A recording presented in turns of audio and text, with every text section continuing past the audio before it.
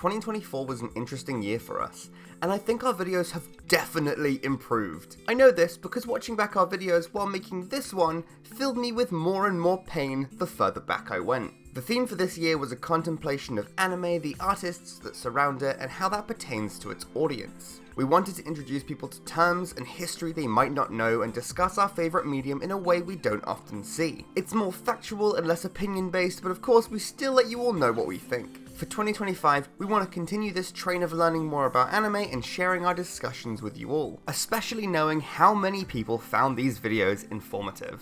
I've added a few bits here or there, correcting errors or mistakes that annoyed us, but it's mostly just a straight 4 hours of all our videos for you to watch while you sleep. Thank you so much for sticking around this year, and if you put this video on in the background while you sleep or do something else, the watch time will be insane. Much love, enjoy the video.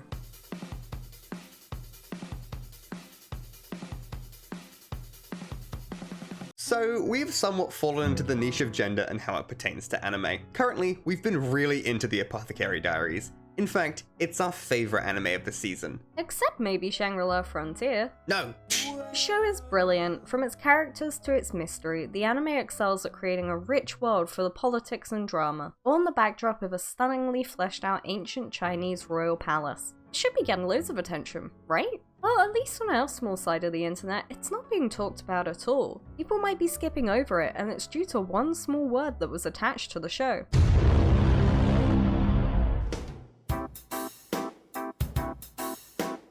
But before that, let's talk about the show itself. The Apothecary Diaries is an anime set in ancient China, and stars Mao Mao, the eccentric daughter of the Red Light District's local apothecary. She is well versed in medicine and takes a masochistic pleasure in testing poisons on herself. She is a delight to watch on screen, and watching her try to traverse the inner palace politics with all its rules, kinda rules actually. At its core, it's a detective and medical anime. Mao Mao uses her apothecary skills to help solve problems in the inner palace, despite the attention it brings to her. She just can't turn a blind eye to situations where she can help someone, or that pique her interest. Our other main character is Jinshi, a eunuch who holds a high position in the palace. He recognizes Mao Mao's hidden talents and puts her to work solving the mysteries hidden within the royal walls, from ghostly sightings to health and nutrition. The plot and themes of this show are incredibly feminine. The first episode involves the cost of beauty, as well as romance and social politics. These are themes that regularly turn up in not seinen stories, but josei ones.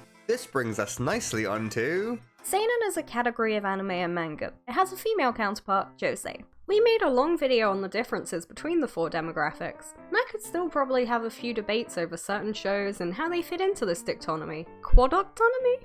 Look, taxonomy is just a game mortal men play with. It's not based in nature or the foundations of the universe. But in the case of the Apothecary Diaries, its demographic is seinen because it's being published in monthly Big Gangan, a seinen publication by Square Enix. Someone at some point went, I bet this will do well in this publication for these people. Now it is permanently marked with age and gender tags. We discuss every aspect of the things we love day to day, but this discussion really started back in July, and we got into a small bit of drama with a big shoujosei Twitter account, all over the Apothecary Diaries. We saw a tweet saying that they wouldn't be covering the show because it was a seinen. But I had read the manga, and I thought it was something josei fans would adore. But it turns out that's a controversial opinion. After some back and forth and a lot of confusion, no conclusion was reached. But it did stick in our minds. No hate to anyone, obviously, but it did get us talking. Why does the Apothecary Diaries feel so much like a josei? I'm a huge fan of josei. The cool collected Mao Mao who don't take no shit, and pretty boy Jinshi really do feel like characters designed for women. And me? But I don't pretend my tastes are particularly masculine. Yet nobody seems to be talking about it. So, like this person said on Twitter, why aren't we uplifting the show? Present day. Present time. Let's start with the titular character, Mao Mao. That's not what titular means. The titular character is the character whose name is in the title, like Naruto in Naruto, or Help in Help. Well, she is the apothecary, so technically... I looked into it, and it turns out an apothecary is the pharmacist, not the pharmacy, so it is the person. They refuse to be incorrectly represented here. No more joke for you. The show is set in ancient China, specifically the Ming Dynasty, a really fun setting that rarely gets to be about women. It centers around the daily life, politics, and mysteries of the emperor's concubines, with our protagonist slap bang in the center of it all.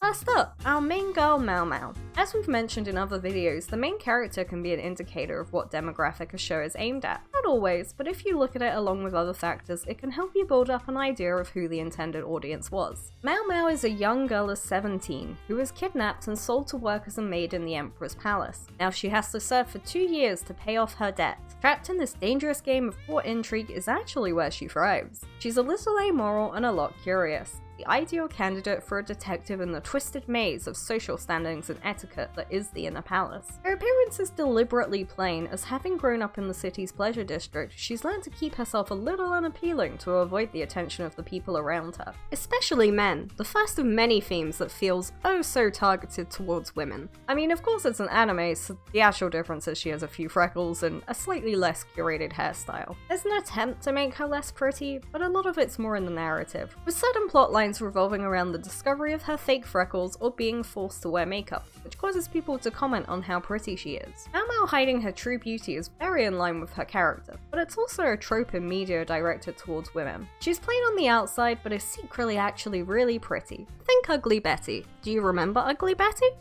Do I remember Ugly Betty? Her main interest is also incredibly feminine, poisons and their effect on the human body. This mostly takes the form of her using her own flesh as a test subject, but she is a very knowledgeable medicine woman and can cure you just as easily as she could kill you. She uses her powers, mostly for good, in helping out the other inhabitants of the palace, although not always completely willingly. Sometimes she needs a little push from. Our main male character is Jinshi, a male eunuch high up in the inner palace. He is depicted as truly beautiful in a very shoujo-esque Bishi style. He is beloved by all the ladies in waiting who serve the concubines, all except Mao Mao, who finds him incredibly annoying and demanding. He often has to resort to bribery to get her to do his bidding. Their relationship very much falls into that trope where he's enamored with her for being the only person who doesn't immediately fall for him. It's a very sibling-like relationship, where they both take pleasure in teasing each other, often to the ire of their higher-ups. This dynamic is the comedy that helps balance the murder and disease of the rest of the show. It's fun seeing two people who've been somewhat forced to be together warm up to one another over the course of the series. Jinshi is especially interesting as a eunuch because, despite his lack of sexual organs, he has a lot of sex appeal. This may seem odd for a show where positing is aimed at women, but it makes him feel incredibly safe to be around. Be it his nature or the lack of balls, he is very much not focused on the physical pleasures of life. For a lot of women, this can make a man feel like they cannot hurt them, similar to the classic gay best friend. In the removal of sexuality, a comfortable relationship can occur with no risk. There are some negative stereotypes adjacent to this though, with a few characters remarking on his status as a eunuch. Mao Mao even questions if she should call him sir because of it, which is probably par for the course in terms of ancient Chinese standards of gender, but still, oof, low blow. Not that it'll hurt that bad. Jinshi's sex appeal is very much in line with the ways shoujo and josei depict their male love interests. Let me just put Jinshi here, and then let's look at some examples next to him. I see. The rest of the characters in the Apothecary Diaries only prove to elevate our point here. We have our duo. She is described as handsome and all of the maids swoon over her. This reminds me of the female prince trope, seen in shows like Monthly Girls Nozaki-kun with characters like Yu Kashima. The trope basically consists of a girl who's so handsome and cool, the rest of the girls swoon over her and call her prince. This is very often a shoujo trope. Another character would be Gao Shin, the serious assistant to the playful Jinshi. He is, first off, best boy, but he is also a serious, kind, and responsible older man. You don't have to think that hard to work out why someone might be into him. He kinda reminds me of Takashi Morinozuka from Ouran High School Host Club. This game's actually really fun. Who should we look at next? How about Gyokyo, the holder of the title Precious Consort, and one of the most powerful consorts in the show. She is kind, but powerful. She is attractive, but by no means over-sexualized. She kinda reminds me of Isabella Yamamoto from Paradise Kiss, a kind motherly figure who watches over the younger main characters throughout the story. While I'm on the topic of MILFs, for a future video I need names. Specifically, names of badass older women, like Sir Integra from Hellsing and Balalaika from Black Lagoon. Comment right now. Do it right now, just scroll down while I'm talking and just type in a name. I know you've got it in you. But that's enough of that. Let's move on to where the josei-ness of the show really becomes evident.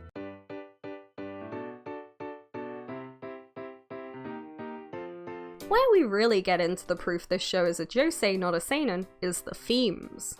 From the very first episode, we're dealing with issues specifically of women's health: babies, childbirth, and makeup. As much as men can be interested in these things, the people in charge of making anime tend not to think they will be. You aren't really going to see these subjects turn up so much in male-orientated shows. Similarly, if it's for a younger audience, it won't be so heavy on the child-rearing part, because most teenagers aren't mothers or that fussed about the whole baby thing. So that rules out shoujo too. But the Apothecary Diaries isn't an overtly grim show, besides a few corpses and extreme poisonings, and the general melancholic atmosphere, and the main characters kidnapped and sold into indentured servitude.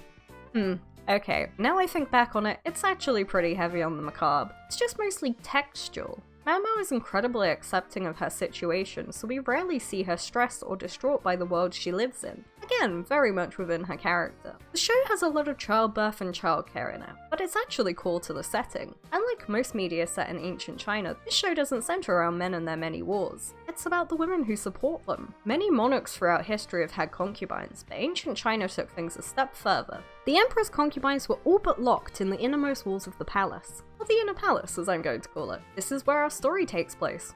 A cage for the purposes of furthering a dynasty. The only men allowed inside are the emperor and eunuchs. This was to make sure all children's side inside the palace walls were definitely the emperor's, maintaining family bloodlines and the like. So that's our setting. A walled garden where women are taken to have children or to look after the women having children, and men are neutered to preserve dynasties. Another theme is somewhat more gender neutral, the idea of death and dying. The anime and Mao often reflect on their time in this world and how they want to live. Being around death will often make you contemplate on life after all. Near deaths over petty jealousy or accidental infanticide speak to an audience that could be in these positions to cause such a tragedy. Although men and women are both indicated to be behind these incidents, it's actually very often woman-on-woman violence. Or woman-on-child in the case of Li Shu, who's bullied by her ladies-in-waiting. They manipulate her and feed her food she dislikes because they see her as childish, for the very reasonable reason that she is 14 years old. But we even find out as the show goes on that her picky eating and aloof personality are due to her upbringing. She's picky with food due to having several near-death experiences from allergies, which are only acknowledged as a condition by Mao. Through Li Shu, we also discover honey as a potential cause of death, because as a child she nearly died from being fed some. This is a real thing, by the way. Babies lack the immune system to combat the botulism bacteria that can be present in honey, and it can kill them. As it's often women in these positions of care, they are often the ones who need to be aware of these risks, or might exploit them to cause harm. The specific type of bullying Li Shu is a victim of is also very feminine. They often guide her wrong, so she makes a fool of herself in public, which then feeds a reliance on them because outsiders are dangerous and will harm or mock her for her poor social skills. This keeps her reliant on them, and as she was the previous emperor's favourite, secures their position of safety as ladies-in-waiting. Now, if you're savvy, you may have noticed that the fact Li Shu is 14 and the previous emperor's favourite concubine really starts painting a very uncomfortable image. In fact, this is a key point of a twist in her introduction. As we're introduced to Li Shu, we're also introduced to Aduo, who's an older woman in her 30s or so. One of them has recently become the mother-in-law of the other, as they were a consort of the old emperor and birthed him a child. Now she remains in the court, as the current emperor chose to just keep her around. The reveal here, spoilers, is that it's the frighteningly younger consort who is the mother-in-law, having given birth half a decade earlier as a 9-year-old. However, as the emperor is not a toddler, we can assume she's not his mother. This exploitation and abuse of a child is uncomfortable, but not so lingered on in the plot, because to the audience it should be obviously amoral, but to the characters it's just something that could have happened to any of them, much like being captured and forced into servitude. Subtleties like this are often not so present in more masculine shows, but are loved by women who enjoy nuance and socio-political issues, especially those that affect how women are seen and used in society. Women prefer things to be subtle, thoughtful, and implied.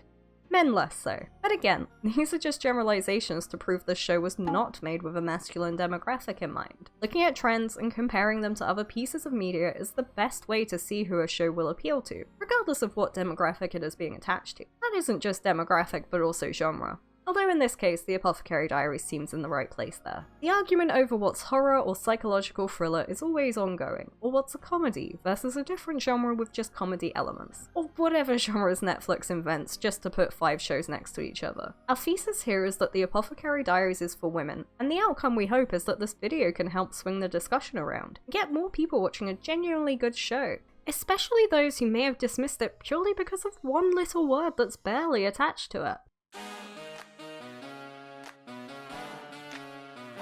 Sex within the show is actually quite interesting in its presentation. The Apothecary Diaries is really sex positive. I think this comes partly from the fact that Mao Mao was raised in the red light district alongside sex workers. If you know anything about this type of ancient Chinese courtesan system, the higher up you are, the less sex you need to have. Generally we see the higher ups, but no doubt this building is full of low-ranked sex workers. People who are indebted to the owner and have to work to pay it back. Mao Mao is happy to use her knowledge to help out the concubines, and they are happy to use it, and have sex in general. The prospect of having sex with the emperor is given little attention. It's just a fact of life for these women, and a fact they don't mind.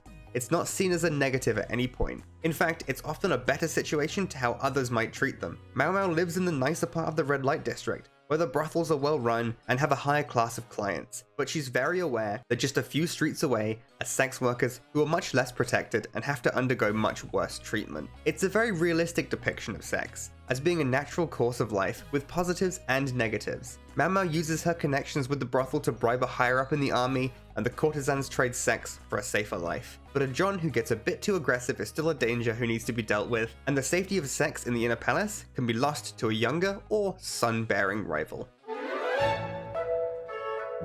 Male-aimed anime tend to be faster paced, or at least have moments of high intensity in the forms of battles and whatnot. Shows for older audiences tend to have periods of calm reflection. So in this overlap, if it was a seinen, we'd generally expect to see some moments of high intensity action alongside contemplation of events or emotions.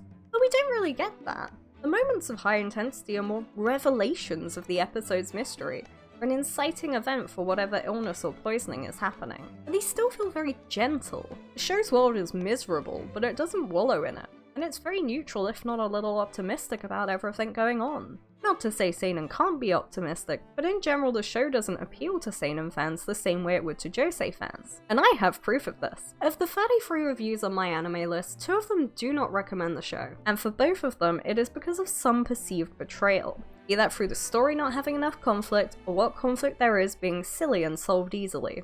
They completely overlook the political intrigue and soft power at play, and only focus on the idea of being the most logical in any situation. We can even have a look at these 2 people's male profiles to see what they're into. Both of them list their gender as male, so that's a point in our direction. But if we look at their favourite anime, it's a lot of shonen and seinen titles. So these are very much men who like shows aimed at men, and neither of them liked the Apothecary Diaries, even though you'd think as a seinen it would be more up their alley. And these are only 2 people. These are people who are upset enough to review it. We have a good frame of reference for what the most extreme negative views on the Apothecary Diaries are. We can even analyse things a little more. There are only 33 reviews, despite this being ranked 35th on Mao at the time of writing. This show is up there with the final season of Attack on Titan, which has over 300 reviews, and Vinland Saga Season 2, which has over 200 reviews. Of course both of these have longer running fandoms behind them, but the current ranked number 1 is Frieren, which has 142 reviews. 0.032% of members reviewed Frieren versus 0.015% for the Apothecary Diaries. That's a long string of numbers, but to sum it up, people who like the Apothecary Diaries are speaking about it about half as much as the next highest ranked show of the season. People definitely like this show, but why aren't I seeing people fangirl over what a little gremlin Mao Mao is, or gushing about Jinshi? I've seen so much fan art of Frieren, or is it just that it's losing out and isn't the show of the season? And hot take, but I actually like the Apothecary Diaries more than Freyrin. I'm not the type to avoid shows that are depressing, but I felt very little desire to watch Freyrin after the first episode. As interesting as it was, I just didn't feel pulled in. With the Apothecary Diaries, I was hooked immediately, and look forward to the new episodes every week. Maybe I'm just not in the right headspace to be that depressed at the moment. Don't worry, I read the manga, I'll get her to watch it eventually. But what about Yashike? That's generally a seinen genre too, I hear you yell at your screen. Well, that's an easy one to explain away too. The Apothecary Diaries is too miserable for Yashike, and too hopeful for regular seinen. But how does this all get decided anyway? A lot of anime are adapted from manga, and a lot of manga are adapted from light novels. But the Apothecary Diaries goes one step further by having its light novel be adapted from a novel itself that was adapted from a web novel after getting picked up by an official publisher. That's a lot of steps. That's basically the full potential life cycle of an idea in the anime world. So I thought it'd be fun to trace back through each of these variations in medium to see if we can see any changes in the demographic. This might explain how it ended up as a seinen. The web novel was published on the site Shousetsu Naru, which means Let's Be Novelists in English. It's a self-publishing site with an emphasis on original content, kinda like Wattpad. The site was established in 2004 and has birthed a lot of popular anime, like Campfire Cooking in Another World, I Want to Eat Your Pancreas, and Log Horizon. The website gloats that over 250 novels have either been published as physical novels or adapted into manga and anime. The site has 21 genres listed, and none of them are gender specific, but they do distinguish between the real world and isekai for the category of romance. The Apothecary Diaries is still in publication on the site, and the author Natsuhyuga has 12 works in total, with several others being adapted into manga. The genre is listed as reasoning brackets literature, which another part of the website I use translated to inference, and from what I can tell, it means these are detective novels. This very much ties into how we've already described the Apothecary Diaries. I couldn't find any other series in the genre that had adaptations to try and work out what was up with it, so let's just stick to it being a mystery detective-y genre. So at current, and having looked around the website as much as I could with my slightly above zero understanding of Japanese combined with some dubious auto-translation, I'm very comfortable in saying that at this point in its life cycle, the Apothecary Diaries is genderless. So onto it becoming a light novel. A year after it started publishing as a web novel, it was picked up by a publisher called Shufu no Tomo, who published a single volume of it as a novel, not a light novel. This novel has a front cover. That's what books do. This novel has an illustrated front cover with our first look at Mao Mao and Jinshi. And while Jinshi looks surprisingly similar to his anime counterpart, Mao Mao has a very different vibe. It was 2 years after this that it was released as a light novel. The difference between a novel and a light novel is that a light novel tends to be shorter and smaller, with several volumes coming out each year, and often have a more anime-inspired art style for the cover, as well as having insert illustrations. I can't find an exact etymology for why they're called light novels, only that it uses English loanwords to create a new term. If I had to give a guess, maybe it's because of their reputation of being pulpy and cheap, which meant they were printed on a lighter weight of paper, similar to Shonen Jump tankobons. But also it could have been because they were often smaller than a novel, make them easier to read on the train on your way to school or work. It's crazy how often when trying to research these videos, I end up trapped in a cycle of things referencing other things, almost verbatim, never having a source besides one guy just saying it somewhere, and then people just repeat that forever. They live on castles of sand, and someday they will crumble and leave us drowning. Anyway, Shufu no Tomo is a real weird publisher. I initially thought I had the wrong website when I saw their landing page, because it looks like something from a lifestyle or women's magazine. Which is fair, because they actually also publish those, alongside some several hundred volumes of light novel. A lot of these even seem to be incredibly male-focused, like Ideal Pimp Life and Harem in the Labyrinth in Another World. And yet, that very same landing page states the website is woman-aimed. They even have a bunch of incredibly feminine web magazines. So is this a case of a woman-orientated website and magazine publisher who also publishes horny men's light novels? The name even translates to housewife friends, which beyond the obvious gender connotations, also sounds like a series of cuckold porn films. But then I noticed the light novels were all in the same category, Eurobunko, and they actually have a comics section, which is a series I'm 99% sure is boys love, as well as some much more feminine romances. So is this a female-orientated website and magazine publisher who also publish female-orientated comics, but also publish hundreds of horny men's light novels and also the Apothecary Diaries. At this point, I'm not sure what any of this means. The words hero bunko translate roughly to hero library or hero collection, and considering the types of light novels here, I think we're dealing with the Dragon Quest type of hero, not the superhero. Or maybe they just think it sounds cool. By this point in the research, I'm somewhat losing my mind. I didn't think this would be easy, but I thought it would require a few less tens of hours of research. Maybe this is the point in its journey where the Apothecary Diaries was sorted into a male demographic. I can't say either way, but that's what I sense is happening. Definitely seems like Hero Bunko isn't entirely ecchi isekai. Son of the Immortal King here looks more like a horror or thriller show. Yup, that seems more like a supernatural thriller sort of thing. Hold on. Written by Natsuhyuga, the same author of the Apothecary Diaries web novel? There's also a Restaurant in Another World, which isn't by Natsuhyuga, but is listed as being seinen and published in Young Gangen, same as the Apothecary Diaries. It's all connected. So is this the source of my issues? Is Square Enix to blame for my days of suffering? Is this show actually seinen and this whole video has been for nothing? I refuse. I won't back down, and so I bring my final argument, the one thing that can prove my point. Maybe. I hope. The Square Enix manga publishing website Gangan has no shoujo or josei print magazines, and yet they're out here publishing manga like The Case Study of Vanitas, Pandora Hearts, Gakken Shoujo Noizaki-kun, and The Ice Guy and His Cool Female Colleague. Now in the case of those last two, they are actually listed as shoujo and josei respectively, but it is also stated that they were published as standalone volumes. This either means that if it's a shoujo or josei, Square Enix only publishes them online and then in their own individual volumes, or they only publish male-orientated and manga that passes for male-orientated, aka manga with no overt romance, in their magazines because it will make them more money to be part of a lineup than require its own dedicated run. I end this rambling journey with the place the series currently lays. The anime. As with a lot of anime adapted from Gangan, it actually has no demographic listed for the anime itself for some reason. Hold on! There's been a sudden piece of breaking news on this topic. While double checking the difference between my anime list and Wikipedia, I noticed a detail I've somehow overlooked this whole time. The first novel, the one that was just a novel, not a light novel, was listed as female, and yet, when it was published as a light novel under the Hero Bunko label, it switched to a male demographic. This is it.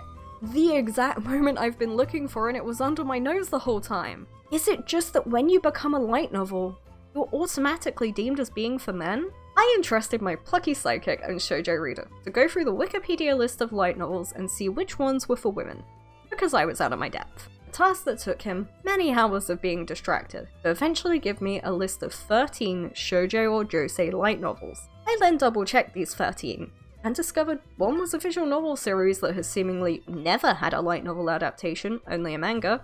One had a shoujo manga, but the light novel was listed as male.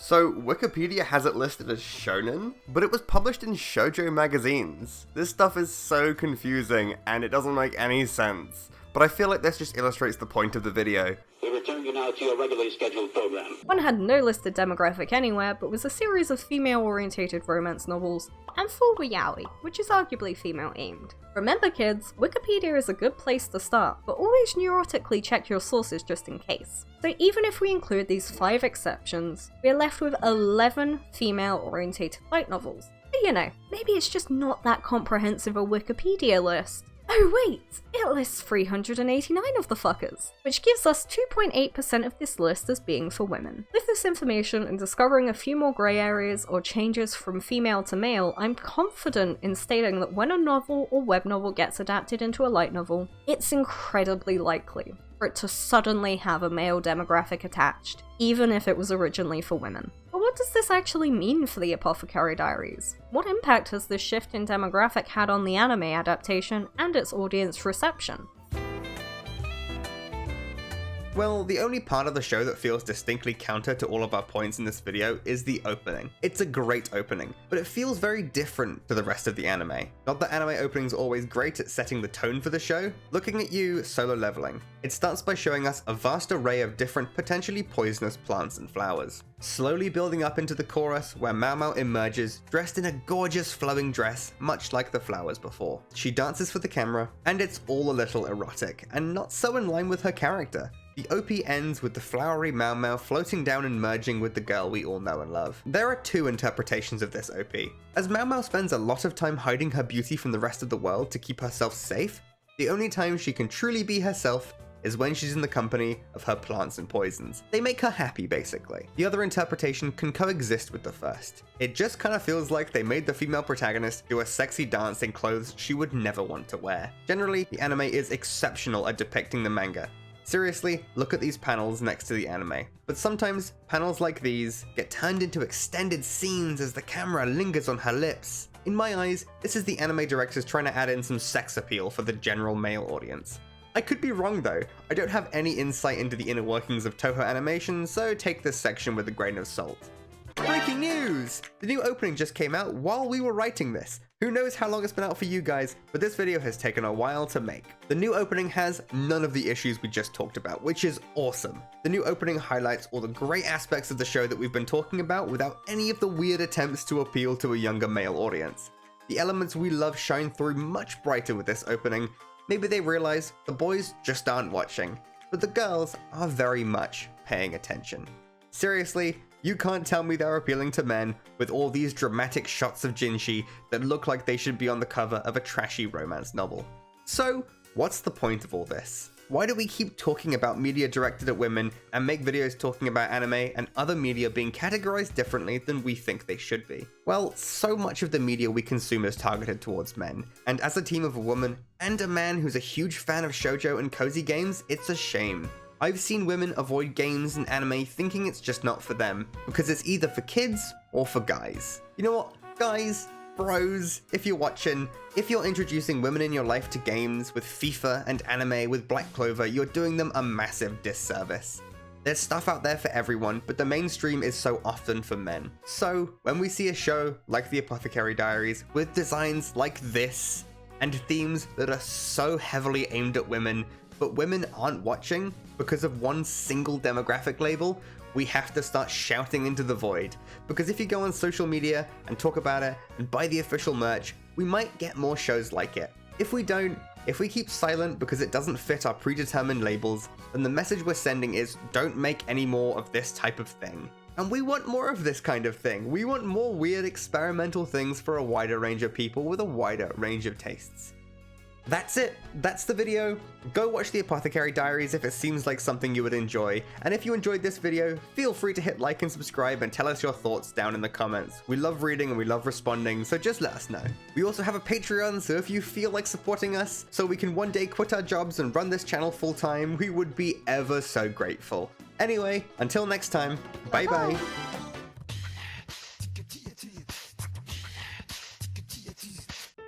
Recently, a lot more focus has been placed on manhwa and manhua in the anime and manga communities, which is great! It's always good to experience other cultures, and media is one way to do that if you can't go physically. But because it's become so much more popular to discuss this media, odd debates and confusion are also on the rise. Specifically, the difference between manga, manhwa, and manhua, and why you should even bother to make the distinction. So sit back and let us do the hard work of researching, collating, and presenting all this information for you.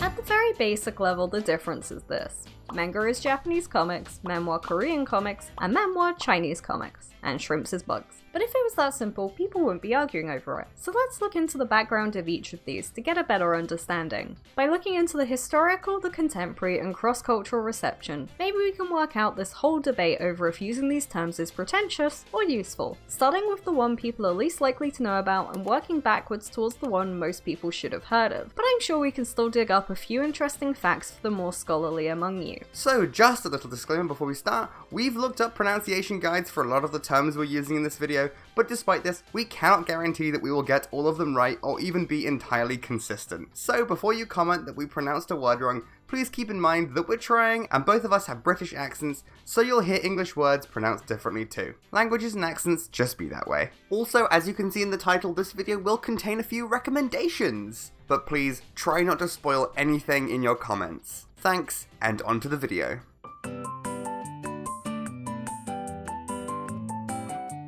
Manhwa was a term popularized in the 1700s, but the history of it goes back as far as Chinese history does. Before there was paper in China, this was in the form of stone carving and paintings on pottery. Using images to depict things is just a part of being human, but the invention of lithographs and the printing press helped those images be spread further than ever before. From the 1870s, newspapers started having political comics that were a reflection of the news through a more personal and creative lens. Eye-grabbing compared to blocks of text, and often easy to understand, especially for those unable to read, they were quickly popularized due to this sudden accessibility. In the 1920s, smaller, simpler, and standalone comics called Lang Huan Hu became widespread. The format would have several pages with a double spread image which was bound together. These were often a retelling of mythology or folklore, and as with American comics, aimed for a younger audience. In 1928, Shanghai Manhwa was established in, well, Shanghai, and brought together members of the Shanghai Sketch Society to publish more extensive magazines, with multiple authors' works. This was the first successful memoir in China. Although only 8 pages long, it was produced weekly, and focused on depicting life in the city, but also commented on socio-political issues and contained photography alongside its provocative cartoons.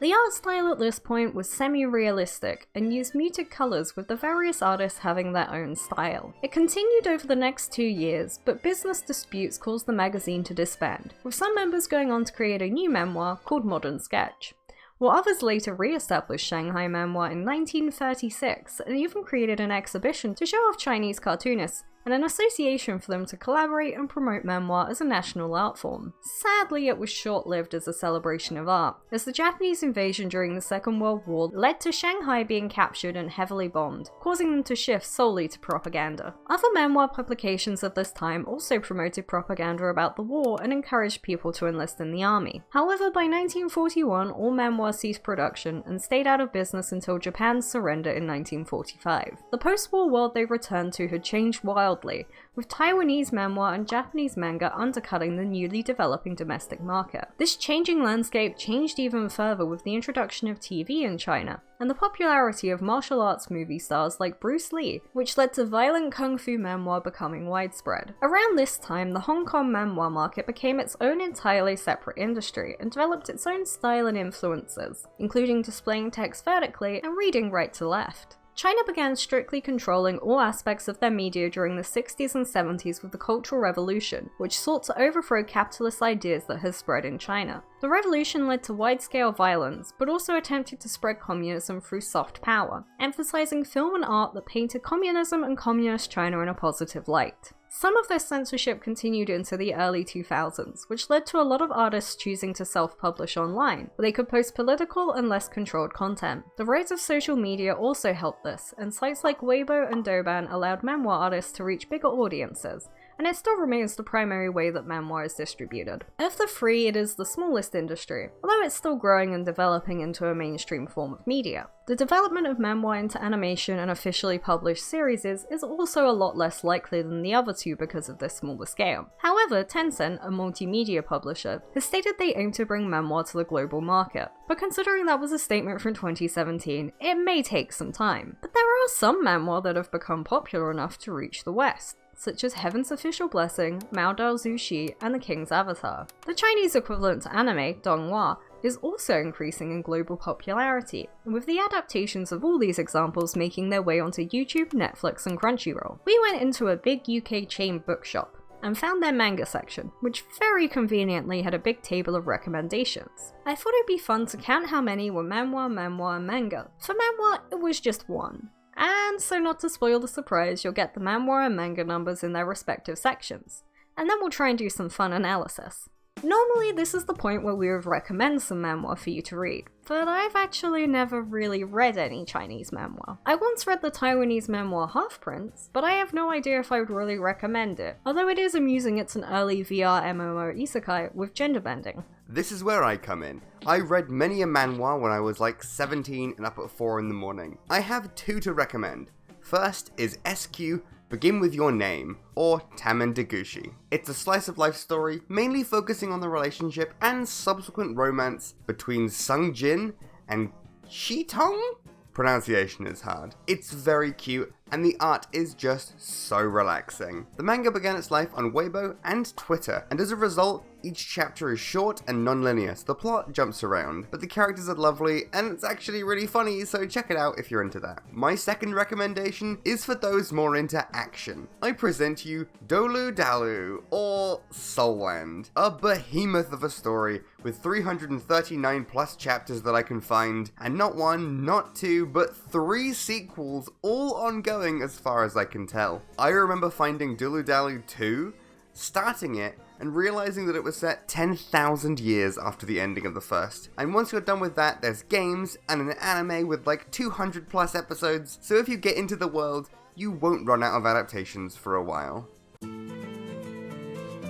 The history of Manhwa starts in the early 1900s, the youngest of our 3, and was born during the Japanese occupation of Korea, which officially began in 1910. As part of the Japanese Empire, their culture and language was forced onto the pre-existing Korean culture. This included the destruction of cultural artifacts, forcing Koreans to adopt Japanese surnames, and making speaking Korean illegal. During this time, Manhwa mostly existed as political and social newspaper cartoons. But even within a few years, most newspapers were shut down by the Japanese Empire and replaced with ones more in line with the Japanese government. However, independent newspapers persisted, such as the Chosun Ilbo, which still runs today as Korea's oldest newspaper. Although it had a 5-year hiatus, as in 1940 the Japanese government forcefully closed this rebellious paper, which had been recording daily life under the imperial rule through articles and, of course, manhwa. While political art was being censored and stifled, a lot of manhwa shifted to gags and comics for children in the newspapers that were allowed to run. But political manhwa started to come back once Korea gained some independence from Japan, and a magazine that was exclusively for manhwa called Manhwa Heinjin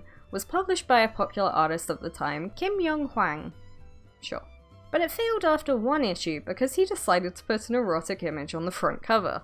Okay, so a bit of a tangent. This video is supposed to be informative with a little cultural and historical context. How China, Japan and Korea have been entwined and separated, and how that's influenced the art of these 3 countries. But while researching this, I was struck with a deep sadness for how little of this history seems readily available. I can't find that smutty front cover, and half the leads I could find led to paywalled or account-locked information kept only for the access of specific universities. Maybe it's out there somewhere. Or maybe it was destroyed so completely by those that hated it. But the fact that this cover that caused so much controversy and is referenced by so many books and articles is just seemingly nowhere really saddens me. I don't have as good a grasp on Korean as I do Japanese, so my attempts to try and find it through searches in Korean were not great. I hope it's out there, but the inaccessibility of information, even though the internet is so wide and so full, always astounds me. Manhwa is much more popular in the Anglosphere than manhwa, but even so, it's only this small slice of translated history that's available to us. In our souls, we are hoarders, archivists. We want to keep all these little pieces alive in the stream of humanity's consciousness, and part of that is making information accessible where possible. As I said in the intro, this video is supposed to be a good start for those newly interested in the subject. We're going to link interesting resources we found in a Google Doc in the description, so anyone interested can read further and maybe even find what we couldn't. Any one video should always be a drop that feeds your overall understanding of a subject, not your sole pool of information on it. The more sources of information, the more likely we are to keep these things alive, no matter how small or niche. But anyway, back to manhwa. Manhwa once again became a political force as a way to try to bring positivity to the country during the Korean War, and led to a boost in popularity over the next decades. With popularity came expansion and diversification, with new styles and genres popping up to satisfy this new audience, like Sunjong and Myeongyang, which are romance and gag comics respectively. An interesting part of Korean culture is the idea of manhwa bang and PC bang, which are cafe-style shops that let you rent their manhwa and PCs respectively. And while we did have internet cafes in the UK, they very much fell out of fashion, compared to in South Korea where some 10,000 still exist, fitting since they supposedly started there. Manga cafes, however, were established in the late 70s by Japan, The idea was quickly picked up in Korea. These spaces charged by the hour, but at the current equivalent of 1,000 won, it was incredibly accessible to the youth, who might not have been able to afford a whole PC and internet, or every volume of manhwa they wanted to read, but they could afford an hour or two a week for a manhwa bang. This only further boosted the popularity of manhwa, but unfortunately this was seen as a threat to the South Korean government, who in the 1970s targeted foreign influences such as American music, protest songs, and Japanese manga. They also attempted to establish their own manhwa distribution companies to monopolize the media being produced in Korea to have more control over what got published. At this time, manhwa once again became a source for social control, with Hapdong Publishing offering cheaper manhwa and putting their competitors out of business, letting them buy up or replace them entirely. Once they had control, they underpaid their artists and tried to expand to every other aspect of manhwa. Propaganda isn't always war is good. Sometimes it's more subtle, like pushing a harsh dichotomy of what is good and evil, or overemphasizing a country's economic prowess and value. In South Korea's case, the good guys were them, and the evil guys were North Korea. There was also a push for sci-fi to keep the country's industrial expansion at the front of people's minds. In the late 1990s, the ban on foreign media was lifted, and cross-cultural exchanges between manhwa and manga were allowed to flourish once again.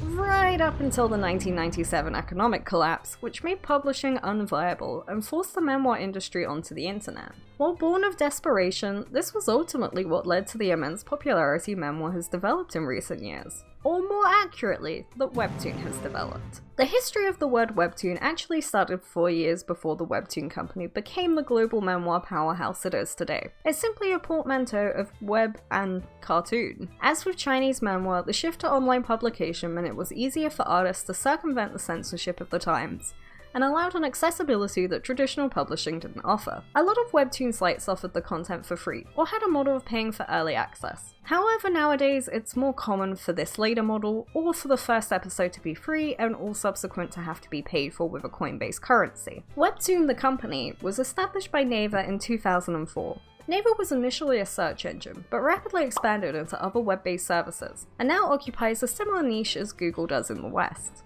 In fact, Naver's popularity is so big that Google was barely present in the country at all up until 2022. Naver's position as a search engine allowed it to push Webtoon above its competitors in the webcomic market, and led to them being the top platform for webcomics. In 2014, they expanded into the international market with Line Webtoon, an online and mobile app-based service. They selected 42 webtoons to bring over to the English market. Alongside this, they picked one American comic artist to be platformed, who no article bothered to name. But I am 99% sure it was Shen's Blue Chair comic, which you can see briefly in the lineup of their launch trailer for the English version of Webtoon. Many non-Korean webcomic artists started posting on the platform as part of this global push, and they also offered a self-publishing section called Canvas. Anyone can publish webcomics to this part of the platform, but Webtoon didn't support them the same way as their Webtoon originals. Naver has had a lot of controversies over the years, for the way they paid their artists and their underhanded business tactics. They function pretty much how you'd expect any tech conglomerate to act,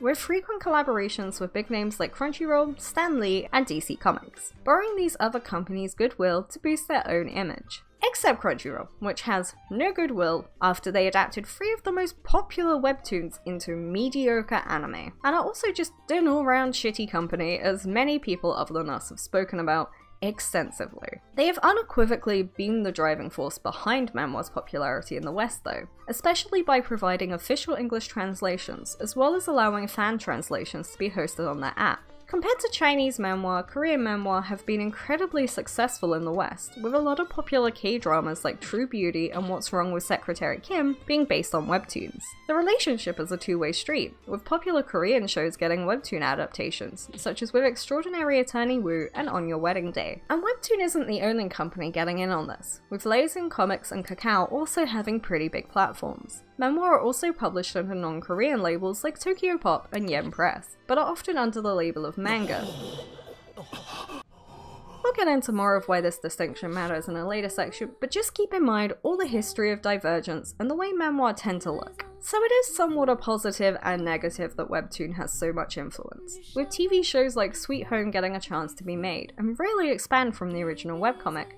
even if season 2 sucks. They also do allow smaller creators visibility that they just might not get on social media sites. But in my own personal experience, I did stop using Webtoon a year or two ago, once they introduced even more paywalling, including a system called Day Pass, where you could unlock a certain number of chapters a day for free, or pay money. This was frustrating, as I wanted to catch up on a webcomic called Dice, and discovered it had ended some 100 chapters from where I'd read up to. If I wanted to finish it, I would have to wait 50 days of reading 2 chapters a day, or pay $30 in coins. And those unlocked chapters are only available to you for 2 weeks. It's actually mind-boggling to me how anti-consumer their practices have become. I went back to gather some footage of this and discovered it's somehow even worse, with free passes being given out in return for watching ads, which is scummy, but the fact there's a massive ad for some trashy mobile game on each webtoon just feels insulting to the artists and writers making these manhwa. Webtoon clearly sees these works as just a product for making money, and not a form of artistic expression being shared with human beings.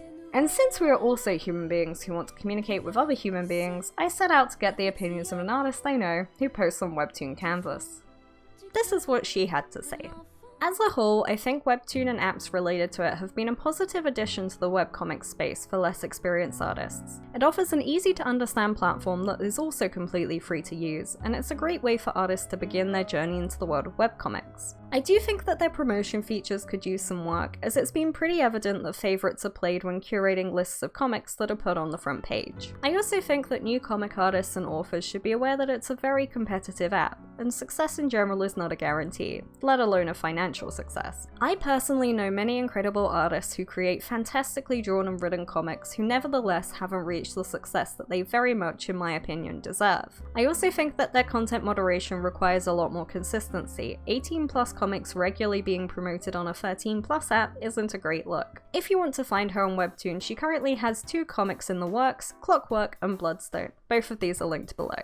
And thank you very much again for taking your time to give us this information and perspective. So that's where Webtoon and Manhwa stand today. Also, the number of manhwa on that bookshop table was 4. Now onto our recommendation. Solo Farming in the Tower is exactly what it says on the tin. It's a story about a Korean man who gets transported into this magical tower alone and becomes a tower farmer. The original web novel is written by Lim Hyung, and the webcomic is illustrated by Lee Hae-kyung. Now, we both love this manhwa for multiple reasons, and totally not just because all the creatures are super adorable. Take, for example, Theo, the cheeky cat merchant. Look at his little face. Or any of these adorable faces.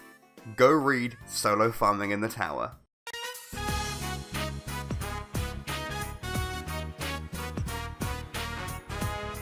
Now, we did say at the beginning that we would try to make this interesting, even if you thought you knew a lot about manga. So let's see how well we can do. And if you really think you know everything, just go to this timestamp here to hear our manga recommendations. Once again, we begin our tale in the 1700s, where the term manga first came to be used. At this time, manga were made using woodblock printing, which used carved wooden blocks to layer colours and create mass-producible artworks. The complexity of the Japanese language potentially influenced these image-heavy art forms, as mass-producing text was much harder than creating a few woodblocks for each image and hand-carving the text into them. This is actually similar to the history of printing for English, which even though it had far less characters, newspapers would still drop letters from their alphabets and conjoin or change spellings of common words. This is part of where we see a divergence in British and American English, as the American newspapers would drop the U or other supposedly superfluous letters in certain words, like program and catalogue. Function influences form, and form influences function. So one of the most influential and well-known manga artists of this era was Santo Kyoden, who was an illustrator and tobacco shop owner, who loved to combine these 2 careers through self-advertising his shop in other people's works. His work was referred to as manga because it was simpler and more impromptu, sketching the people he watched from the window of his shop. In this regard, it was more being used like the word sketch, and was descriptive of his style as opposed to an outright label he himself attached to his work. We have to skip a few decades forward to 1814 to see a piece self-described as manga. Hokusai Manga by Katsushika Hokusai consisted of 15 volumes of thousands of sketches, and were published across the end of the artist's life and into the decades after. It wouldn't be amiss to call Hokusai the most prolific artist in Japan's history, because like can guarantee every person watching this video has seen his work or some derivative of it. The 36 views of Mount Fuji were a series of landscape prints showing the view of Mount Fuji from 36 locations, which makes the Great Wave being his most famous piece pretty ironic considering how small it is in the composition. The mountain almost blends in as a crest of the Great Wave itself despite its central placement. As beautiful as this piece is, it's functionally a tourist pamphlet, designed to draw people to the area. But then again, a lot of great art is actually advertising, and that only diminishes its aesthetic appeal a little bit. But these still aren't manga as we know them. To get to that, we actually only have to go a little further forward to Kitazawa Rakuten, who in the late 1800s sought to work for and emulate Western comic artists. Initially trained in Nihonga and Yoga, which means Japanese painting and Western style painting respectively, he moved to working under Frank A. Nakavell, an Australian cartoonist who moved to Tokyo and later America. Inspired by his work with Nakavell, Kitazawa produced comic strips for GG Manga that heavily emulated American Sunday morning newspaper cartoons. He was further inspired to start his own version of the magazine Nakavell worked for in America, Puck, which he called Tokyo Puck, back when IP laws were non-existent.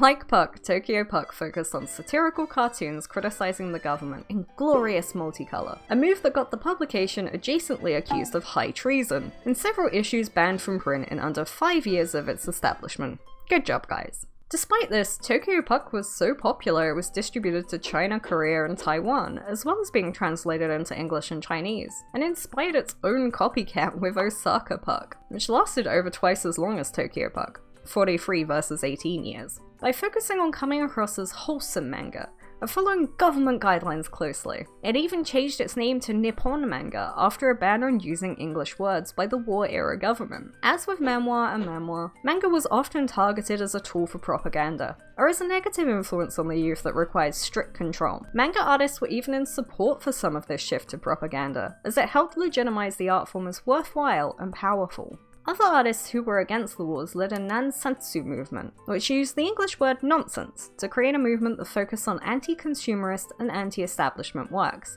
similar to Dadaism. This was a rejection of what the government and general society stood for, and both movements attempted to find meaning in the mundane or irrational to cope with the trauma of war. The two movements even crossed paths in The Stranger's Place, a 1966 episode of the tokusatsu series Ultraman, which had a character inspired by Dadaism called Dada. The character designer for Dada was Toru Narita, who was born in the aftermath of World War I and whose career took place in the shadow of World War II. He worked on the original Godzilla film and Toei shows like Mighty Jack. While Dadaism sought to find meaning after World War I, Toei and Godzilla sought to find meaning after World War II. Tokusatsu is an abbreviation of the phrase Tokushu Satsue Gaijutsu, which means special effects technology, and is just the Japanese equivalent of SFX, which is to say, practical special effects. Tokusatsu became popular in the 1950s with Godzilla, a film so entwined in the post-atomic age that it can barely be discussed without mentioning its allegorical nature. At the same time, we see an equal criticism by Osamu Tezuka with Astro Boy. Tezuka also revolutionized manga as an art form, with his Disney-inspired cutesy characters, dynamic action and paneling, which he used to convey movement and emulate camera motion. And while Tezuka was establishing shonen as a category, Machiko Hasegawa was establishing shoujo with her manga, Sazae-san, which focused on the daily lives of women and the social issues that affected them. This was portrayed in a light-hearted and comical manner, which made it easy to read and is remembered nostalgically. It was actually also one of the first big manga to use the 4-koma style, with short, self-contained stories told across one page with 4 panels, a style that lives on in Japan with manga like Azumanga Daioh or K-On!, and in the West with any and all Instagram comic artists. This is also a place where form is influenced by format and vice versa. The original 4-koma were inspired by American newspaper comic strips, which had to fit in a small space to keep valuable paper real estate free for adverts and articles. This is the same for Japanese publications, where an artist might only get one page to convey themselves in. The specifically 4-panel approach fits ideally with traditional storytelling practices, with a setup of equilibrium, breaking that equilibrium, resolution, and then return to equilibrium. Or in comedy terms, setup, detail, punchline. Or setup, detail, punchline, subversion. But anyway, The 1960s and 70s saw a divergence in genre and demographic, as with Korea and the popularization of manhwa. Josei and seinen were established as counterparts to shoujo and shonen, and manga-specific genres like gekiga, which were dramatic and serious manga aimed at adults, shonen-ai, which was erotica aimed at women that depicted gay male romances or homoeroticism, and mecha, which is about big robots. However, this era also saw a rise in censorship and obscenity laws, which aimed to target manga for being too violent and sexual, a theme which has been present across all of the three we've looked at in this video. Of course, this wasn't contained only within Northeast Asia, with the video nasties of the UK and the satanic panic of the USA being around this time too.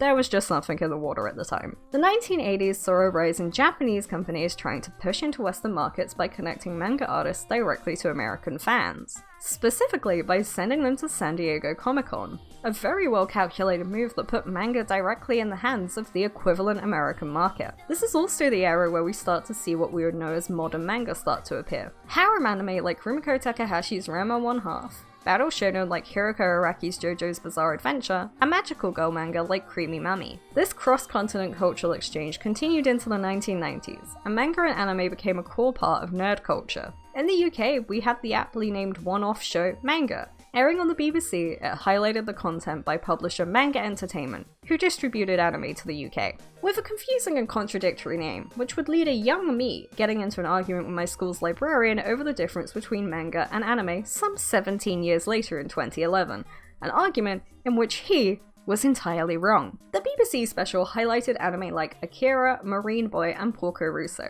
as well as featuring interviews with animators and directors, and provided cultural context to what anime is. Growing up in the 2000s and 2010s, I was exposed to anime and manga by both sides of my family. I watched Akira at the recommendation of my mum, and Ghost in the Shell with my dad. I also watched Japanese films like Fish Story that ran at 2 AM on Film 4 as part of their Japan Week or International Hour. I remember there being Chinese and Taiwanese films on as well, but I was less interested in them, because I was raised by weebs. I don't really remember much in the way of Korean media, at least not that I was aware of. So my question to you, dear viewer, is this: what are your earliest memories of experiencing Chinese, Korean, and Japanese media?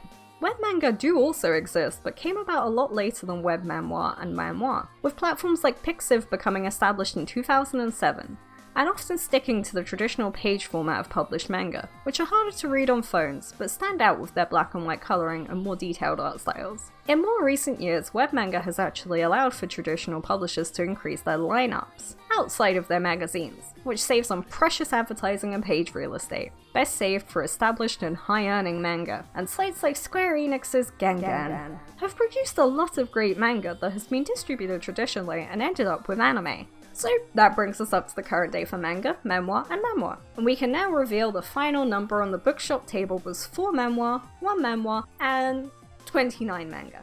Oh, well, that's a lot more skewed than I expected, especially since on the shelves there were numerous other manhwa and manhwa, and even the light novels for some series, but we'll get into that later. This was the most difficult to think of recommendations for, because between us we may have genuinely read over 1,000 manga, not that we keep count.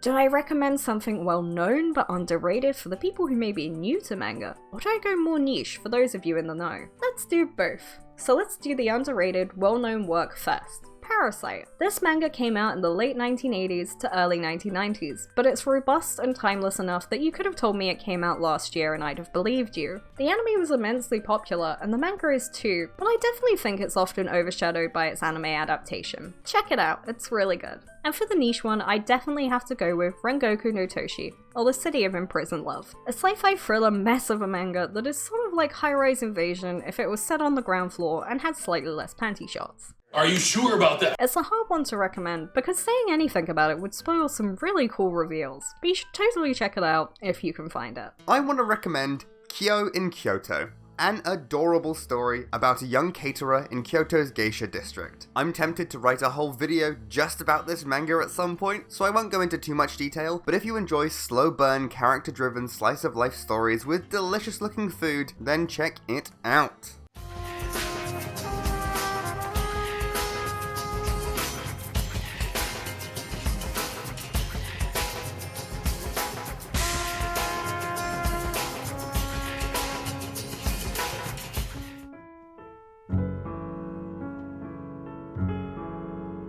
Why does this matter? Manga, manhwa, and manhwa may seem similar, but as you've now learnt, they each have their own unique cultural and historical context, and said context directly affects the stories that end up being told. Understanding this context is also important, as certain elements of manga, manhwa, and manhwa are often misunderstood. A common complaint is that a lot of manga is set in secondary school, and besides the fact that a lot of these are shoujo and shonen aimed at teenagers, this is because secondary school is viewed as having the same freedoms as university is in the UK. This doesn't mean that this is the only place you'll see freedom depicted. There are anime like Wotakoi that emphasize the pleasure of the life of working adults, and manga that focus on university like Honey and Clover. We've mentioned in other videos that these settings are often not very impactful to a story and function as a visual shorthand for the audience. A school reflects the most typical experience of a teenager, but it's coloured by the perspective of the creators. For them, school was the last time they didn't have to worry about a lot of things like taxes and buying groceries. It's included with the implication that it was the best time of their life. Knowing this context is valuable when analysing media in a metatextual way, but also for your own emotional response to a piece of media. This idea of freedom is pretty prevalent in American media too,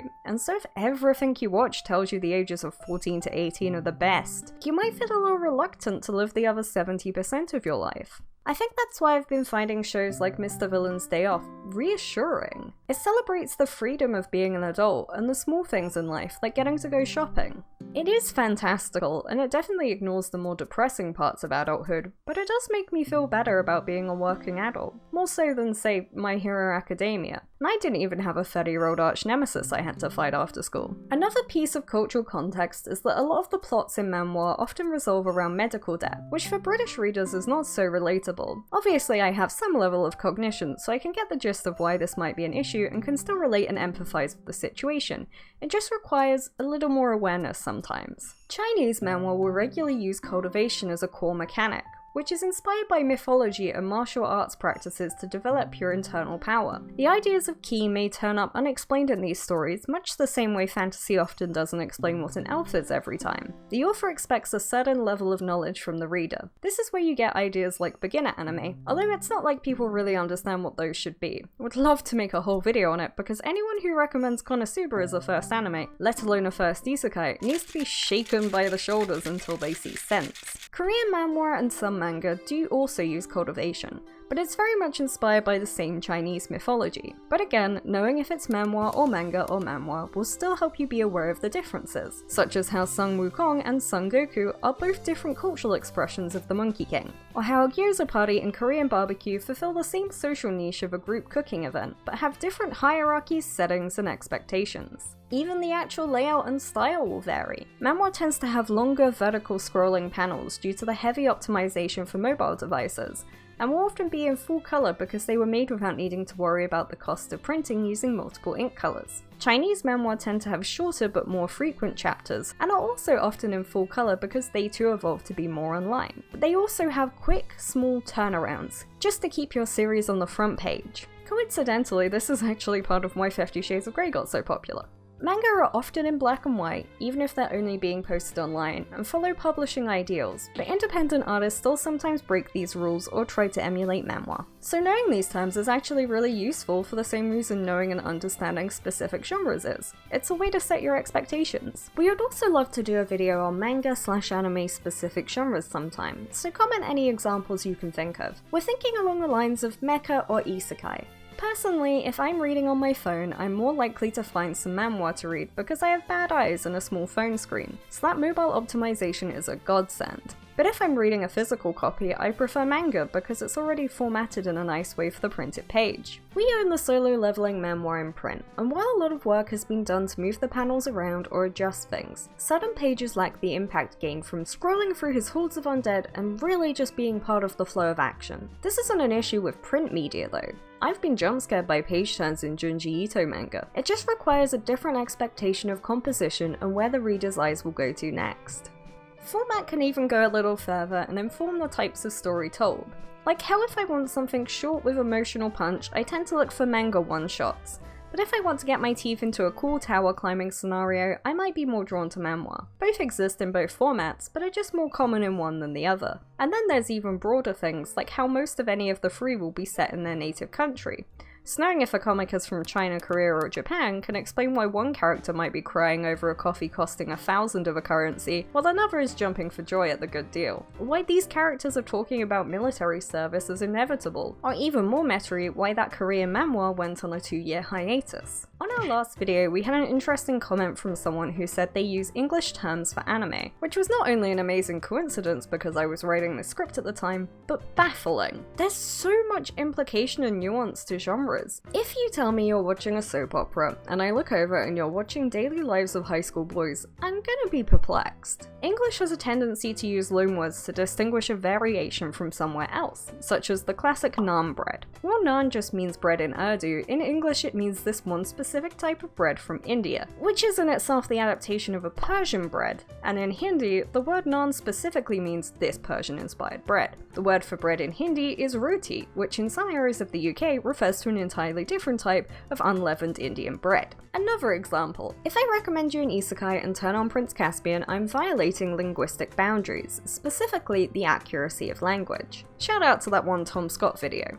These are called Grace's maxims, and using language like isekai and naan bread specifically fulfills the maxim of manner by avoiding ambiguity. Not that anything is that easy or simple. Splitting hairs like this can be confusing and overloading for a new fan of something, but may lead a more experienced person to assume you yourself are a newbie because you called isekai portal fantasy. But in general, basic information like where a comic was made is pretty essential information you should be thinking about early on in your forays with foreign media. One time I read a manhwa that was set in London, a city I've not only visited repeatedly, but also lived in for a few years. And knowing this was made by someone Korean with a lighter or almost non-existent understanding of the place made me feel about 30% less full of rage whenever I saw a generic 3D asset street with a red phone booth slapped in somewhere. Of course these lines get blurred, and there are Japanese artists who make manhwa and Chinese artists making manga, because they're emulating the style or moved countries and got published by a manga publisher instead. There are also Western artists making manga who follow the general principles of what makes a manga, but there's no set rules for manga that wouldn't exclude some of the most popular in the medium. Set in Japan eliminates Banana Fish. In Black and White eliminates My Senpai is Annoying. Made by a Japanese person excludes half of Dr. Stone. But as with genres, this is just a little slice of information, and you have to do some thinking to make up the rest you don't have from that one piece. And then linguistically, each of our three pose different issues. Korean, Japanese, and Chinese all use honorifics, but what the exact words are vary between the languages, as do the frequency of use. As English has no real equivalent, they'll often just be romanized and have a small explanation if you're lucky. Because manga is more popular, honorifics like chan, kun, and sensei are more likely to be kept in Japanese, but nim and sunbei may be omitted or a translated equivalent used. And as for zhang sheng and zhao ji, oh well. Treating all three as the same is a massive exercise in willful ignorance, and can make you blind to certain cultural contexts that directly impede your understanding of the story. This language can easily express a character's attitude or relationship and create situations that could explicitly only exist as a product of that country, like the Watashi Boku Ore scene in Your Name, being almost incomprehensible in the dub. Not that I can think of a better translation that easily, because English just isn't set up for this particular misunderstanding. Instead, you might rely on just the character not knowing where they live as being enough and play off that. A lot of this video emphasized the history of Japan's imperial expansion, and so you often see traces of this in Korean and Japanese media, and not always for good. If you refuse to distinguish these cultural products, you're also refusing to distinguish their specific issues with racism and xenophobia, such as South Korea and Hitalia, but at least Hitalia is almost equally racist to every country on Earth somehow. Luckily there aren't too many examples of this, but the trope of the dumb Korean man who can't speak Japanese well, or the Chinese girl in a kipao who can't speak Japanese very well. Of course stereotypes extend beyond Korea and China, like the albino Russian or the big-boobed American. Some sports manga like Kuroko no Basket also depict non-Japanese players as being unfairly big or having some kind of genetic edge in an almost self-deprecating way. A lot of Western fans of manga will take something like Beastars and only look at it through the lens of Western racism, and so ignore if there's a specific cultural context. The same thing happened with Squid Game, where the specifically Korean struggles of Korean debt culture was appropriated to be about American capitalism. We are eternal hipsters about Squid Game, as we watched it day one before the hype. But it was frustrating watching people take a story we had found to be a fascinating insight into Korean culture and make it essentially about themselves. Relating to the struggles of a character or story is one thing, but a lot of people online tend to mistake that for the creators speaking specifically to them about their issues. It's a complex thing, and one that could be easily its own video, but the gist of the issue is that if you only see yourself in media, you're going to start ignoring all the parts that aren't you to reaffirm that belief. Nothing exemplifies this more than this tweet that blew up on Twitter just as we were finishing this script. It was retweeted by Hideo Kojima and talks about the historical Japanese job of bokeh, which as someone who's watched someone else play Death Stranding immediately made me go, oh, and I wasn't alone in this. A lot of the responses to this express a similar sort of epiphany, but equally a lot of people got annoyed that people thought this was something that should be common knowledge amongst analysts of the game. Because, well, why should you have to know this? What's the point? Well, because this cultural context really, recontextualizes the whole game. I could probably write a lot on this concept about how using traditional jobs in post-apocalypse holds so much meaning of the persistence of humanity and what binds the past to the future. But more importantly, I think there's value in understanding where someone's ideas come from, and this was a piece of information most people who talk about Death Stranding don't have. And that's sad. The way you carry packages is one of the most iconic things about the game. Such a massive game, in fact, that I feel this term should have become mainstream. But there were only 1,000 results for it before this tweet blew up. The information was there, but so few people spoke about it. Things like this always remind me of my least favourite question in interviews. Where'd you get your ideas from? As artists, it's just, sigh. Tell me you've never had to reflect on your work before. This very video is an amalgamation of dozens of experiences from just 2 people. Look at how many sources we have here. Each of these was an inspiration for an idea or point we wanted to convey. And this is mostly a factual video. If it was something more opinion-based or creative, it could take us days to explain ourselves. And that's not a skill everyone has. We were literally taught this type of critical thinking as art students. But it does so much to be able to see the links between inspiration and art, in both the positive and negative. Look at the meme that Quentin Tarantino is into feet. That's a deeper understanding of films through knowing where someone's inspiration is from. With this, we know these shots might not be relevant to the narrative, but they help build up an understanding of the film as a piece of art made by people. Are the curtains blue because the author likes the colour blue, or because the main love interest has blue eyes, or maybe the character's mother likes blue, but they'd rather they were red curtains? Even though Death Stranding is set in America, the fact that a core part of its design is so explicitly Japanese is something to keep in your mind, because it can totally change your interpretation of something as simple as a job role. A postman is less likely to have connotations of hard labour, heavy weight, and reaching rural areas, but may still carry themes of community and reliability. But back to manhwa, and manga. There is value in distinguishing these 3 categories, and it isn't a point of pretentiousness to use the terms correctly. There might be an overly correcting people who don't use the terms, but that's because manhwa really aren't mainstream terms. Yet.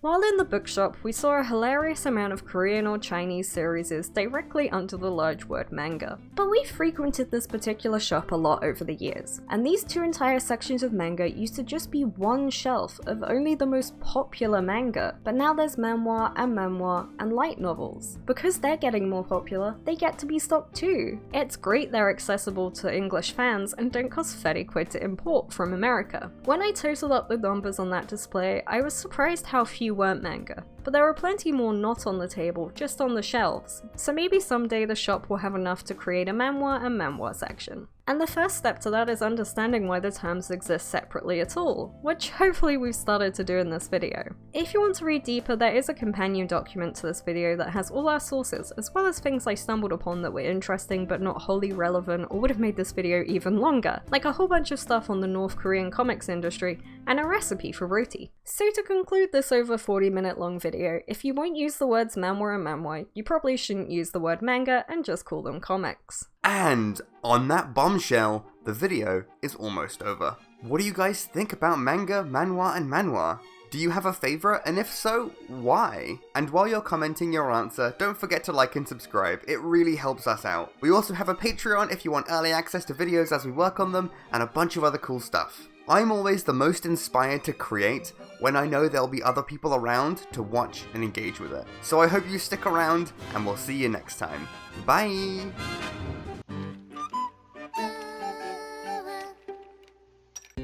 Welcome, weary internet traveller. Warm yourself by the fire. Please, will you listen to our tale?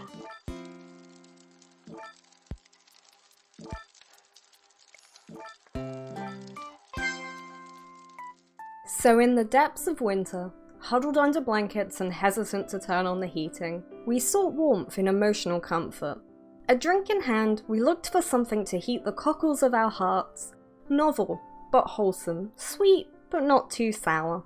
We delved into random anime, desperate for that sacred fire that would cure our boredom and make it easy to forget the chill creeping into our bones. And then we found this Lexi Taurus video where he made an anime randomizer, and we were like, damn, we should steal that idea and turn this fun activity into content. Of course, we also wanted to not outright be thieves and asked him for permission, which he was super chill about. The randomizer we'll be using pulls anything from one-shots to adverts to movies, so we wanted to set some ground rules. Number 1, it has to be watchable. An obvious one, but if we can't find it that easily, it'll get passed on. Number 2, if it's 24 episodes or under, we will watch all of it. But if it's over that, we'll give it a decent first 6 episodes and then decide if we want to continue or not. Number 3, if it's a season 2, an OVA, or a special, then we will just watch season 1. And finally, number 4. It has to be something neither of us have watched. This is about finding new experiences after all. So let's spin that wheel. Sup, sluts? So we're doing stuff live. Whoa. Whoa. Hit random. Alright, okay, are you ready? No. Well, tell me when you're ready. Okay, now. Oh. Onigiri.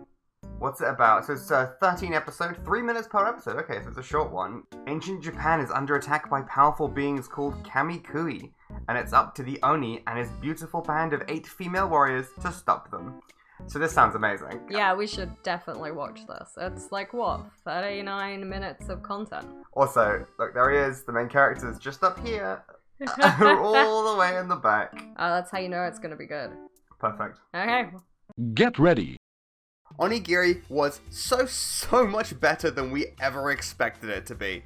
Going in, I was thinking, okay, ecchi harem set in feudal Japan. What we got was a genuinely laugh-out-loud funny parody of mid-2000s anime. Each episode was around 3.5 minutes. That left the pacing super quick, with each episode setting up a joke and pulling it off without ever overstaying its welcome. The show has its finger on the pulse of mid-2000s and early 2010s anime jokes and tropes. It came out in 2016. Okay, it was after most of the jokes were culturally relevant, but it absolutely worked for us. One of my favorite ongoing jokes was that they didn't even bother to voice the male characters because it knows you're not watching for them. For me, what stuck out most was how surprisingly well designed all the characters were. The outfits are fun and convey each character's personality without being visually noisy. The opening is fun enough, even though I'm not sure about a 3-minute anime needing a 30-second opening each episode, but it gets used in a fun way in an episode where the girls inexplicably become marketable plushies and get drafted into an idol group who go on to sing the opening. I enjoy these little shorts, and I almost wish we could watch anime on TV so they could play between episodes as a little palate cleanser. Could you imagine if instead of ads we had little anime shorts? He ready to face Cell all by himself? Find out on the next Dragon Ball Z.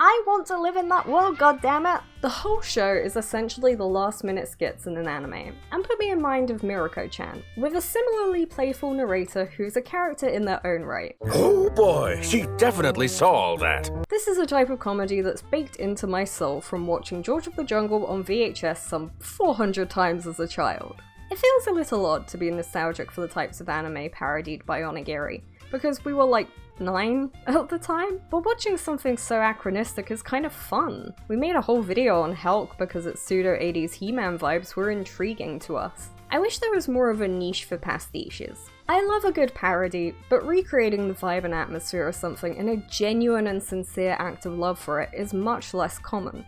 Probably because it's harder to do. But all creation is hard, so maybe that's the point of creating. The dub cast is also stacked like it was made for me, with Cynthia Martinez, the voice of Hermes from Kino's Journey, Brittany Kawabowski, who voices Pride from Full Metal Alchemist, Brotherhood, and Hilary Hagg, who voices Talitha Testarossa in Full Metal Panic, Riku in DN Angel, and Satsuki from Ghost Stories. I could keep going. I'm sure I recognized more of the voice actors, but I'll stop there. The dub was exactly what you want from this kind of comedy. I always find that if you really want to enjoy a comedy anime, and you don't know Japanese, then just watch it in your native language. It really helps to get a feel for the comedic timing when you're not just reading subtitles. Oh, also, let us know if you're interested in a video about the appeal of dubbed anime, because I'm super tempted. The anime is actually an adaptation of the Onigiri MMO, which I totally played for this video. The game was originally released in 2014, and you could have fooled me. Before looking up, I was thinking more 2005? The low quality environment art assets aside, there's a charm to it. It's fun adventuring with the characters from the anime. It really feels like there's an attempt to make a larger world for you to enjoy. It's just kinda hard to enjoy with the floaty combat and laggy navigation. I thought the wand weapons didn't work at all, because these Daruma enemies were too short and I was missing them.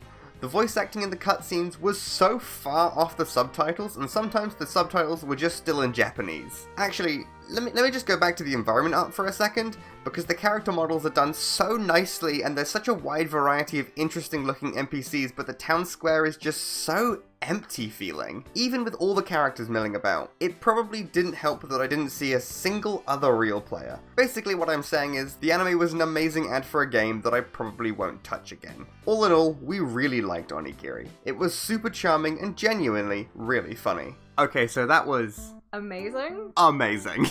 It was so much better than I expected it to be. That score is just people who don't understand how to have fun. Absolutely. So, Next up, Don't Let Us Down, Random Wheel.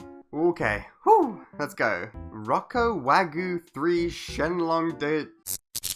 Okay, so that was a failure, because I couldn't work out where to watch it. You know, I'd say one of the few reasons we'd not watch one. Yeah, that's fair. It is physically impossible. Okay, let's go again. Don't Let Us Down, Wheel. Aww. This has got to be watchable. Okay, this is in fact watchable. Cool. Cool, this is the one we're going with then.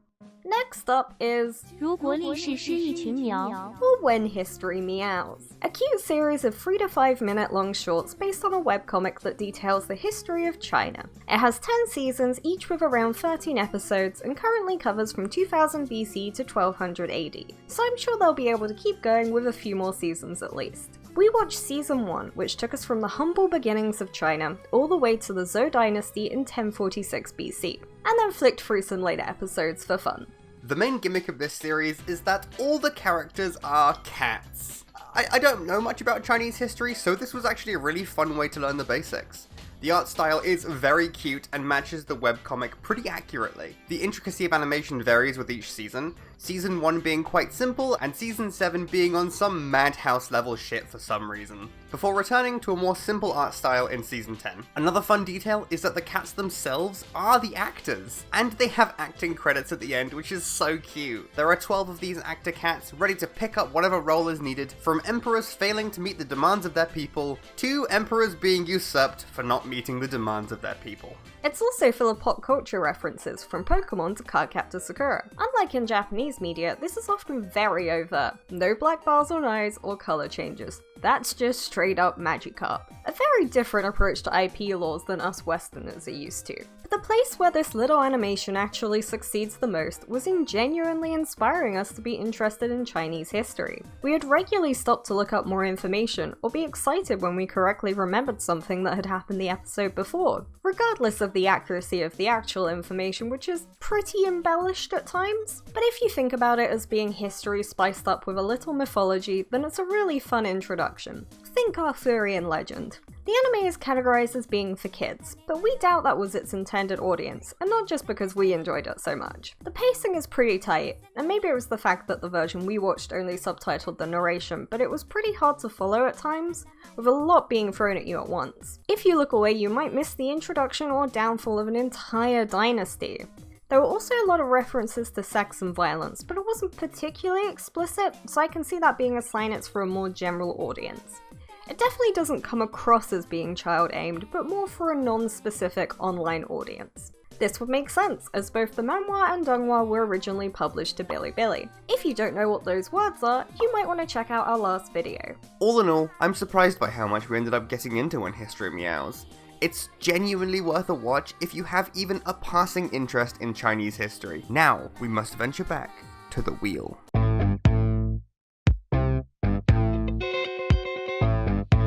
Next anime! Oh, this looks like it's gonna end up being short. This is a 1-episode OVA from 1991 that is 25 minutes long.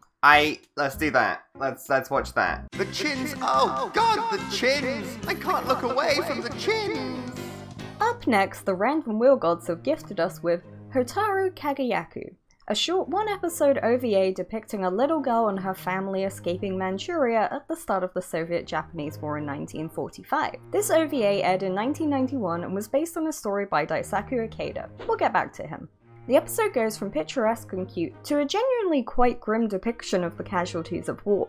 The events of the episode are being told as a story by the main character's mother, Chisato, who was a child during the occupation of Manchuria. The OVA opens with Takashi, a young boy who's a member of the Firefly Club. He then decides to quit and spend his day playing catch with a friend. His mother sees him and decides to impress the importance of fireflies onto him, with a story from her childhood. While on a journey back home with her mother and brother, the war broke out and forced them to flee back on a cargo train. The train is then attacked by fighter planes and they're forced to continue on foot for the many, many miles remaining. During this long journey, Chisato slips in a river and is washed away downstream and comes close to dying. But fireflies lead her to a grove of trees and the spirit of the forest imbues her with the energy to go on. She awakens in a hospital bed with her mother and brother having found her. This inspires Takashi to go back and see the fireflies, with a lot of emphasis placed on the idea of harmony and having a gentle heart. The end. I was a little confused by the sudden introduction of such a magical ending, right up until I looked into who created the story.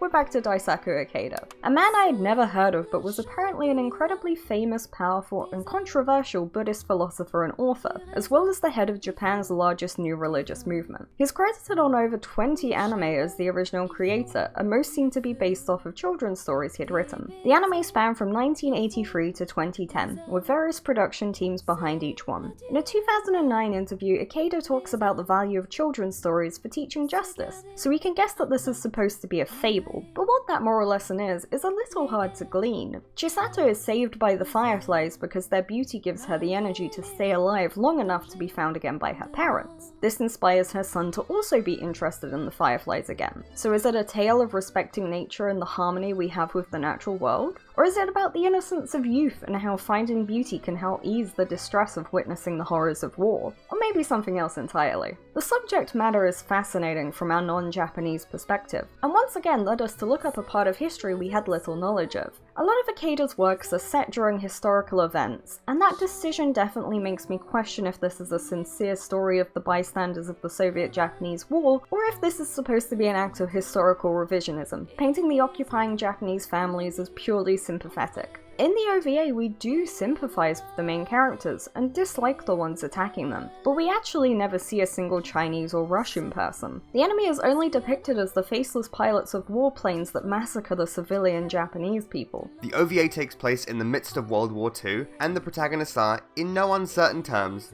colonizers. But they're also just civilians, pawns to be used by the governments at war. It's a unique perspective, and the episode as a whole promotes kindness and pacifism, I think? While interesting and fun to look into for us nerds, I find it really hard to recommend Hotaru Kagayaku. I wouldn't say it's boring, but it does feel like it would fit in well with those happy science anime. Shout out to Mother's Basement for his videos on everything going on there. With that, let's move swiftly on. 3, 2, 1! Oh. Okay.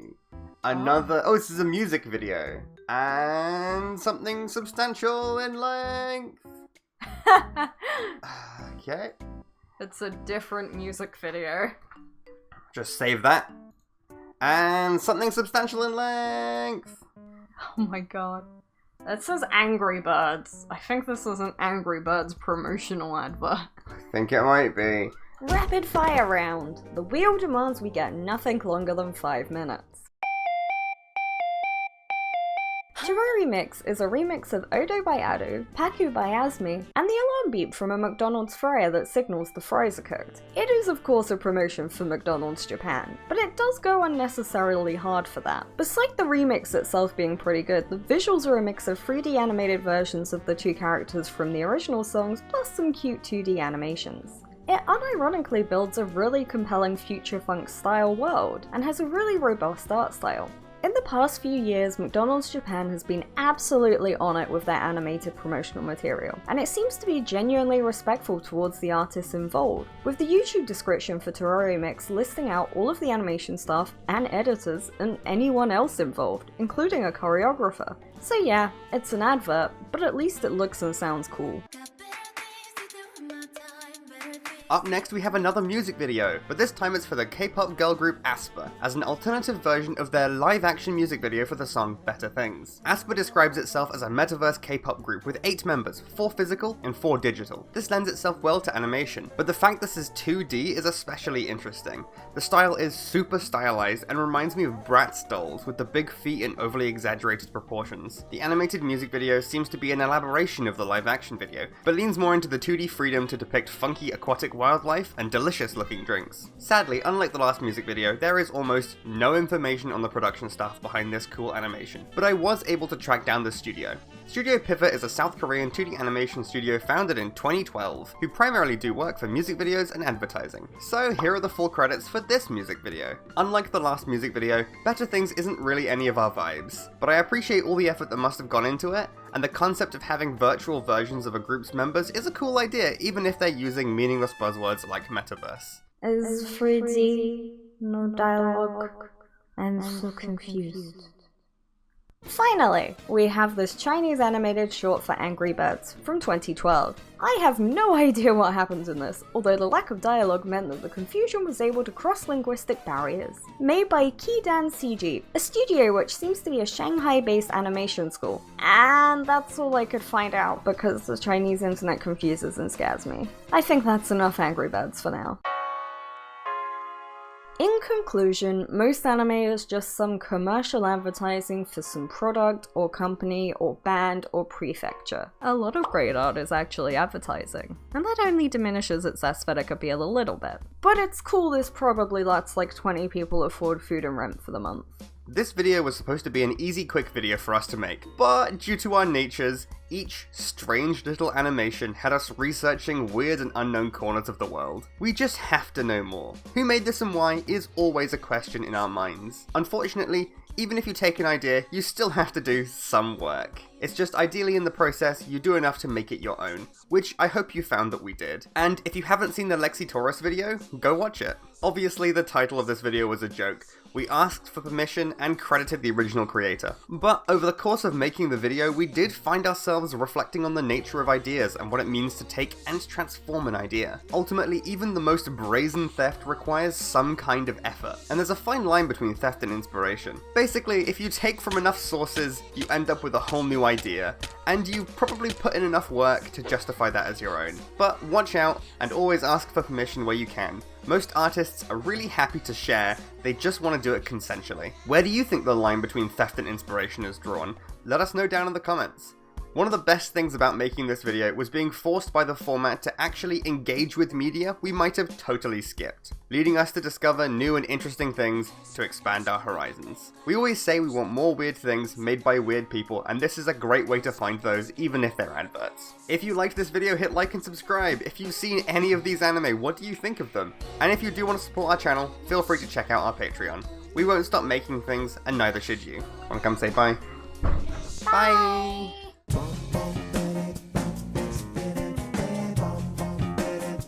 Do you have a piece of media, be it TV, movie, music, or in this case, anime, that you revisit every year? Something about it just pulls you back in. It brings you a comfort to your tired soul. For me, wintertime with its crisp air and warm tea always brings me back to Shin-chan. 1, 2, 3, If you don't know what Shin-chan is, I'm sure you've seen images of the titular Shin. Starting in 1992, with 1,020 episodes at the time of writing and still ongoing to this day, you can definitely call Shin, his family, and his friends iconic. Shin-chan consists of episodic slice-of-life stories involving all kinds of antics, be it learning kendo with this homeless guy, or fighting crime with his homeroom teacher. However, it's not the normal Japanese Shin-chan that we've been yearning to watch. We've been watching a different version, a darker version, the kind of anime you'd hide from your children and loved ones. Come and play with me, Penny. For us English speakers, you have 4 whole options if you want to watch it dubbed. The Villeto and Fuzz dub, produced in California through 2001 to 2003. Next you have the LUK International dub, produced in Hong Kong, and the South Korean English dub. If you want a faithful adaptation of the original, check these out. But that's not what we wanted. This is what we wanted. What's wrong with Viagra and Action Bastard Tighties? Miss, you alright? You want me to punch him in the junk? You mean you're going to start injecting heroin? Someone's at the door. Probably some ghetto kid selling candy. Wow, a kiss! That's like the best thing a girl can blow! Tell me what I am, you blind past your prime trick. Right, kid, let's show this flame-broiled bitch who's boss. Please, miss, don't go in there. They're nothing but low-class trash, Walmart shoppers, coupon clippers, they even watch Oprah. You've caused me so much pain, it's made an anger and despair mark over my head. Look at it! Mommy! Man, I love the early 2000s dubbing scene. As I'm sure you've guessed, much like the infamous Ghost Stories dub, this isn't very faithful to the original. Starting in 2006, the Funimation dub reorders, reimagines, and recreates the show from the ground up. I remember being shown clips from this dub when I was a child, and something about them just stuck with me. I've tried to find and watch the show on multiple occasions, but it's surprisingly hard to find anywhere. Funimation seems to have dropped it from their library, and the oh-so-sweet pirate sites often don't have it either. Maybe I just missed it, but it's not that easy to find. I think this partially has to do with how many dubs there are. When looking for it, you'll very often come across the other 3. And while they're fun in their own right, there's nothing quite like a mother telling their child they can't have pocket money because they'll spend it on Trading cards, video games, and crystal meth. The episodes are completely out of order from the Japanese, and that's okay. They concocted a Frankenstein's monster of episodes and somehow created a really compelling story with its own continuity. Alongside the jokes, the story is extremely Americanized. Shin goes to the Happy Fun Time American School in Japan, and the writers use this to explain why the characters are up to date on, at the time, current American politics, and why some of the characters' names have been changed. As far as I know, not very much was off limits for the writing team. Looks like another trampy Americans moved here. All they had to do was keep the original dynamics the same, and everything else was up to them. What self-respecting up-and-coming comedy writers in the mid-2000s wouldn't take this opportunity to go wild? There is quite a big cast of characters, but let's go over our main guys. First off, you have Shin, the perverted oldest child of the Nohara family. The rest of the family are Hima, Shin's younger sister, Hiro, the sad dad perpetually stuck in a soul-crushing job selling cutlery, and Mitzi, Shin's foil, and the mother who's painstakingly keeping the family in check. A pretty standard Simpsons-style family dynamic. Shin's friends at school are even more fun. You have Georgie Herbert Walker Prescott III, or Georgie for short, a far-right Republican child from a well-off family. You'll have to move on to blackmail. Do you know any secrets she's keeping? Drugs, drunken sex parties? Penny, the aggressive leader of their group with a terrible family life. Stupid fantasy bullcrap! Stupid widow! Masao, the token gay character. And, Boo, the special needs child who can talk to rocks. The power of cucumber compels you. You also have the teachers at the Happy Fun Time American School. You have Ench, the half Peruvian, half gypsy principal of the school with a complicated past, and Miss Polly, the kinky nymphomaniac, just to name a few. The humour in this show is not what I would call safe for work, so if you're not up for that, the show probably isn't for you. But for those of us who want to be thrust back into the mid-2000s, this show has got you covered. From Obama vs Clinton to VHS tapes, it's a blast from the past. You'll especially enjoy the family dynamics if you grew up working class. The show oozes nostalgia and relatability. For some reason, watching troubled characters struggling but still being happy just fills me with positivity. Everything is run down, the walls and floors are dirty, and the economy is in shambles. But what can you do? Might as well enjoy what you have. The original Shin-chan's childhood serenity is replaced with a grunge that feels oh so familiar. To us personally, the writing is top-notch with its characterization and creativity. For instance, Action Bastard! Bastard Beam! it's simple, it's rough but it's welcoming, and it's nostalgic. They know what they're making and have as much fun as they can doing it. I don't know if it's just the nostalgia, but Shin and his family bring this perfect warmth. The humour is fantastically unique, with quick one-liners and references being par for the course, but the gags and ongoing jokes really keep you watching. You never know how far the writers are willing to push the line, and you'll never guess what topics they're gonna cover next. A great example is the undercover cops plotline. Early on in the show, Shin blows up their house and they have to move into the falling apartments. One episode, two guys move in next door, and Shin, being his nosy self, barges into their house, forcing them to create a cover story. Through their short appearance on the show, the lie gets deeper and deeper. It's a simple joke, but I really enjoy the situations the characters end up in. I'm gay alright, but my partner here is the gayest gay that ever did gay. Good for you guys. Today on Vampire Mobsters. It was so clear the team loved working on this show. I wanted to push the storytelling as far as they could. After we finished the season, of course we had to watch the commentary videos. It was in these commentaries we discovered the original plotline for the undercover cops was supposed to be a father-son duo. The change to a budding gay romance was so well written for the early 2000s, and made for a well-rounded running gag the few times they come back over the seasons. It's not just the writing that changed. The editors intentionally roughed up the characters and environments, adding marks and scratches to everything. This makes the show take on a grungier feel visually, matching it with the more mature stories and voice acting. One of our favourite things to do while watching basically anything is to pause and discuss it for sometimes hours at a time, and we did that for Shin-chan a lot. One of the topics that came up so often is, why is this show so good? I'd seen the odd clip here or there years before, so I wondered if it might be nostalgia. But I had never seen it before and found it equally enjoyable. From this, we tried to break down what exactly about it appealed to us. And the main conclusion we came to was that the sincerity behind creating a bastardized children's show provided the perfect mix of comfort and humour. It's soft in a way a lot of contemporary shows aren't allowed to be. Ever since Game of Thrones, edgy grimdark has been the name of the game. The sitcom seems to be dying out, but even then they only discuss adults. Seeing the gentle drama between children with almost no stakes is a fun contrast to the adult humour. It's also just so well written, all the jokes hit just right. There's also something timeless about the pre-social media era. By season 3, it was 2011, and with mentions of Facebook, it was actually a worse experience, but still pretty good. Money makes life happy. This video was sponsored by the Merry Kiwi Corporation. By watching this video, viewers may experience wanting to watch Shin-chan, interest in Merry Kiwi, wanting to subscribe to our Patreon, feelings of hunger towards small animals, a strong desire to like this video, insomnia, a strong desire to watch our other videos, wanting to subscribe to our Patreon, a newfound interest in cats, long walks on the beach, and our Patreon. Continue watching for the cure. It's not just Shin-chan that elicits this nostalgic feeling though. Ghost Stories is another famous dub for how raunchy and different it is from the source material, and that also gives it a similar relaxing feeling. It's almost a nostalgia for both of us, who we are now and who we were. A double whammy of yearning. Seeing something we could have experienced and something we are currently experiencing. It puts me in mind of Black Books, which is a British comedy slice of life about Bernard Black, a man who owns a bookshop, his unfortunate employee Manny, and the owner of the shop next door, Fran. They're all dysfunctional adults who barely scrape by, and each episode returns them to their equilibrium of misery. For me, it's particularly nostalgic as I watched it when I was younger. But for me, Black Books almost seems aspirational.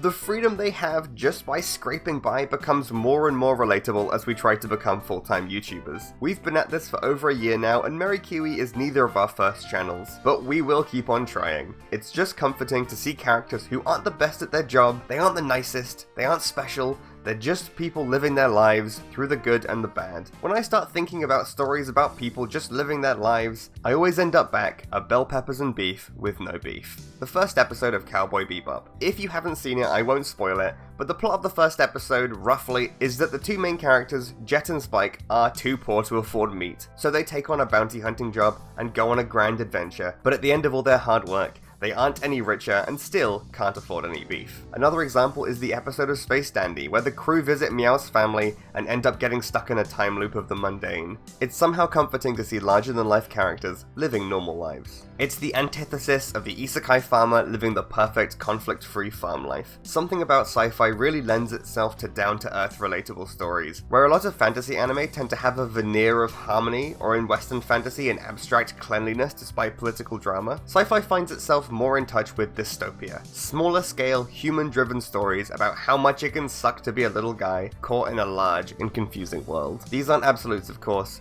but it's certainly a pattern. For instance, Star Wars has a more fantasy-style approach to the characters where they're representatives of some archetype. A lot of the flack the live-action Cowboy Bebop got was in only emulating the visual grunge, but erasing the narrative grunge. A corrupt police department becomes one wayward guy. Things are mostly okay, and that robs it of its bite and ability to address those more relatable issues of poverty and social injustice. Without that realism, when the characters do have to face more mundane struggles like affording a basic meal, it just doesn't feel right. As we mentioned earlier, the show is full of rude and inappropriate jokes aimed towards an adult American audience. Very fitting considering it aired on Adult Swim. I know we're English, but we grew up on a lot of American TV, so that early 2000s pop culture is just as ingrained in our brains as English pop culture. But in the modern landscape, some of the jokes aren't so well received.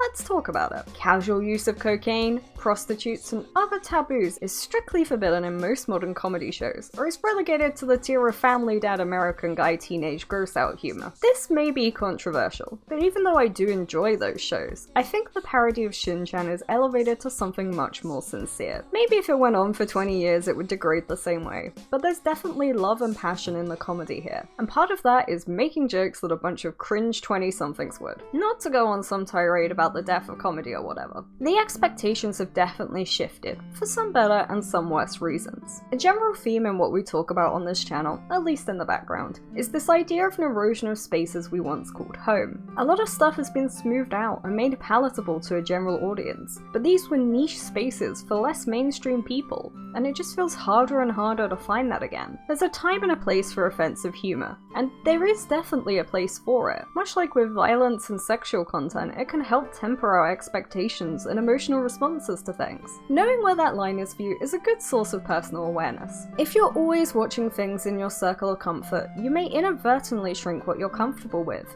And that's when you get people confused and upset that media for adults has sex or horror films are scary. Of course this airs into something else too. As a cringe hipster, I do genuinely find a little sadness in the things I love going mainstream, because I know they'll be disassembled in front of my eyes and made into some generic mush of normality. Not necessarily by the creator, but definitely by the audience. Those fan spaces are now policed and mangled by strangers who feel like they have a right to dictate how you enjoy things, to your face. Small jokes on a tweet can blow up into an argument because you can't just ignore someone having a different opinion near you, or it counts as you supporting that person. It's tense and hostile to creativity. These people were not the audience for these things, but here they are, confused and annoyed at genre expectations the rest of us were there for in the first place. I'd rather people be as disgusting as they want, and if you don't like that, you can just ignore them and do your own thing. That other people will also definitely hate. But maybe, for a few brief moments, you'll come together to share in the joy without someone tapping on your shoulder to tell you,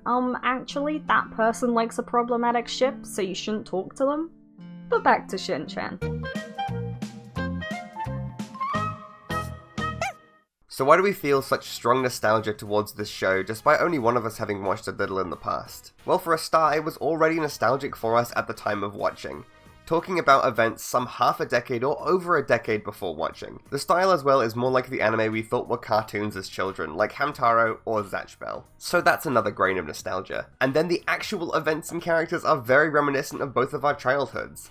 While not necessarily poverty, we had everything we needed, but there was a struggle and a worry we were aware other people didn't have. For me, the mid-2000s edgy humour brings me back to a time when I would stay up past my bedtime and watch reruns of Bo Bo Bo Bo Bo and Beautiful Joe at my grandmother's. The small CRTV that was definitely outdated, the large armchairs with their horrible pans that I just sank into, watching things I absolutely should not have been. And for me, I have an immature sense of humour and find cheap jokes about sex and violence the pinnacle of comedy. The simple format of each story is easily digestible, and in that subtle openness, you can assume and unassume so many things that a heavier story wouldn't allow. Almost on a horseshoe from the annoying lightness of teenager issues in shonen and shoujo, the utter lack of stakes that affect these 5-year-olds is just nice. And finally, I think on a more meta level, knowing this was early on in so many famous English dub actors' careers has this very sweet nostalgia of peering behind the curtain and knowing there is just so much more to come, especially with the voices of Laura Bailey and Monica Rial, who are pretty damn famous now. It reminds me of when I recently rewatched Stardust and realized the shithead hometown antagonist is Henry Cavill of all people. It's sort of like gap moe, a term I'm sure all of you are entirely familiar with.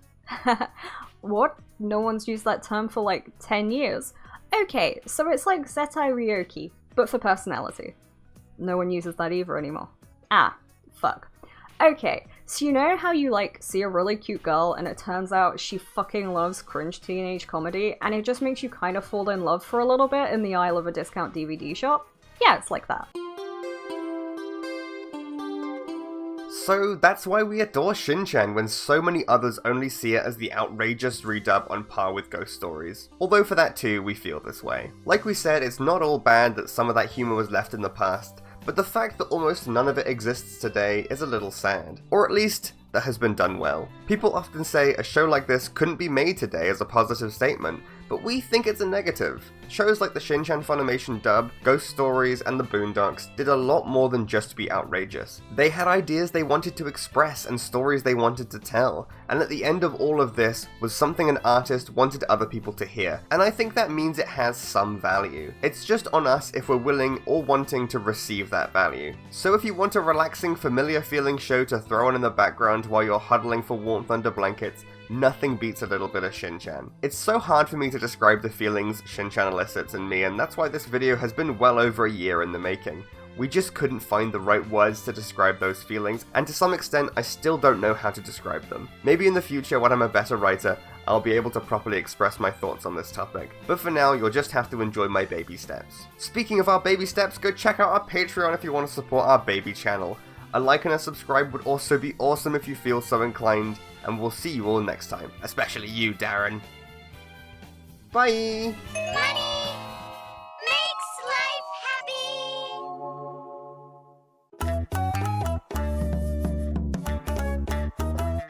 As with some 100,000s of other anime fans, I have been watching Dungeon Meshi, and as with many of those fans, I have been utterly enamored by Ryoko Kui's love of wizardry, ecology, and cooking that just oozes from between every nook and cranny of her world. And that put me in mind of a concept I have long believed to be true. The best art comes from the intersection of passion and skill. But why is this the case? And what do shows like Dungeon Meshi teach us about the creative process? Just a quick addition before we get started on this video, the voiceover is all over the place. We tried 2 different mics, 3 different locations, and I think 20 different takes for some of these lines. So, you know, we've been struggling to get a good level of consistency. Don't worry about it, the video is still great. Keep watching, swear to God. Let's start with the skill part of this idea first. While skill isn't quantifiable in any sort of quantitative way, it is something that can be recognized and analyzed. When it comes specifically to art, skill is still too broad. So, because we're primarily an anime and manga channel, let's narrow it down to just the people who make manga. Mangaka. Perspective, proportion, realism, stylization, halftone use, character design, paneling, line art, coloring, layout, narrative, story structure, character motivation.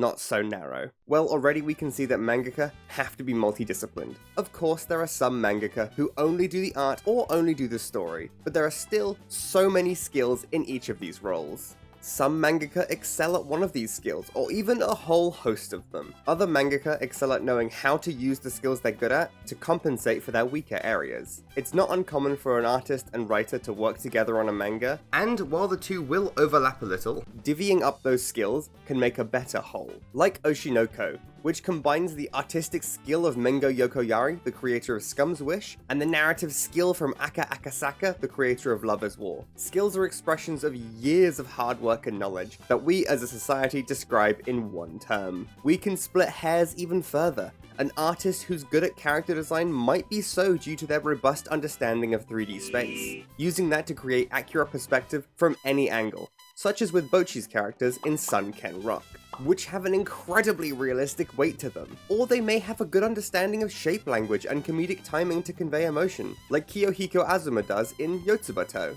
Just a quick addition, by the way, Look at these backgrounds, they look incredible, oh my god. Or maybe they just seem really good at character design, because they excel at one specific part of human anatomy, such as with Junji Ito's amazing hair quality, masking a lot of same-facedness in his designs. But then we can start to err into the territory of something becoming a trademark instead. In Junji Ito's case, the care and detail of his work are so unique that the simpler faces allow for a surrealistic flatness of emotion primed to be broken when characters are corrupted or monstrous. Playing to your skills like this is also a skill. If you only have so much time to create a piece of art, then prioritizing what's going to give the best result is an application of your knowledge, understanding of the medium, and your own strengths. We at Merry Kiwi are very bad at this. We get caught up in ideas that we lack the skill or motivation to execute on, but we also understand that about ourselves. So, if one of us wants to use their newfound skill of making cutscenes in RPG Maker, or spend days doing data analysis, then that ends up in the video. Because hey, at least it's something useful. Kinda. Plus, a half-finished project or an idea you can't yet execute on can become a finished project months or years down the line. Like our previous video on Shin-chan, that was genuinely years in the making, with the original script being from November 2022 and discussions happening much longer before that. But we made it! It came back to us because we understood that at the time we just didn't know what to do with it, and wasting time worrying about that wouldn't have been worthwhile. Wow, I am so lightheaded. Anyway, a better way to describe skill would be that it's the physical part of creating art. The rehearsed muscles, movements, and process. Physical is pretty vague here. It's the stuff that comes from your body, so it's your thought processes as well. Because as much as they try to pretend not to be, our brains are a physical part of us. Defining a skill is almost as hard as developing a skill, because we can break something as simple as being skilled at drawing vehicles into so many other little pieces. Let's look at Akira Toriyama, who's known for many things, and also this exact skill. The level of detail between the vehicle and characters is immediately noticeable, with the black hair still being detailed but willing to have large swaths of black colour. Meanwhile, the car has almost none of this except for on the very underside, because it's pulling from a higher level of realism. The little specks to show the plasticky headlights, scuff marks on the trim, and meticulously accurate peripherals makes it obvious that this is a man who loved and understood vehicles. Now, not to say Toriyama was only skilled at vehicles, far from it in fact, but his passion for all things on wheels really is obvious when you look at art like this. And this. And this. But then we look at the proportions, which are completely off for a vehicle like this. The way it arcs like it's bouncing, the stubby front, and how oddly tall it is, helps make this not just a car, but a cartoon car. It moves like it's its own character, with bounce and stretch, and is proportioned to fit the disproportionate characters using it. I could go on, but as we can see, skills are just terms we use to make things easier to conceptualize. Perspective is a defined thing, but the skill of using perspective in art is a little more abstract. In this regard, I'm using skill as a shorthand for the internal artistic decision and ability an artist has. So from this weird analogy, we can describe passion as being external to the body.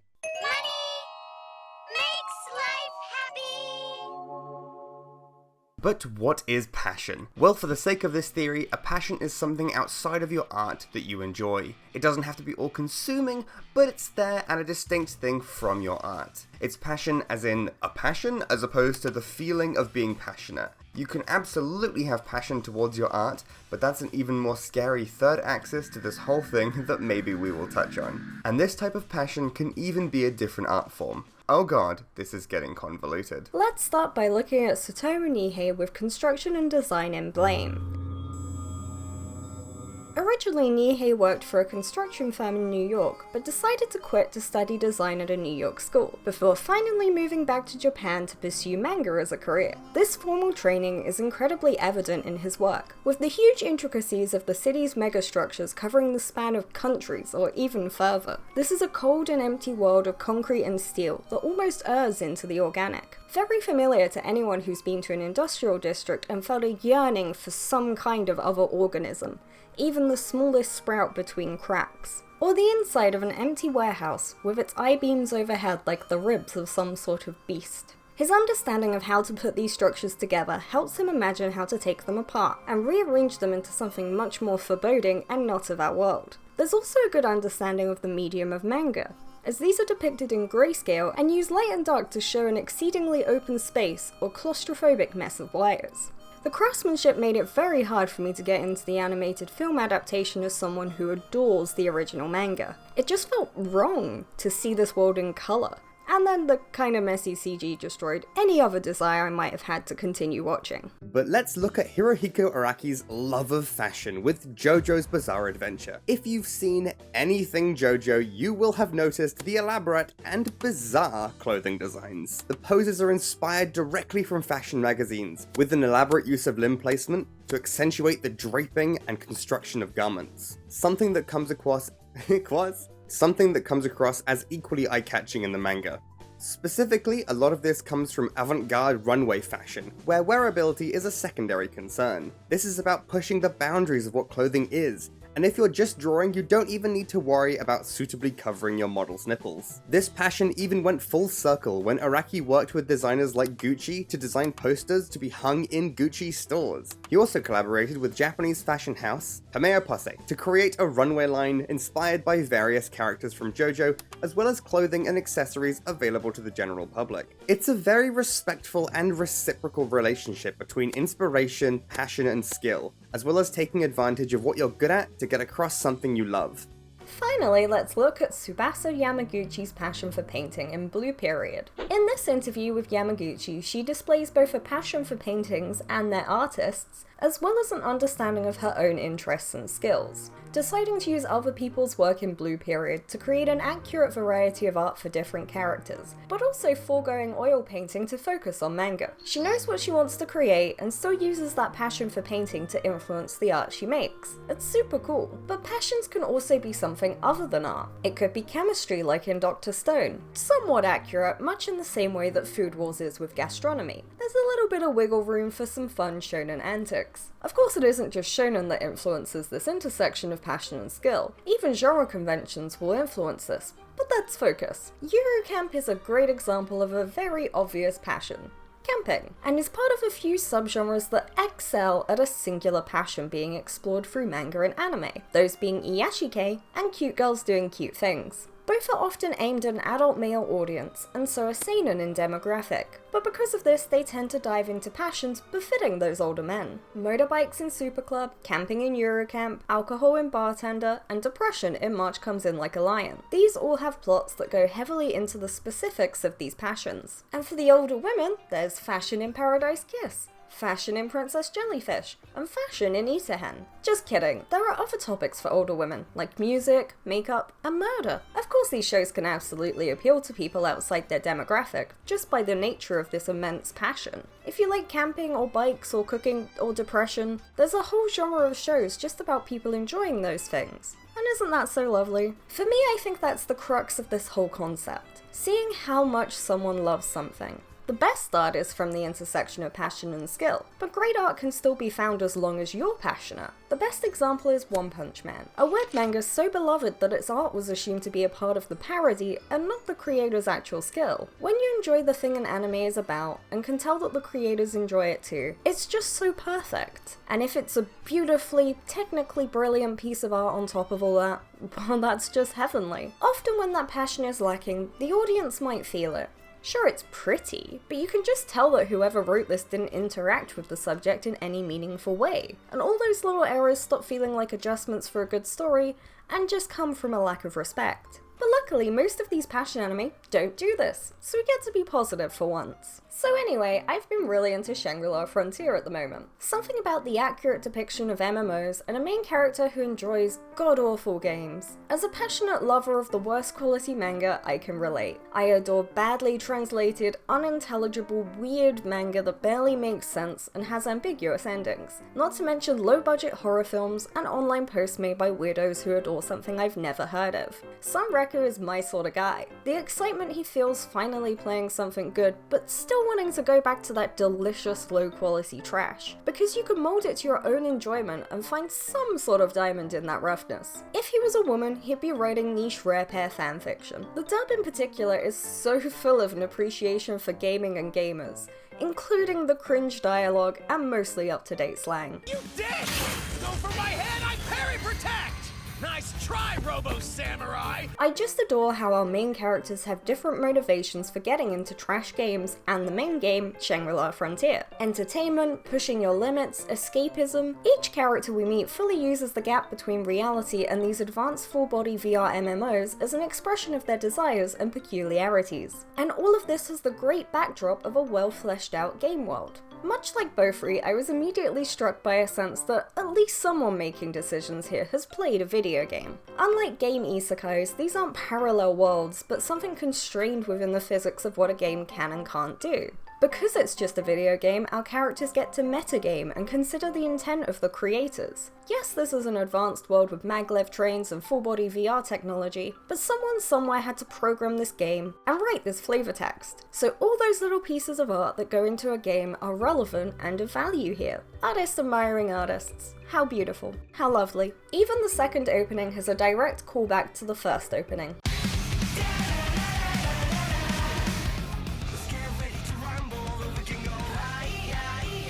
It just makes me so happy. The relationships between characters and the way that straddles the online world and reality is a delight to see. A shy, naive girl who has a crush on our main character is a giant paladin in the game world, and her bashful nature comes across as an overly formal, powerful being. The super cool and popular model is a maniac player killer who craves fun and domination over the strict rules of this virtual world. She's drawn to these guys who are as equally as weird as she is, in a safe world where repercussions only mean so much and no one knows who you are. A guy who enjoys fucking around with people and making them underestimate him by playing a cutesy feminine character. And finally, our main character is a bored teenager, full of yearning for fun and just something that excites him and pushes his boundaries. We even get to see some of the developers who created this game, and while it does lean into a little bit of auteur theory by depicting a single narrative designer and a single game, everything else, we also get a fun interaction with the poor producer in charge of managing these artists. You can basically ignore their titles in this anime because he's very clearly a producer with how he functions in the company, and she's very clearly not a producer because she's messing with the stats of NPCs. So, you know, you can take our word for it, or not, whatever. The shift from a villain into a stress-ridiculed middleman is beautiful, truly in the spirit of video game development. These are characters that could only come from someone who understands the online world and how it affects behavior and relationships. Unlike you, Mamoru Hosoda, but we'll get back to that later. Anonymity is a key part of these relationships. Actually, it's pronounced anonymity. As each character has some amount of control over who they are and how they are known. I'm sure a lot of us have experienced discovering a beloved online friend has a child or a wife, and vice versa, an IRL friend is secretly a YouTuber with 100k subs. My goal in life is to be in that second category, and you can help by subscribing to this here YouTube channel. Maybe even giving the video a like and a comment for that sweet engagement. Fun fact of the day, YouTubers aren't kidding when they say comments are important. We've seen a video gain a few hundred extra views because someone decided to leave a comment. The algorithm saw that and went, ooh, this must be good, someone commented, and then showed it to more people. But back to MMOs, because passion for MMOs and gaming can take many kinds of forms. From real games being used in stories like Gamers and High School Girl, to Log Horizon's interesting combination of complex game mechanics and a trapped in a video game story. Your passions will inspire you to create, and your skills inform what you can create and how you do it. Ali Sakina, Tono Mamare, and Katrina were all inspired by video games, but the execution of those passions are all very different. It could be the mechanics, or the interaction with the real world, maybe even how a game world would actually be experienced if you lived in it. A lot of game isekais just make them the same generic, Germanic, Franco-British mishmash of medieval settings. This can be to a show's benefit, if it's being used as a narrative shorthand to explore larger concepts. Isekai Izakaya comes to mind as having this typical generic isekai setting, but because that's all out of the way, we can focus on the relationships between the characters, the isekai character, and the food, which is the main passion of the show. It specifically explores the way these medieval people experience Japanese cuisine as a way to explain these dishes, which is really good if you have little experience with Japanese cooking. The anime also dives into the cultural and political aspects of food, with the heavy use of fish being something these inland people don't experience often, let alone so fresh. Of course, our izakaya owner is cheating by directly importing his produce from modern day Japan with its fancy methods of keeping food cool. And then, at the end of each episode, there's a live action segment demonstrating actually cooking the dish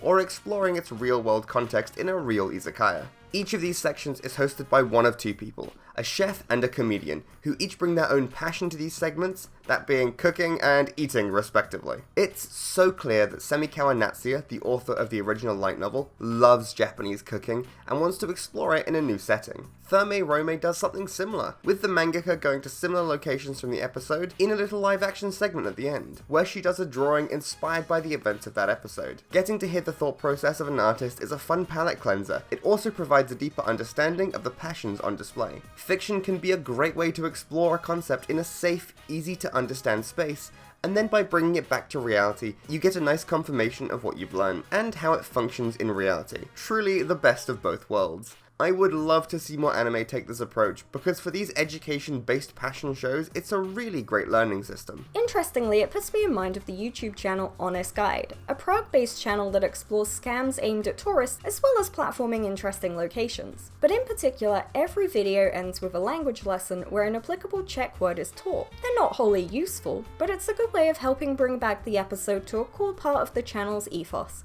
which is a love of Czechia and its culture. Hey, so why don't we do that? Okay, sure. Our weeb word of the day is iyashike, a word you've already heard us use a few times. Iyashi in Japanese means healing. The K part is a suffix denoting something as part of a group or system, like in the Japanese subculture Visual Kei. And so, the term iyashike refers to a group of anime or manga that help heal you. They're designed to help relax a stressed out salaryman, so the settings will be idyllic, often in the countryside, and there'll be little to no conflict, which is so great. I love iyashike, and I'm not even a salaryman. So this video has taken a long time to make. So long in fact that by the time this is out, we will be at Hyper Japan selling our stickers and more stickers. So if you're going to be at Hyper Japan on the 19th, 20th and 21st of July, come say hi, and if you're subscribed you get to play our 2P machine for free. Now on with the video. So now we've defined and explored what is passion and what is skill. Let's look at the key part of this theory, how they intersect. You know, like the title. The reason we developed this theory was because we both noticed the presence and absence of things other than art in people's work while at university studying game art. A lot of the people in our class solely worked towards improving their art, and their art was technically really good, but it was the people who had some kind of tertiary interest that made interesting art. From this, I began to look outside of my peers to professionals and found similar patterns. A lot of the art I enjoyed didn't need to be the best, it just needed to have some level of resonance, where I felt that the creators and I had some shared understanding or love of a part of it. In fact, while at uni, I became incredibly depressed and tried to use this emotional connection to reinvigorate my love for the course. I did this by watching New Game, which is about a girl getting into the games industry. Having that further understanding made the anime all the more enjoyable, and its cute girls doing cute things vibe was comforting at a time when I felt hopeless. It genuinely got me through some dark times, and I think if it had been a shallow understanding of the industry, it wouldn't have had such a positive effect on me. But being able to laugh at the legally distinct Autodesk sire and relate to Alba's struggle with learning how to become an artist are things that stuck with me long after I finished the season. Inversely, Belle's understanding of online communities and video games was so confusing and inconsistent that we made a video essay on it before we were even video essayists. Normally this is where we'd say go watch that video, but it's 2 years old and we can do better now. Although, as with that video, this section will be very spoilery because this really needs the full context to understand how badly executed this film was. The main gist of the problem is that the whole film felt like the creator had never experienced the internet, from overnight online success to almost no focus on the intersection of internet identity and reality. It was hard to believe that this was by Mamoru Hosoda, one of like 3 directors capable of getting an original anime anime movie played in worldwide cinemas. Being able to hide your identity is a great way to address and deal with trauma in a narrative. In Belle's case, our main character Suzu is grieving the loss of her mother, which has left her unable to sing. Except this is almost a footnote in the story, as she's immediately able to sing as much as she wants with no issues. In fact, her fear of her real identity being found out comes across as almost nonsensical. We never actually get to understand her motivation for that secrecy. Of course we could guess. Perhaps she fears it'll make her unable to sing again, and bring up her trauma of watching her mother die in front of her. But there's actually nothing to indicate this. So most of the plot is actually about the other main character, Beast. A lot of the driving force of Belle's story is that if you act up in the magical online world of you, some sort of virtual furry police squad will rip away your avatar and reveal who you really are. Why does that exist? And what sort of policy agreement does this VR world have you sign? It just comes across as more of a fantasy idea than a sci-fi near-future game world. Especially considering in the world of Belle, you don't actually get to choose your avatar. It's assigned to you. So which is it? Is your you avatar your real self? Or the full body scan they seemingly take when you sign up? Contrast this to Shangri-La Frontier, where each game shows our main characters as different avatars, and making that avatar is a key part of the show. It's mostly for comedy, but it does help build on who the people behind these avatars are. Maybe Belle wanted to go for a what's truly inside you sort of thing, but basically only Suzu and a few others are humanoid. Everyone else is some cute mascot style character. It almost feels like canonically in universe, all these people are just NPC background characters for Suzu's story. And this unfortunately means our Beast is a scary monster with a cape of bruises, which is a very, very poor way to handle a victim of child abuse. If it was some sort of internalized fear or power fantasy, that could be cool, but it's not, because we've been told that you avatars are your true self. Belle is secretly pretty and perfect on the inside, and the Beast is a monster. A smarter film might have made this some kind of commentary on how societal systems view victims of abuse, but this is not a smart film. That would require understanding the passion of your story instead of using it as window dressing. At no point did it feel like this was a film that should have had several scenes of children cowering in fear from an abusive father, let alone resolving it by telling a 14-year-old to just fight back against physical abuse, because abusers are actually just cowards on the inside. Cowards who will beat you until you fear for your life and the life of your younger sibling. That's why the Cape of Bruises exists, by the way. His bruises are on his back because he covers his younger brother's body so he won't be beaten. This is a film about finding your true self through online anonymity. Can you say it for me? Online anonymity. Anonymity. Thank you. Maybe if it had focused on only that and simplified the virtual world elements to better accommodate a sincere depiction of trauma in the online age, it could have been amazing. If there had only been one main character, either Belle or the Beast, instead of a ham-fisted attempt at a Beauty and the Beast allegory. Hiding online to escape trauma, or just to escape in general, is foundational to a lot of sci-fi media, and people's contemporary lived experiences. It doesn't need to be overly deep, but it should make sense. With Suzu, we have the current trend of VTubers, where an online avatar can help overcome personal issues to make a community because you're separate from yourself. And with the Beast, we have communities of victims who have a safe place to raise their voice, or find resources to help escape or cope with their situations. Every little plot hole in Belle was only made worse by the poor understanding of how VR games should work. If it isn't something you expect your audience to infer from prior knowledge, you have to give them that information, and it seemed like Belle didn't either. Sadly, this is a film best enjoyed as pretty gift sets and music videos on YouTube, because if you even slightly know how to use a computer, it'll annoy you too much to enjoy its core message of how you should abandon children with their abusers. Belle, to us, at least, reads like it was written by a man who thought it'd be cool to rehash Beauty and the Beast with Summer Wars, but didn't have the knowledge or passion towards either of the subject matters. Which is crazy considering Summer Wars was directed by him. The screenplay, however, was written by Satoko Okudera, a woman who clearly cares a hell of a lot more about online spaces. So maybe that's what this missed. Someone to rein him in or add their perspective. Because passion doesn't have to be an auteur thing. A group of people can share a passion and use their individual skills to make something better than any one of them could. Like Death Note, Strange Scaffold, and Mary Kiwi. But back to the anime we started with, Dungeon Meshi.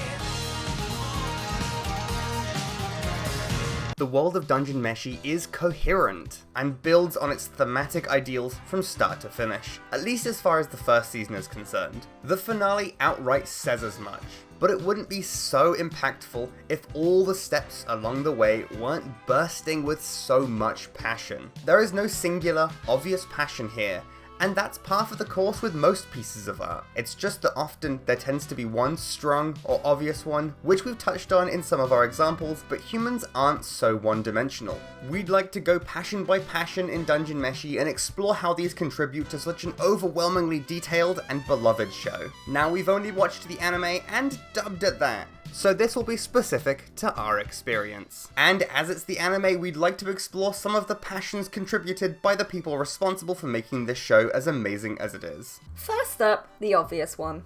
Cooking. It's so obvious, in fact, that each episode is named for the meal cooked in it, and often there are at least 2 distinct and plot-relevant dishes being served up. The meals in Dungeon Meshi are often about the process of getting to the final product instead of the finished dish. Strange animals bring strange problems to be solved. How do you eat something you've never seen? How do you prepare it so everyone in the group likes it? These are all considered and relevant to the characters' emotions and relationships. The offering of food is often the beginning or end of characters meeting each other and holds significance in breaking down the barriers between them. The word companion comes from the Latin for together with and bread. These are people who break bread with one another, and sharing the bread is an act of welcoming acceptance. It's even more serious in the dungeon as resources are limited, and choosing to give up some of your provisions could be deadly. Our main group are learning to be self-sufficient in the dungeon, adapting their cooking to its natural resources, and so can spare the energy to build relationships where other adventurers may have to be self-serving and callous. The cooking in Dungeon Meshi is as mechanical as it is sociological. Food is a vessel for calories and life, but also for connections to be built upon. Tied closely to cooking is ecology. The creatures of the dungeon have a lot of ties to traditional mythology, but the passion here is in understanding how these illogical beings would really function. If a creature is a chimera, how does each part interact? And if you cooked it, would each half be a different meat? There's thought in the behaviour and biology of everything we see on screen. The reason it feels like a passion is there's an approach to ecology that's firmly rooted in curiosity when it comes to Dungeon Meshi. Our main crew often have to work out on the fly what and how something exists. Monsters have weaknesses grounded in reality, and how they function, be that luring a creature into a trap, working out a weak point, or just a way to approach it without dying. This passion once again feeds back into the character motivations and story beats with an expert grace. They need to progress down the dungeon, a beastie stops them in some way, they deduce how to defeat the beastie, they work out how to cook it to be the most delicious. Most of these steps tend to fall in a certain character's realm of knowledge, but equally they may differ or bicker. Early on we see this with Senshi and Marcel coming to disagreements on how to pick a mandrake without dying. Both of them only have secondhand information, but are unfamiliar to one another, so don't quite trust the other's approach. The beginning episodes do a great job in emphasizing each of our main four's strengths and ability to be useful through their understanding of the dungeon's ecology. Leos is a well-read, obsessive monster freak. Senshi has practical experience in this particular dungeon, Marcel is studious and has a lot of academic dungeon knowledge, and Chilshok has a good understanding of traps and how the surface dwellers have become part of this dungeon's ecology. All of them have information that is needed at some time or another, and even understand this world in different ways. Often when something is deduced or explained, it is done for a specific audience-friendly way regardless of the character. But in Dungeon Meshi, it really feels like the right character with the right knowledge sharing information to other characters instead of us, the audience. There is no one audience proxy,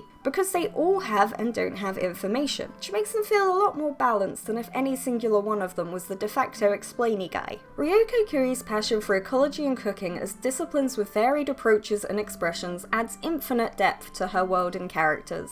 It should be noted that a big part of this quality comes from the fact that Dungeon Meshi is a monthly serialization, with its 97 chapters being published over a 9-year period in the seinen publication Hata. Hata has also published some other big titles like Sakamoto Desuga and Migi Todali, both of which also went on to get anime adaptations. They also only publish 10 issues a year and have serializations that only appear in 6 out of those 10. This is a small publication, so presumably part of this is due to keeping a low budget, but they're clearly able to produce some really high quality manga from this system. The weekly manga format, while good for readers, is definitely a negative for mangaka, who have to keep grueling schedules to reach uncomfortably tight deadlines. And personally, even as a reader, I don't mind monthly. I've been reading Tower Dungeon by Satomo Nihei, and even though it's released monthly, I'm still somehow 4 chapters behind. Giving artists time is the #1 way you can get a good quality piece of art by the end of it. The second is giving them enough money to live.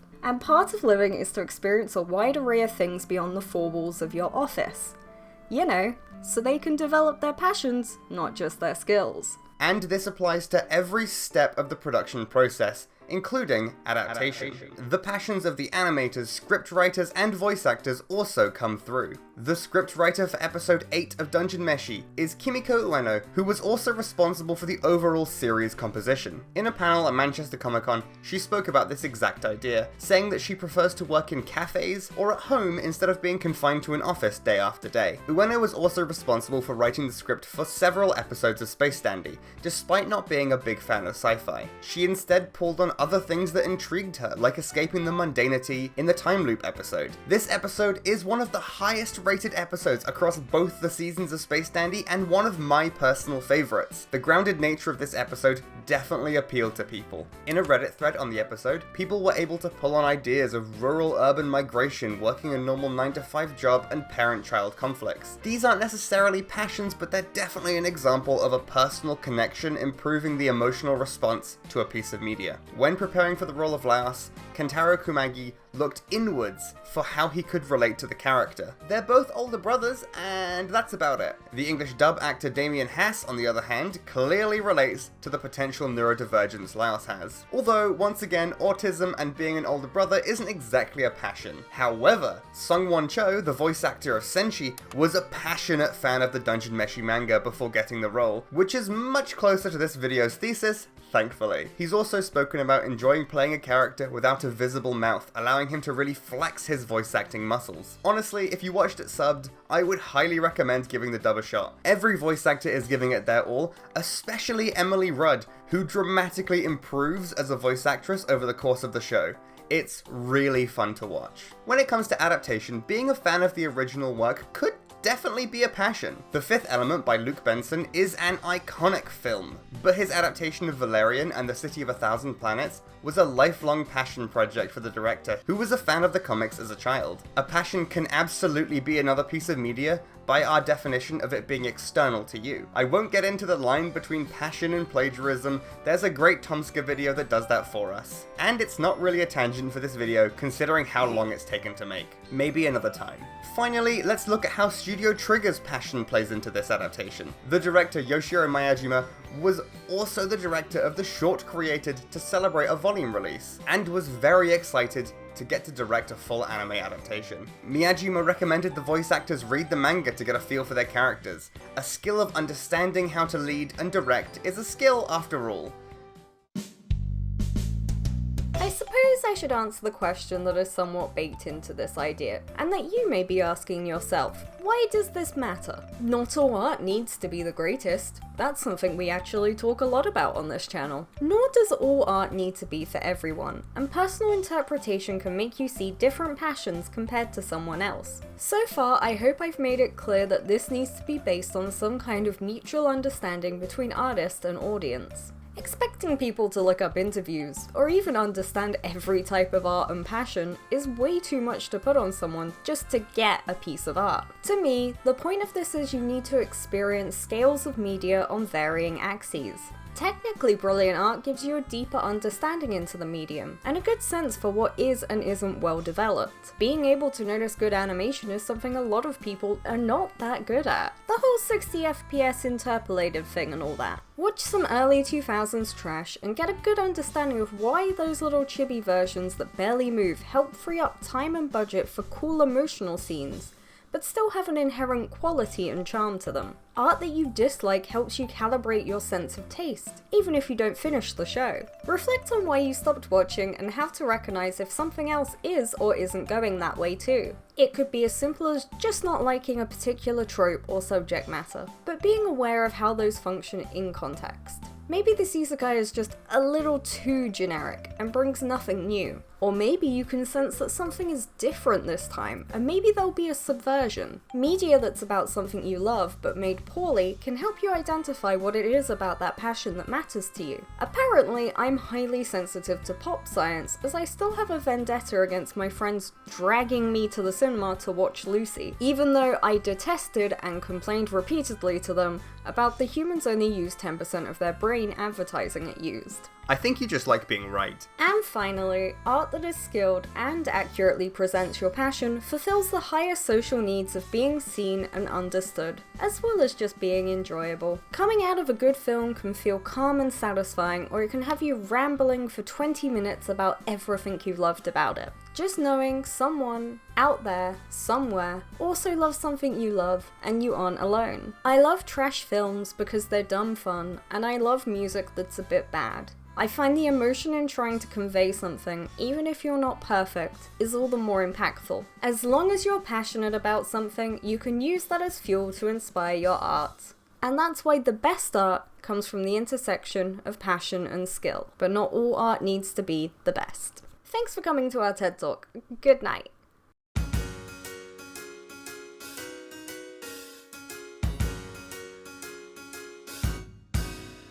We sold our art at a convention, and you can too, probably. Selling our art at an anime convention is something we've been speaking about doing for years. Walking around conventions and getting to see all the amazing artists making money off their craft is just so inspiring and aspirational. But we had no idea where to start. So tell me what you're doing. I'm gonna spend £240 to get an artist alley slot at Hyper Japan. And this is a good idea, yeah? Yeah, no, we're totally gonna make some of that money back, I swear. Oh god, that's too bad. Oh!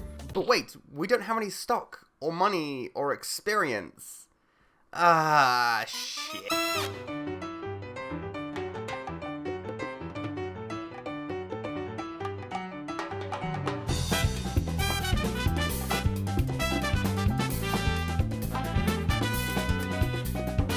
The first thing you have to think about when doing anything, but in this case selling your art, is to set goals. We had a few things we wanted to achieve with Hyper Japan. Our first and most important goal was to have fun. It was a new experience for us, and we just wanted to enjoy ourselves. We bought the stall at a time when things were uncertain, and having something to look forward to was just nice. Because we went into it with that at the forefront of our mind, whatever the outcome of the convention, we knew we could at least have fun with it. Especially since part of being an exhibitor is general access to the event.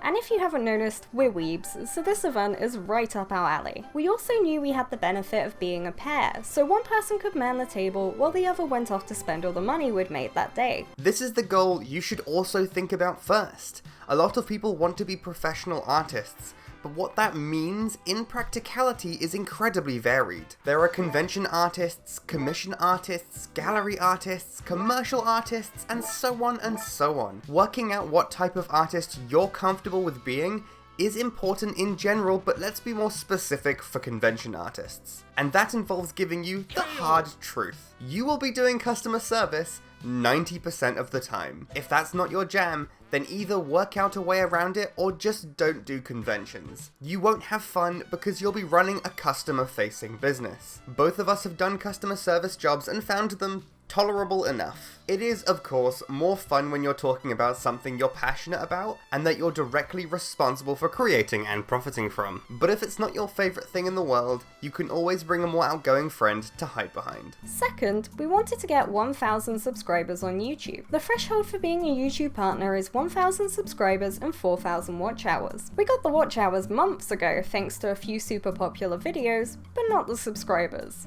So we needed to come up with a creative way to convince people to subscribe. A convention of like-minded people seemed an ideal location to evangelize about our channel. We had about 450 subscribers when we booked the convention, and about 900 just before the event itself. So when we say no following, we don't mean we had no followers, 0. we mean we had no one following us who would go out of their way to see us. Although I'm sure some of you would have come say hi if you were in the area. A lot of other people in the artist alley are artists with 50k plus followers on platforms like TikTok, and definitely had a few fans who would be there and look for them. That's an advantage we didn't have, and if you're wanting to start, you likely won't have that either. But we hoped that it could help build a future fan base by getting our name out there. Even if you aren't a YouTuber, having a goal that's separate from your art will make the whole event more fulfilling for you. It could be social media followers, finding collaborators for a project, or just making friends. Which brings us on to...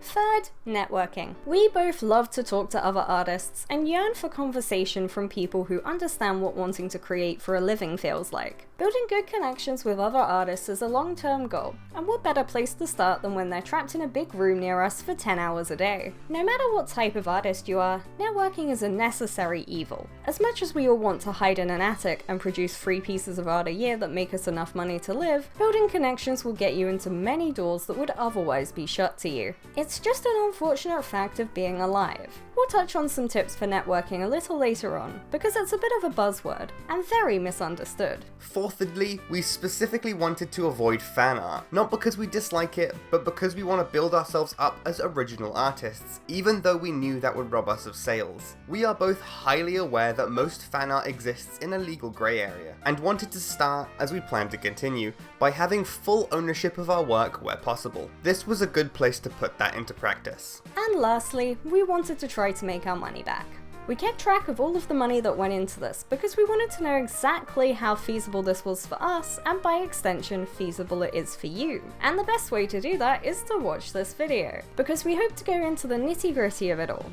While looking for information to plan for this event, a lot of sources were very scattered and opaque. Hopefully you'll find this video a relatively comprehensive resource for people looking to do conventions. You deserve in-depth information so you can make an informed decision. Of course, this is all specific to our experience of Hyper Japan as an event, but a lot of this should be transferable. Just corroborate with other sources on your desired convention. And even if you don't intend to be a convention artist, stick around and find out how much effort your favorite artist could be doing behind the scenes, because it was a lot more than we expected. Now that we had clear goals, we needed to get started on actually prepping for the convention. If you're anything like us, you tend to put off tasks and leave things to the last minute. We really didn't want to do that with something this big, so we got to work getting stuff ready ahead of time. From when we bought the stall in November, we had 8 full months until the convention. Plenty of time to research, create art, and be super on it by the time July rolled around. So we started 6 months later in May. But to be fair to us, I gained and lost like 4 jobs in that time and was busy staring at Indeed.com debating if killing myself was the better option. But of course, as we mentioned in the goals section, having something to look forward to is a good goal. In the first 6 months, we got a printer, refined some artwork, made TikToks about the event, and talked endlessly about what we wanted from this convention and how best to use the opportunity to our advantage. I would advise against this method. Be better than us and use your time well. You don't have to plan a year in advance, just make a list of things you'd like done and try to work on it a little bit each week. We have a big whiteboard, which helped us be unable to escape the glare of our tasks as they loomed over us, much like the deadline to cut 500 stickers. We decided very early on that we wanted to fully own our means of production, instead of outsourcing to a sticker printing company. This possibly made our costs higher in some places, but it also allowed us to produce each individual sticker for much cheaper. But let's keep it hypothetical for now, because we'll do a full financial breakdown later in this video. Deciding how and what you want to sell is going to influence the rest of your process. We chose only print-based products because we could produce those ourselves. We tried to branch out with shrink paper keyrings, but sadly we didn't give this enough time to work on iterating and perfecting the process, so dropped the idea to focus on what we could get done in time. When it comes to interacting with manufacturers, things start getting a lot more complex, and a lot more out of your hands. You'll need to devote months to having your products sent to you, and potentially months more for any corrections. A lot of people have success with manufacturers, but a lot don't too. At the end of the day, it's up to you. But we like to try to stick with domestic where possible. What you lose in higher costs, you'll make up for in a quicker turnaround. Especially towards the crunch period, I deliberately chose UK-based sellers because we really needed that 3-day eBay shipping. Items like paper bags and printer paper that were harder or impossible to be made by us in-house, so had to be bought. One important item was a power bank, because almost no convention will provide small stalls with power. We had a card reader that needed a phone to function, as Hyper Japan specifically tries to deter using cash. Not that you can't use cash, it's just that they only have 2 ATMs in the whole convention center, so most people will pay with card. Making stickers at home worked really well for us because we absolutely did not have the money to spend £100 up front. But even though we didn't use sticker printing companies, we did look into them so you can get a good gauge of what options are out there. Sticker companies vary in their approach to splitting designs and minimum quantities, as well as how they apply discounts. Sticker Shop allowed infinite splits, so to get all our designs across 500 stickers would be £117. Sticker It allowed only 5 designs per run, so to get 10 of each design that would be £260. Sticker Mule, as well as being insane on Twitter, only goes down to 50, and with nearly 50 designs that would cost close to £1,700. Although I have to guess on that one, because I ended up adding so many stickers their website flagged me as spam. Definitely a site set up for big single design orders. If you do want to go the manufacturing route, you should assess what you want to make and what company can do that the best for you. So this was a lot of money all at once compared to what we were able to do, which was buy a few things here and there when money allowed. Across 6 months, we spent about £24.70 on all of the things we needed to produce the stickers. We were also lucky enough to be gifted a printer, but even including the cost of that, it would be a little shy of £200. And to make those 500 stickers, we only used a fifth of the ink that came with it. So that would be possibly 2,500 stickers for £200. Which is far cheaper than any manufacturing option. Part of this was due to the specific printer I chose. Before we had started this endeavour, I briefly became obsessed with starting a print business around anime-themed word clouds. And while the issue of copyright eventually scared me off the whole thing, I did spend days researching printers. I discovered a type of printer that used tanks instead of traditional cartridges, which allowed for far more cost-effective printing. Specifically, I was enamoured by the Epson EcoTank 2810, which sat in my Amazon basket for at least 4 months calling to me. I was so pathetically obsessed with this printer, my mum offered to buy it for the 2 of us for Christmas. Thanks, Mum! We both had noticed the cost of stickers rising at conventions. And while part of that was due to, the whole cost of living thing, a lot of people have shifted to a more luxury market to set higher prices. Those funky holographic effects are cool, but also make your margins much thinner. We wanted to show that good stickers could be made affordably, with some pre-planning and a lot of hand-cutting tiny frogs. Worth it for a 7p cost per sticker versus 23p at the cheapest manufacturer. Even including our man hours of creating, printing, and cutting, it's about 57p. But our time is currently worthless. But that's enough analysis for the preparation section. We still needed to come up with a way to get people to actually subscribe. Just having a QR code wouldn't be enough. We needed to give them something in return. We had seen gacha machines used before, but that's basic, everyone uses gacha machines. While depressed and wandering around a UK budget chain store, I was enamoured by a children's toy on sale for £7 down from 15, and thought to myself, yeah, this'll fix me. Also, we can use it at the convention, which makes it a business expense. I adore seaside arcades. They were a massive part of my childhood, and I rarely went to a beach for the pebbles and rock, but for that sweet, sweet 2p machine goodness. It's good to teach your children how to gamble irresponsibly as young as possible. Okay, so now that we're prepared, we have to actually go to the convention. And luckily, this is a convention we prepared earlier. Let's see how it went. The first time you do anything is an anxiety supercharger, and our first time running a stall at a convention was no different. First off, we had to get up really early. Neither of us are morning people, so this was rough. But for us, luckily, we managed to get a lift in the morning and could just kinda lay half-conscious in the back seat. And then we got stuck in traffic, turning up with a little under an hour to set up our stall. Setting up our low-budget stall while looking at everyone else's professional setups was definitely intimidating. But we did manage to get set up on time, and patiently waited for the rush of people wanting to buy our stickers and subscribe to our channel.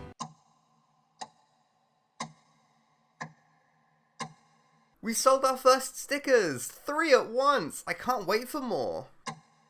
Hell yeah, 2 more sold! Alright, let's go.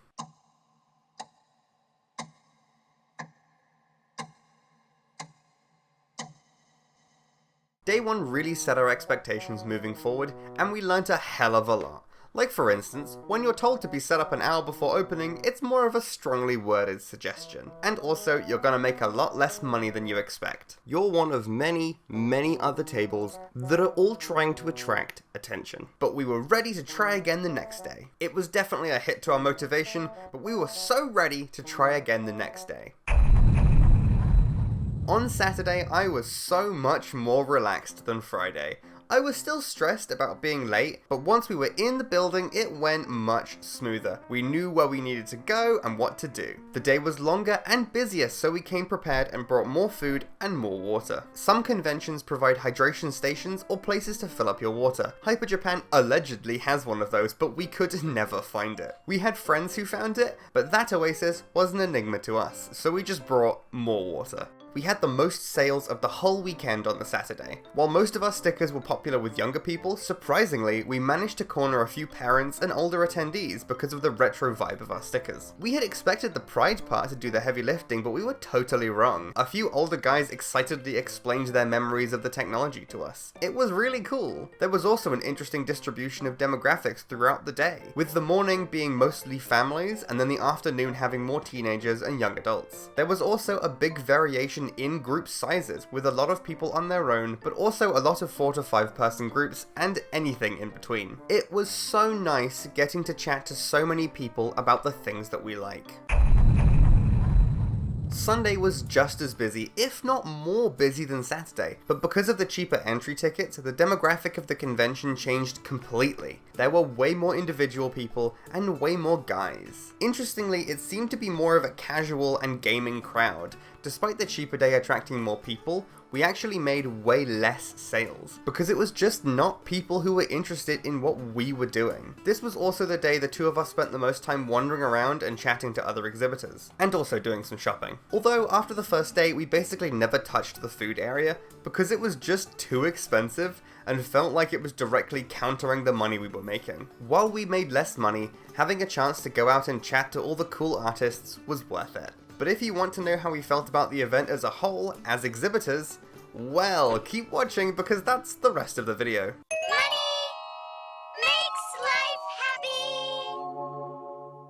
Before we can let you at those delicious numbers and analysis, we have to shill ourselves for just a little bit. As all good YouTubers do, we have a Patreon. This gives you access to videos in advance, fun updates, and assets we create for these videos. Supporting us means you'll get these benefits, but also more videos in general because we'll be able to afford fun things like food, rent, and anime conventions. We also have a Ko-fi where you can buy all the stickers you've been looking at in this video. Feel free to check it out. Today's wee word of the day is koto, a 13-stringed instrument popular since the 7th century and still used today. It's played by plucking the strings and using bridges to adjust the pitch. The kanji possibly originates from the kanji for wood, ko, and sound, oto, with that second o being dropped.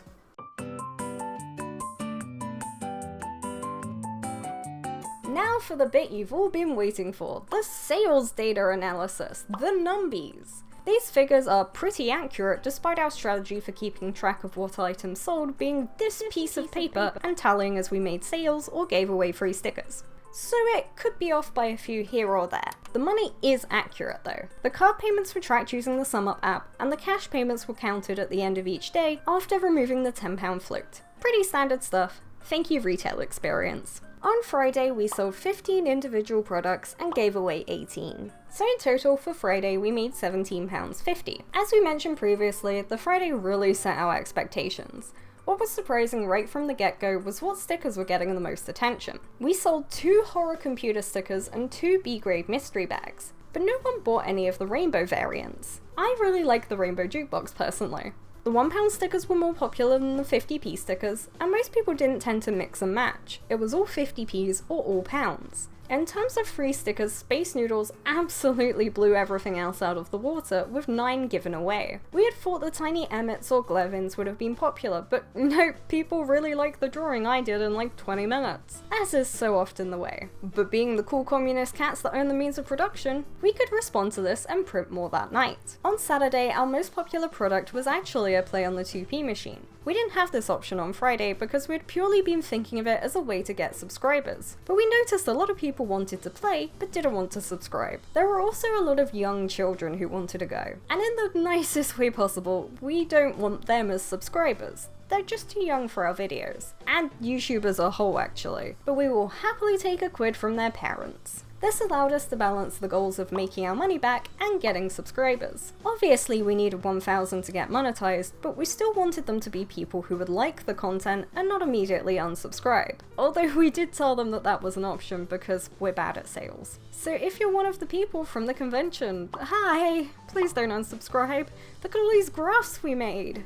Saturday was our biggest day for freebies and sales, in fact more so than Friday and Sunday combined. This gives us our best range of data to see what our best products were. The mystery bags were one of only 2 items that sold every day, but this was somewhat expected, because mystery bags are very popular, and ours were relatively reasonable in price at £3. The joke on this line also drove a lot of sales. We pulled people in by letting them play the 2p machine, then they read the sign and decided to buy a bag. On Saturday, mystery bags were below the 2p machines at 4 sales, but because they were £3, this actually means both sold £12 worth. Of our £52.50 for the day, 46% was from those 2 items. You might be inclined to think then that you should go all in on those big sellers, but this also means over half of our money on Saturday was from 17 other products. With pride flags being a core part, we knew some items were inherently less likely to sell, and we did factor that into our production. But we didn't just want to create popular things, as the no fan art goal already demonstrates. Some of these choices were for more personal reasons.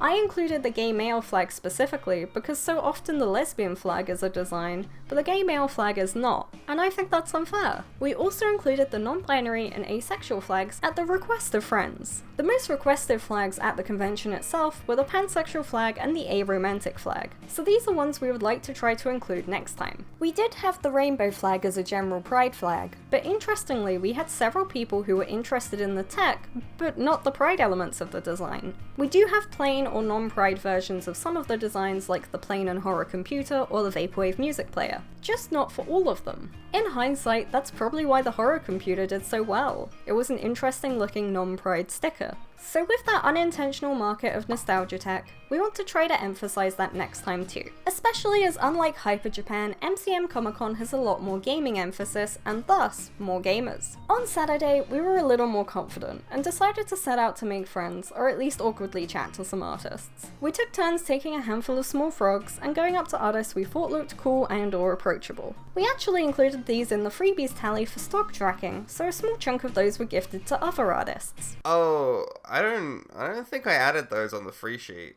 Sorry. Or not then. Some would give something back, and others were just happy to receive a small sticker. We didn't do it expecting anything back, but more as a conversation starter. Besides our exhibitor passes, it was a great way to get across that we were also artists, and here's our art. From this, we discovered the majority of people we spoke to were first-time exhibitors just like us. It was reassuring to know a lot of people that were on the same level as us. As we mentioned, Sunday was busier, but worse for us specifically due to a big shift in demographic. It was really interesting. You could feel the vibe of the room shift. A lot more confused and bored parents, but we still made 20 sales and gave away 37 stickers. This was our biggest proportion of free to paid, mostly because we'd become more confident in getting people to come play with our machine. It did surprise us how many people turned us down. No shame of course, it's just we'd both jump at the chance, so we were curious if it was just an automatic reflex. Maybe they were busy. Each time someone turned us down for the chance to win a free sticker, we would look at each other and say, but it's free!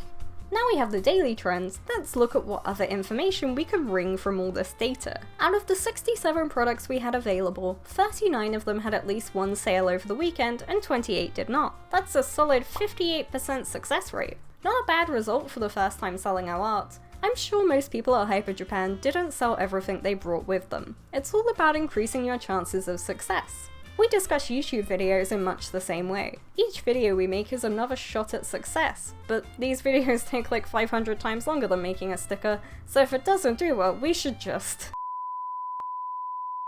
We were also able to track the variation in cash versus card payments by having an app that tracked all of the card details, and then took that away from the total to get the cash amount. This was helpful because we kinda spent the cash already. We also made TikToks of each daily amount, which ended up being able to give us a rough number for the individual dates. Another win for being chronically online. It was a roughly 1-to-4 split, and so while Hyper Japan as a convention dissuades cash, it was still 20% of our income for the event. Another thing we are oddly passionate about is the elimination of cash in society. It's just bad for everyone to cut off all those little cash payments and interpersonal connections. During times when we've had the least amount of money, finding a couple of coins in a bag from a month ago and using that to stretch our budget just a bit further until payday, it was functionally priceless. I also now have a vendetta against all self-checkouts being card only.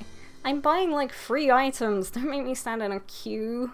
We declare all our money to HMRC just so we're clear. All £3.29 this channel has made so far. We can also look at which flags were the most popular. Rainbow leads massively, no surprise there.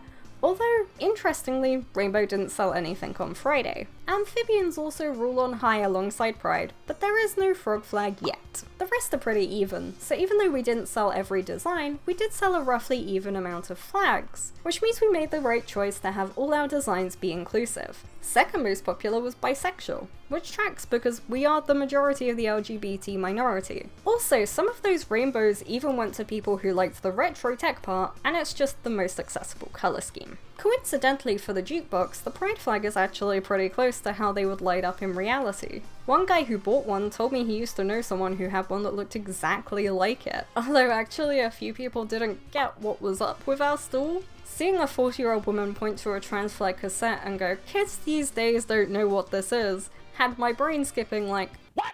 She obviously meant the cassette half, not the trans half, but a few older people commented on how they liked the colours or patterns. And absolutely no hate to these people. If you want to buy the bi flag jukebox because you think it looks cool or purple is your favourite colour, that's fine with us. We tried to make all the designs look aesthetically pleasing for a reason. If those colours then have a deeper meaning to you, it's a bonus. On this channel, we often mention art as a form of communication, and by having those flags, we are able to create an immediate connection to people on a very personal level.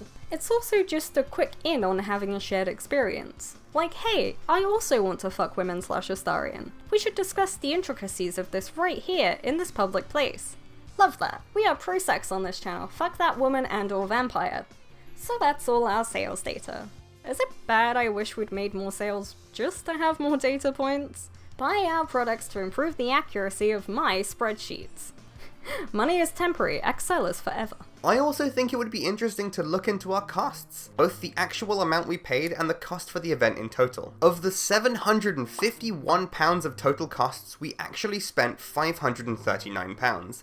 This includes the stall rent, insurance, travel, and sticker making components. Over half of that amount was just the stall cost. For us, it was a bit more expensive as we had to pay for a second exhibitor pass and a second chair. The chair was £15 and I cannot remember how much the second pass was because unlike the chair, it didn't fill me with immense annoyance. Like seriously, I get you'll need to know how many chairs you'll need, but charging for it feels a tad tight. Luckily, their price page is still up, so we can see the base price was £210 including VAT, and the second pass was £63, a whole £6 cheaper than buying one as a guest. The other half? Hang on, let's make this easier to see.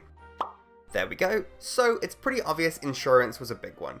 We didn't know we needed insurance going in and were made aware of that closer to the event. It was a bit of a surprise that it cost £65 when it only covered us for 3 days. Hyper Japan also specified a specific amount of coverage, which was not the cheapest option. Maybe this could have been lower, but after some exploration, the one they linked seemed to be the most appropriate for a one-off event. If anyone's bought public liability insurance for something like this, please let us know if this is a normal price. Even more than this was travel, at £86.30. This was including the fact that both of us have travel cards, so get 30% off. I have no idea why the 2 single trips were more than the return on the Saturday. The British rail system is a nightmare. Our final big cost was the sum up card machine, which we got on offer for £30 instead of £50. According to the very helpful woman we spoke to in Ryman's, they go on sale all the time, so this is a relatively replicatable price. Everything else was around £70, but that includes a few items we ended up not using, like blank DVDs and shrink paper. There are also a lot of costs we didn't use or will be using next time. The sum up machine and the remaining paper, as well as all the stall items. There were only 3 items we didn't actually buy. The printer, some matte sticker paper, and a badge machine that we didn't actually end up using. In the end, the most important graph is this one. How much of our costs did we actually make back? Sadly, it's barely even a fifth. But this was our first time, and ideally we'd go into the next one with a better understanding of how to improve. At least I hope so, after how long this video is. Neither of us have ever been well off enough to scoff at £700 as a starting cost. And we don't expect you to either. Other conventions have smaller starting fees, but that also tends to mean lower attendance and thus less money to be made. We only have our own experience to draw on, but it seems like it's pretty hard to make all your money back on your first table. There will be a big time and money investment before you start finding your footing. But as we've resigned ourselves to living as starving artists and accept all the sacrifices that come with that, it's okay. Sure, spending that £288 meant a lot more pressure to find a job quickly and to save money where we could. Sure, it meant turning down invites from friends and feeling guilty if we did or didn't go.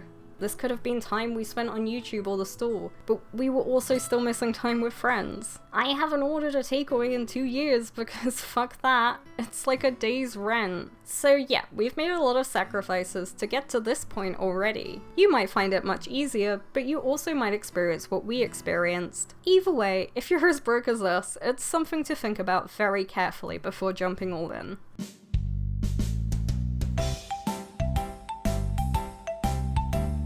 Now we've looked at the data, let's go back to those goals. Did we achieve them, and if we didn't, can we tell why? Our first goal was to have fun, and in that regard I would say we absolutely smashed it. As exhausting as it was, just doing something we've always wanted to do was super fulfilling. Hanging out at a convention and chatting to artists, spending our hard-earned money, it's just our idea of fun. We met some other first-timers who weren't having so much fun. So I guess it depends on how much you enjoy talking about your own art or talking to other people. And if you couldn't tell by this channel, we like talking and art quite a lot. A few people we spoke to who had more experience said this event in particular was a little slow for sales, so that could definitely have soured your mood. We also had the advantage of being able to take turns exploring so we didn't lose out on sales. But as we mentioned in the goals section, you can just bring a friend along. A table opposite us was being run by the artist and his friend. It's also just become more common to share a table with another artist to help make things a little cheaper. Although that £288 cost was entirely ours, if you split it with someone else, that's only £144, which is a little more reasonable. You can still share responsibilities and efforts as we did, but you might want to be certain you can rely on the other person.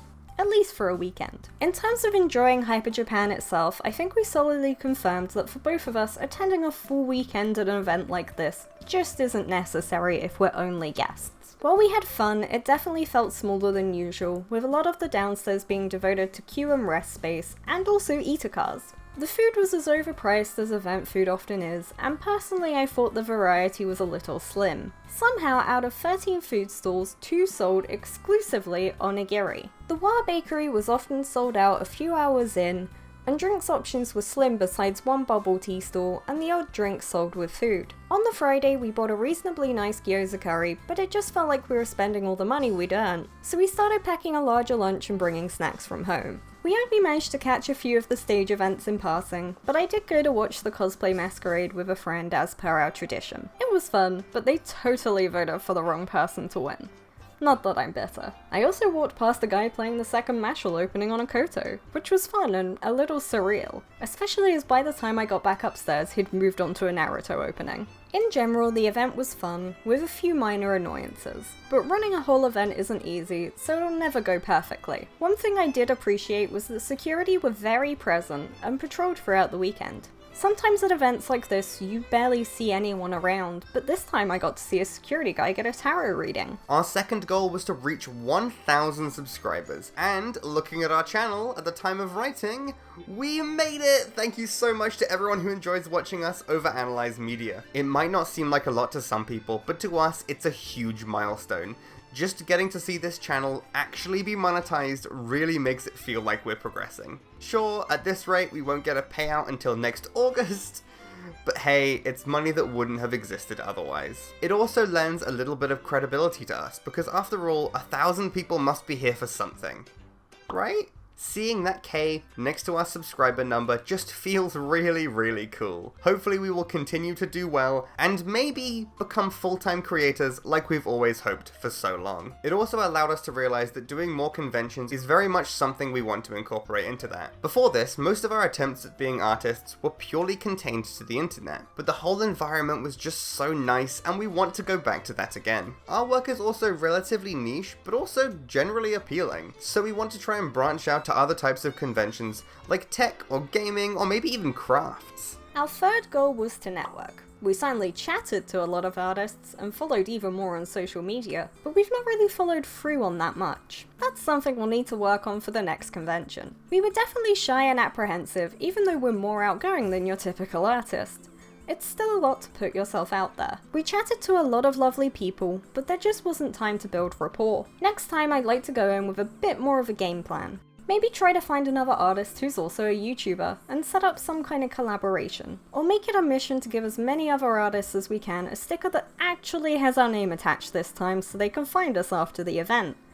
God knows we don't remember everyone's names, but how do you actually do it? Networking gets a bad rap for being a self-serving social dance that's done by the elites and well-adjusted, but we here at Merry Kiwi Incorporated take a different view on it. The point of networking is to build professional relationships and exchange information and skills to the benefit of yourself and others. A big thing people overlook is that "and others" aspect. If you go into a social interaction thinking only about what you'll get from it, you'll come across as very selfish, and it may be obvious what you're doing. If you try to go in the complete opposite direction, you'll come across as intense or a sucker. Both of these will actually read as trying to get something out of the other person. So if everything you do is going to come across badly, what do you do? Well, the best way to network is to not network at all. Don't play the game. If it sucks, leave. Forget all that and just focus on trying to be friends. Especially in the creative fields where a lot of people won't be the outgoing sociable types, just try to be friendly. But how do you be friendly? Is that not just the same as networking but slightly to the left? Well, yes, kinda. But it's more about trying to remove the idea of getting something out of the interaction. Free yourself from thinking you need to get something out of talking to people beyond the enjoyment of a shared conversation. We're very business-minded for artists and way too artist-minded for business. So why do we have to use the preconceived notions of a system we don't care for? Fuck acting like a business. Embrace just chatting to people for fun, and maybe eventually something will come out of that. Give an artist a little frog because you think they're cool, and it makes it easier for you to start a conversation. Expect nothing back except maybe a thank you and a few words of shared enjoyment. Take the concepts of these systems and make them yours. Just talk to other artists because we're artists. Also, we really want to make more artist friends, so that's an outcome we would like to happen.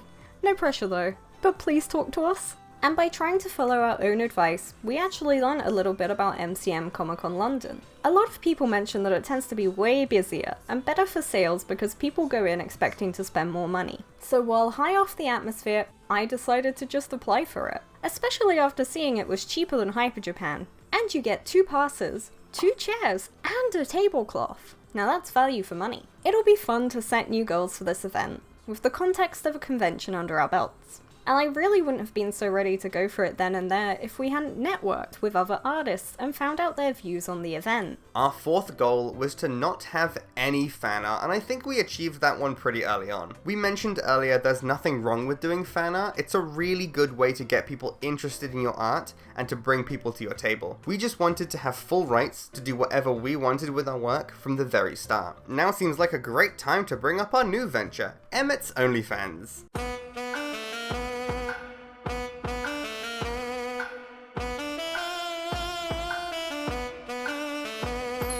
Our last goal was to make our money back, and it's also the only goal we didn't manage to achieve. With only making back less than 20% of our costs, we definitely would have liked that to be a little higher. The stall, insurance, and travel are annoying one-off payments that won't help us anymore, but we still have our printer, stock, and sticker paper. For our next convention, we already have everything we need to run the stall, and this one even gives you a second chair for free. That means all we need to do is focus on improving.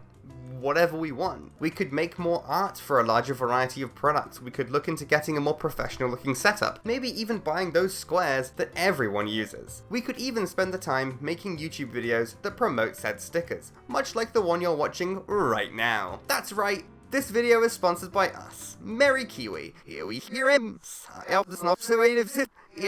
Any products you don't sell at a convention can be brought to the next convention or sold online, so it's no loss. You could even give them away to Patreon subscribers or use them to build a small canoe for your pet pigeon. We're new to all this, but having a positive attitude and perseverance are the most important factors if you want to be able to succeed. In the future, we would love to work with other artists, so if you're an artist looking to break into the scary world of selling your babies, give us a follow on whatever platform you prefer, and we can all get better at this together. So can you succeed at selling your art at conventions with no experience, no fan art, and no following?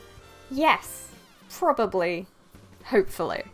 But it takes time. What you're doing is setting up a business, and businesses take time to become profitable. You might be lucky, unlike us, and make back at least your table costs on your first convention, but I would keep your expectations and sights set past your first attempt.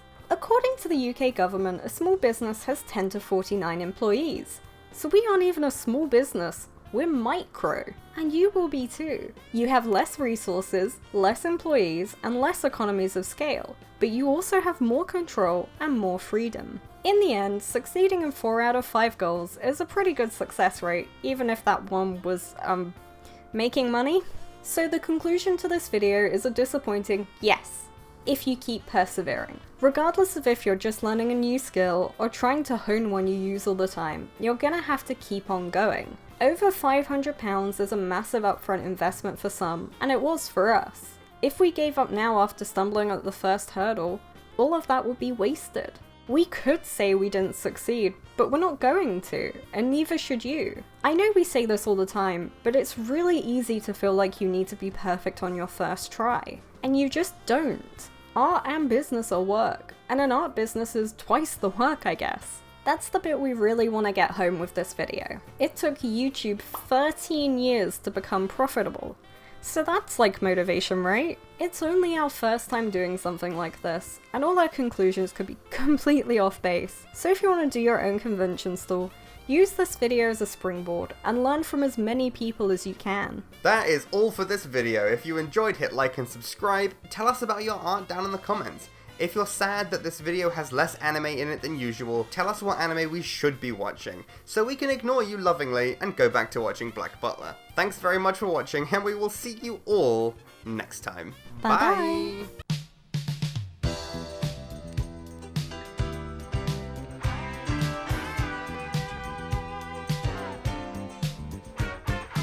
Beauty is in the eye of the beholder. Everyone has different tastes and preferences for what they find attractive, but there tends to be a general societal baseline of aesthetic appeal that varies from era to era and country to country. There are many terms used to describe this quintessential babe or babette: Aphrodite, Belle, Adonis, and of course, Bishonen and Bishoujo. So because this channel is run by weebs, let's look into those last two, because you can learn a lot about a society by what they value and how that influences the art they make. As with all our videos, we want to try to inform people with no knowledge, but still provide some fun facts for the more advanced amongst you, and give some recommendations for anime and manga as we go. So let's start with the oldest of the two, Bishonen. Bishonen is, pretty simply, a beautiful boy. Your typical modern Bishonen is tall, slender, and beautiful. Think Tamaki from Ouran High School Host Club, Vanitas from the case study of Vanitas, and every man ever designed by Clamp. The archetype of the Bishonen is androgynous, youthful, and capable, and goes back to 8th century China. Get ready. Specifically, line 3 of the poem 8 Immortals of the Wine Cup, which reads, 宗之潇洒美少年, and can be translated to Zhongji, light-hearted and carefree, handsome young master. You can see the exact Chinese characters that are still used for Bishonen in Japanese. Directly translated, these 3 kanji mean beautiful, little, and years. Although originally the term shonen in Japanese referred to any youth, but later became gendered, so the complementary term shoujo was created to compensate for this. The ideal aesthetics of the Bishonen emphasized youth and femininity, with a lot of the appeal being a man so beautiful that people of all ages and genders would be attracted to him. Much as with women of the era, pale skin, silky black hair, and red cheeks were ideal, but unlike women, a masculine body was also prized. Thus Bishonen were often seen as a tertiary gender, neither male nor female. This tied heavily to the ideas of sexuality, where older men could be attracted to the Bishonen, but not to other men. It was a temporary status, and one you were expected to grow out of. In the Edo period, the wakashu were a form of Bishonen, anywhere from 7 to 17 years old, and had their own gender expressions that were neither child nor adult, but somewhere in between. They were also a sort of apprentice, and so the age of growing out of being a wakashu often depended on when you could function as an adult, or had the finances available to be independent. Some wakashu tried to push that upper limit of age, as it was profitable to be a Bishonen if you were also a prostitute. This happened so often that in 1685, the shogunate supposedly cracked down on it. A similar series of events happened within the kabuki theatre, with women being banned from acting due to it being heavily associated with prostitution. Thus, the wakashu played women's roles, except they were also massively associated with prostitution, and so eventually only men of age were allowed to be actors. Samurai who swore off women would often take wakashu as lovers. Being neither women nor men, they were a sort of social loophole to having a relationship, and always played the feminine role in these relationships. These relationships were supposed to be mutually beneficial, with the older man training the younger man, and the younger instilling a sense of morality and honor in the older. And while the sexual component was supposed to stop once wakashu reached adulthood, a deep friendship ideally remained between the two. This sort of youth-adult relationship is very easy to condemn in modern society, and you absolutely should. As with other forms of young boy-adult man relationships, there were people at the time who criticized the practice as damaging and exploitative. Monks who also had these relationships were often criticized for not actually being abstinent as per their vows, and families would dissuade their sons from entering into these relationships. However, this could have been due to prejudice or keeping a family line alive. All of this is important in understanding the origins for the contemporary use of Bishonen and the cultural context of beauty and sexuality in Japan. For instance, these Bishonen were expected to play a passive feminine role in sex, and this can still be seen in the high levels of sexual dimorphism in yaoi, with the receiving partner often being more feminine and the giving partner being more masculine, functionally making them heterosexual in the eyes of the culture. Much as with the strict roles of the samurai, the not quite man-ness of the Bishonen is also a very common attribute in shoujo manga, with the Bishonen being a safe, less manly individual who is less of a threat and more in touch with his emotions, on the same level as a woman would be. This idea of temporary homosexuality can also be seen with the Class S trope, where teenage girls enter into relationships with each other, but only as a phase of adolescence, that they should then grow out of to become functional members of society. It's genuinely heartbreaking in a Yuri manga when a character's ex chastises them for still being into girls, because that's not what adults do. The evolution of Bishonen takes a little break here, before coming to its more modern use with the advent of 1970s glam rock, a similar androgynous movement in British and then American rock stars that promoted breaking down gender expression.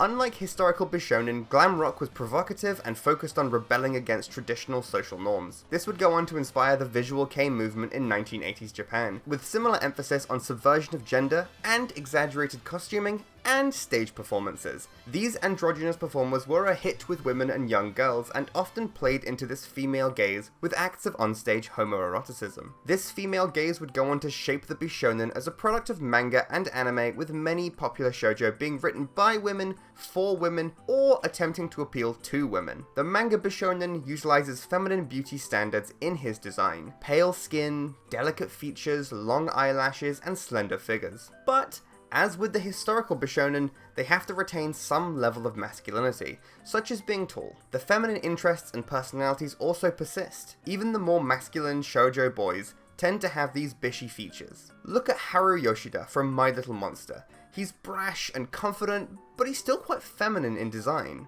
The disproportionate figures apply to men and women in shoujo manga, creating elongated silhouettes similar to the ideal of Western supermodels who were also expected to be androgynous and show off that platonic ideal of a living mannequin. Look at any Clamp character and you'll see this trope in their style. XXX Holic was a mainstay in shoujo leg memes for a reason. In fact, shoujo manga often have bishoujo characters in one of two categories: love interests, for female protagonists, or as the male protagonists in yaoi. These both have a whole host of archetypes and subcategories, but both heavily utilize traditional Bishonen tropes, including the submissive female roles in relationships when it comes to yaoi, although in straight romances the girl normally has the girl's role. Comment below which shoujo male love interest you think gets pegged.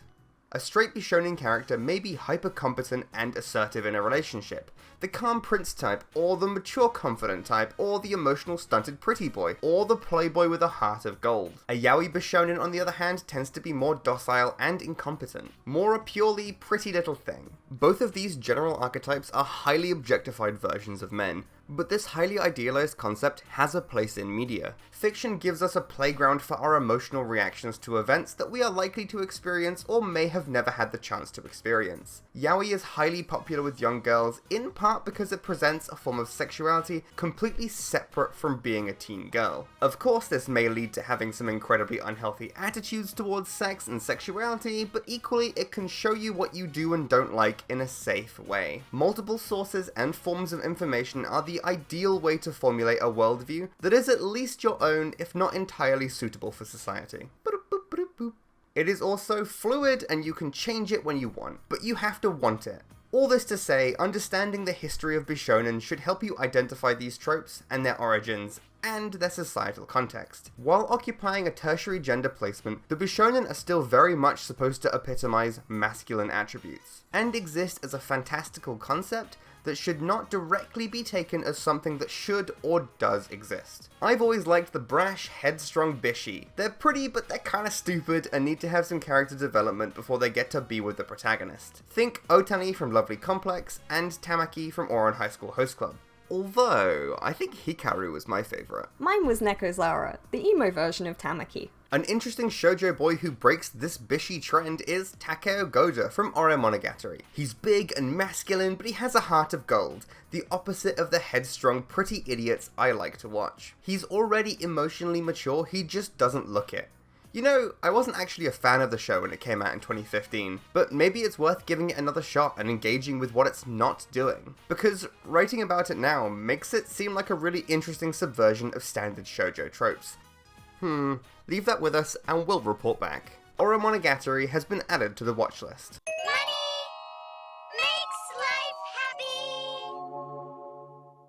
If you're enjoying our videos, we have a Patreon where you can get exclusive behind-the-scenes ramblings and videos early. Or we have a Ko-fi where you can buy our lovely hand-cut stickers. Feel free to check both of those out.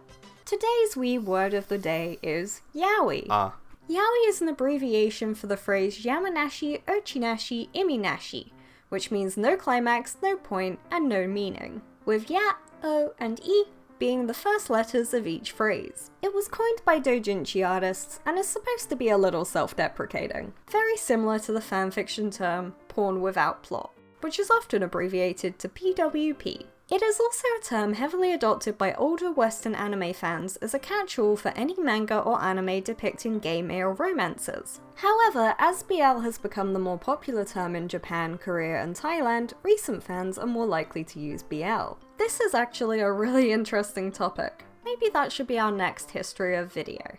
Comment if you want to see us make a video on the history of yaoi and yuri.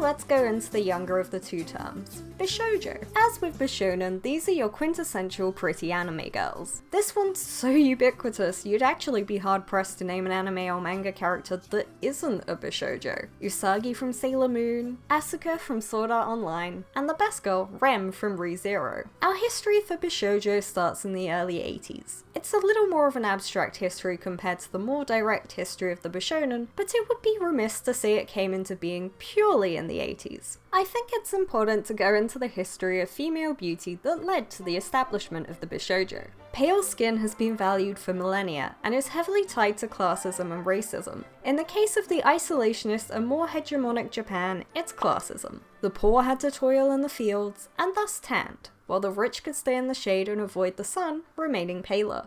Beauty was also somewhat metaphorical at times. The courtiers of the Heian period emphasized purple, crimson, and white for women to wear, as they represented dignity, elegance, and beauty, while commoners in the 16th century prized indigo for its supposed ability to repel snakes. A good example of this shift in styles and how beauty and practicality were prized by different peoples across different eras. Indigo can actually be seen today in a more traditional than practical use. The blue of no-ring curtains and samurai clothing are a cultural shorthand for simplicity and tradition. Gojo Wakana from Dress Up Darling is a good example of someone who is very traditional and dresses very traditionally to match that. You can also see it with Aoi Sakuraba, who always dresses in a simple traditional indigo kimono. Not to mention Nobuyuki and Shinobu from Isekai Izakaya. During the Edo period, excessive makeup was seen as unfashionable, and there was a shift towards a more natural look, but you still had to be perfectly pale and pretty. Around this era, an interesting form of eroticism arose. Kimono were worn with low draped necks at the back to reveal the hairline and nape of the neck,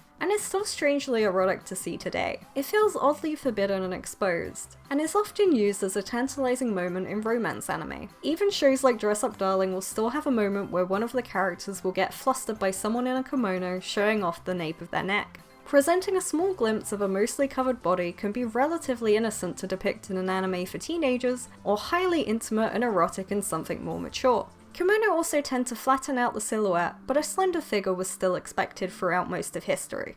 After the Edo period, the Meiji Restoration led to an influx of Western influence, and adopting this was seen as fashionable. The sailor suit style uniform comes directly from this westernization, albeit catching on a half-century after, and was directly influenced by British naval uniforms. Combining the old with this new strange clothing led to some interesting combinations of contemporary and traditional. Traditional Japanese dyeing techniques were applied to Western clothing patterns, and this period of cultural exchange went both ways, with the Japanism and Orientalism movements. Since then, globalization has made culture a mass exchange of numerous back and forths, as we already mentioned with the glam rock inspiration behind the 80s Bishonen aesthetic. While things are getting more blurry, it's not a bad thing that we have more access to different cultures than any other time in history, or that they have access to us. A rebellion similar to glam rock can be seen with Gyaru and Lolita fashion around the same time, where girls rebuke traditional beauty standards and sexual availability for self-expression. The classic Gyaru was a direct inverse of beauty standards.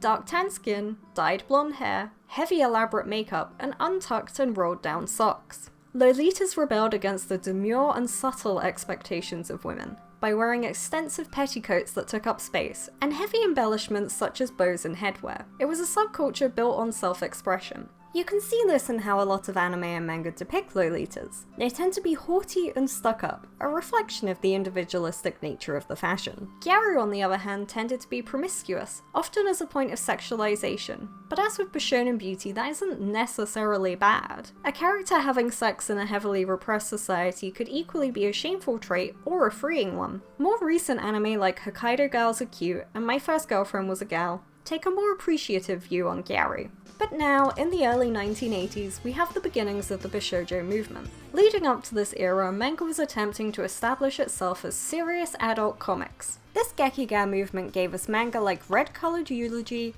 and Golgo 13, and anime like Fist of the North Star and Ashita no Joe. As Gekiga attempted to move away from manga, Bishoujo attempted to move away from Gekiga's sexuality for a more round and cute vibe. Hideo Azuma is credited with popularizing the art style, which had simple designs and cartoony proportions. As with Bishonen, it would be wrong to omit how heavily this artistic movement was entangled with eroticism. A lot of Azuma's works were erotic, and his cutesy style made him stand out in a market pursuing realism. Azuma is also considered the person who started the lolicon movement. At this time, lolicon was considered a style of character design focusing on simple shapes and shading as well as younger, cuter girls, emphasizing a lack of reality.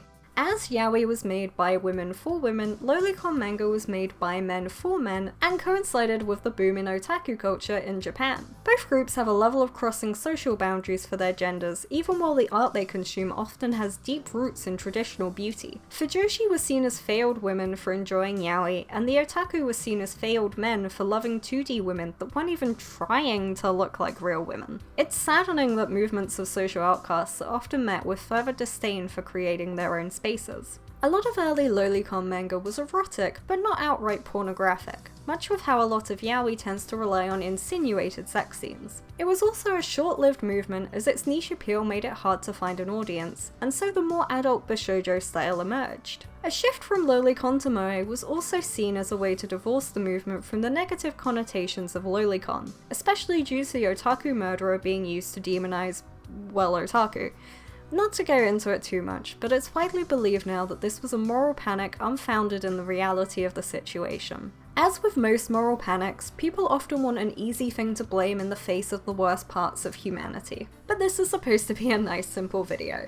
Let's not focus on moral panics for now. While Bishoujo started in the 80s, a lot of characters were retroactively folded into the movement. Lum from Urusei Yatsura and Nausicaa from Nausicaa of the Valley of the Wind being key characters Bishoujo fans adopted. From there, anime and manga started creating characters to appeal to otaku and emphasize Bishoujos in their work. And as otaku entered these industries, they created works that appealed to themselves. Bishoujo games are also considered a genre in of themselves, often being dating sims with the key attraction being the pretty characters. Otome games are the female equivalent, sexuality notwithstanding of course. In terms of the modern Bishoujo, it tends to vary, but also be quite the same.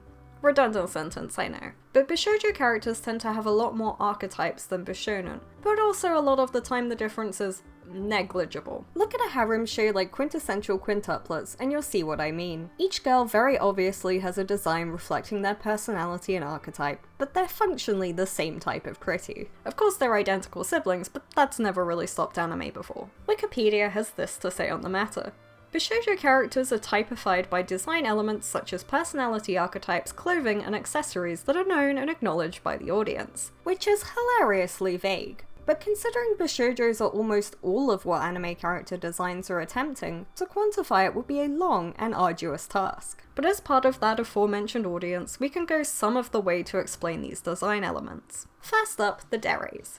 A self-made series of archetypes combining a descriptor and the suffix dere, meaning infatuation. These are extensive and become rapidly more niche as you get into it. Hopefully we'll do a full brief history on deres, but the ones that are still mostly in use, and good for you to know, are tsundere, meaning girl who acts aloof but is secretly infatuated. Yandere, a crazy obsessed girl who will go so far as to kill for you even if you don't ask, and himidere, a girl who acts haughty and above you but is hopelessly in love. Most deres have some kind of gap between how they show their emotions in front of the guy they like and how they act behind closed doors. This isn't exclusively a Bishoujo thing, but the terms pretty much always refer to female characters, even when male characters could reasonably be described the same. I recommend Sono Gap ni Yowai special feature for a yaoi that is just highly specific one-shots of this trope, such as, my boss is a demon who's always strict, but when we're alone together he becomes adorable. Also, hilariously, as I was using the Internet Archive to find sources, I discovered their text automation regularly misread bishop as Bishoujo, leading to lines like, the presiding Bishoujo, and the 7 Bishoujo of London. That's not really relevant. I just wanted you all to know that. A little behind the scenes there, for yeah, we have fun here, I promise. Going into this video, we had a very set idea for what Bishonen and Bishoujo were. They were tall, they were skinny, they were princes, and they were princesses. I was mostly correct about the Bishonen. Bishoujo, however, really threw me. In my head, when I thought of Bishoujo, I was picturing Utena from Revolutionary Girl Utena. But in actuality, most anime girls are Bishoujo? I think because there's so many more shonen anime, that there's just way more Bishoujo characters. If it's made for teenage boys, the creators will want to create characters that appeal to their target audience. It's all about intent. To find the Bishi, all you have to do is look at who the story is intended for, and then who that demographic are generally attracted to. or you could just look for the sparkles. We often talk about the value of cultural context on our channel because we believe it's great for understanding and interacting with art. While watching video essays to procrastinate writing this script, I ended up watching a 50-minute delve into how ancient Greek mythology is misrepresented in modern retellings. And while I watched it because I'm mostly a hater at heart, I was also struck by an interesting example of cultural context. In an early 18th century translation of the Odyssey, a British poet translated a line about boar helmets being horrible, imagining a whole tusked head as a helmet. Even at the time of the Odyssey being written, this helmet was lost to unwritten history. But some 200 years after this translation, the boar tusk helmets were actually found in an archaeological dig. And instead of being rough barbarian garb, they were beautiful, intricate pieces of craftsmanship that would have been expensive to produce. Thus, the connotation of a warrior owning one was not supposed to be animalistic prowess, but affluence and power. Beauty is in the eye of the author, and that author will use their cultural understanding to create beauty. There's a lot of confusion around Bishoujo in the modern landscape. The 70s shoujo style is often described as being Bishoujo because, well, the pretty girls and boys. Also, Sailor Moon is called Bishoujo Senshi Sailor Moon, so it can get a little confusing at times. The term is just a word in Japanese as well, after all. And that's another thing we can learn from this whole thing. The terms Bishoujo, Bishonen, and Bishi, in the way that we use them, are specifically the terms of the Western fanbase for anime and manga, and so their meaning in this video is focused on that lone word. We gave the context and etymology as a way to explore how these words changed over time and across oceans. And these terms have shifted once again in the modern day. Nowadays, Bishoujo is more specifically used for anime figures of things that weren't originally in an anime style but have been reimagined. The most notable of these being the horror movie villains and My Little Pony series of figures. We haven't really been seeing new anime fans using these terms, and having gone into all this context, it's a little sad they're fading from use. Especially when in terms of anime, those principles are still there. Hell, look at every controversy about the girls in shonen being sexy. We went into it in depth in our fanservice video, but it's entirely within keeping for the context of this video too.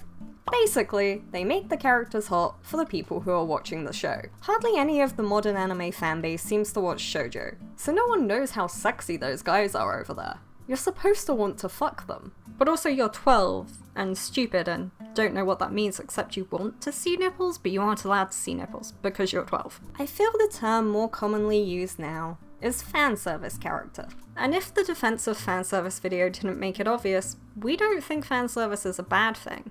But not everyone shares that sentiment, and fanservice characters are often seen as inherently negative. Sorry, I have huge tits and a deep backstory. But no, seriously, while sexualization can get in the way of a character, it can equally contribute to them too. As we mentioned with Garus, a character being slutty can be a trait that is neutral to a story. It's also often very much only aimed at female characters being eye candy, with nothing else going on. Men can absolutely be only there for fan service, it's just that media for women tends to value emotions more, and so has male characters with some depth and who act in attractive ways as well as being physically attractive.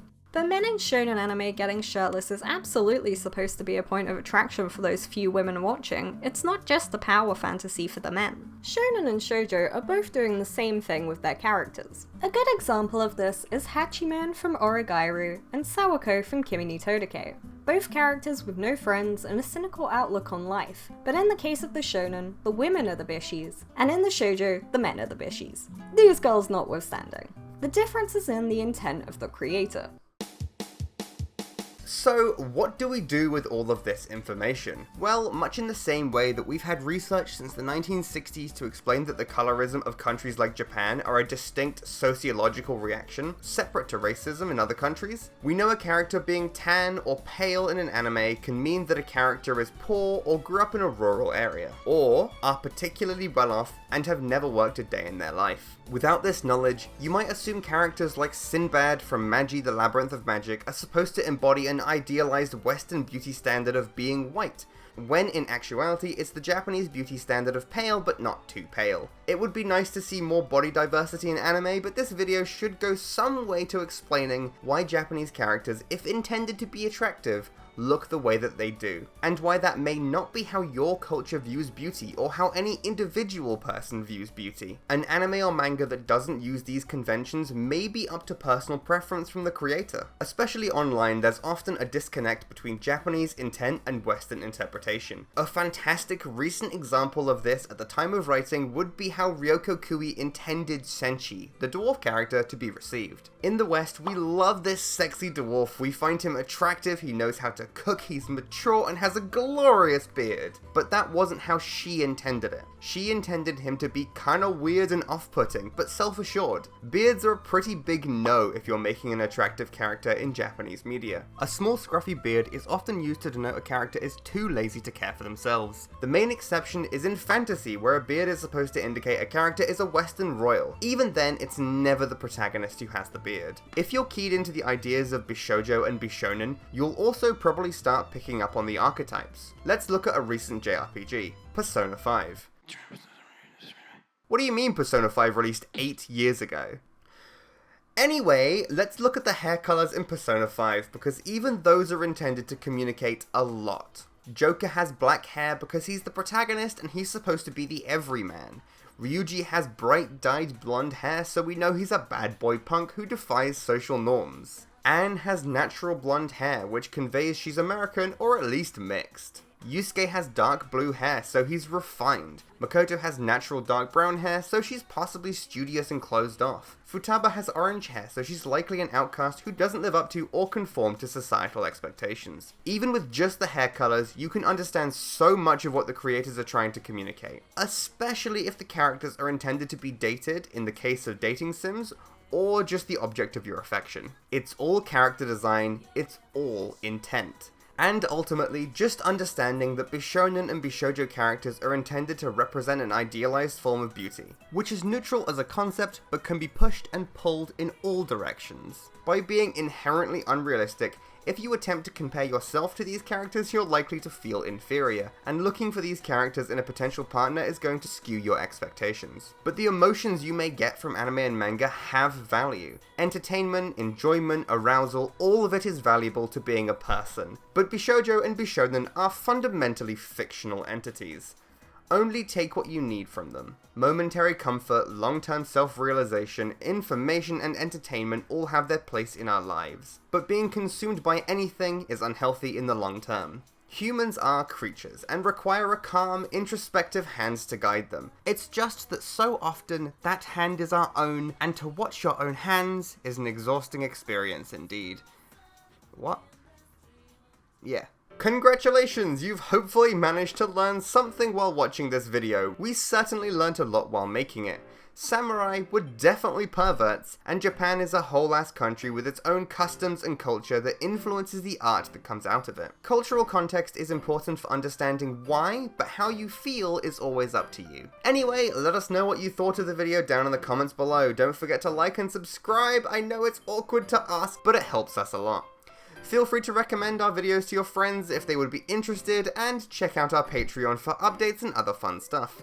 Thank you very much for watching. We will see you in the next video. Bye for now!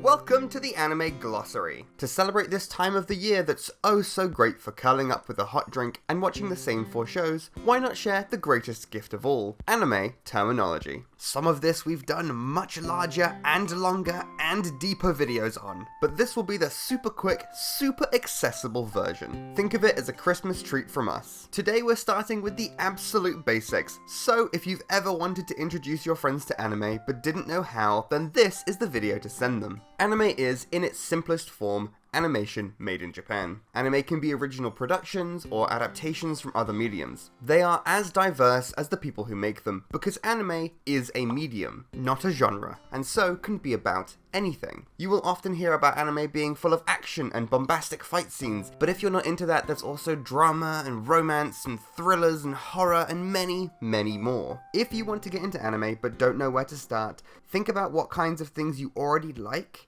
and I guarantee you there will be an anime you enjoy. Anime doesn't have a specific look, but will very often fall into a general, recognizable aesthetic. As a result, you might hear about games having an anime style. This aesthetic will change depending on who made it and what demographic they aimed it at. Anime tends to air weekly in Japan, with new shows starting 4 times a year, in spring, summer, autumn or fall, and winter. A lot of anime fans will watch popular shows weekly to keep up with the online conversation. But most importantly, if you're not from Japan, you get to experience a whole new world of ideas and concepts. Engaging with stories from all over the world is a great way to expand your horizons, even if those stories are about fighting demons with a big sword.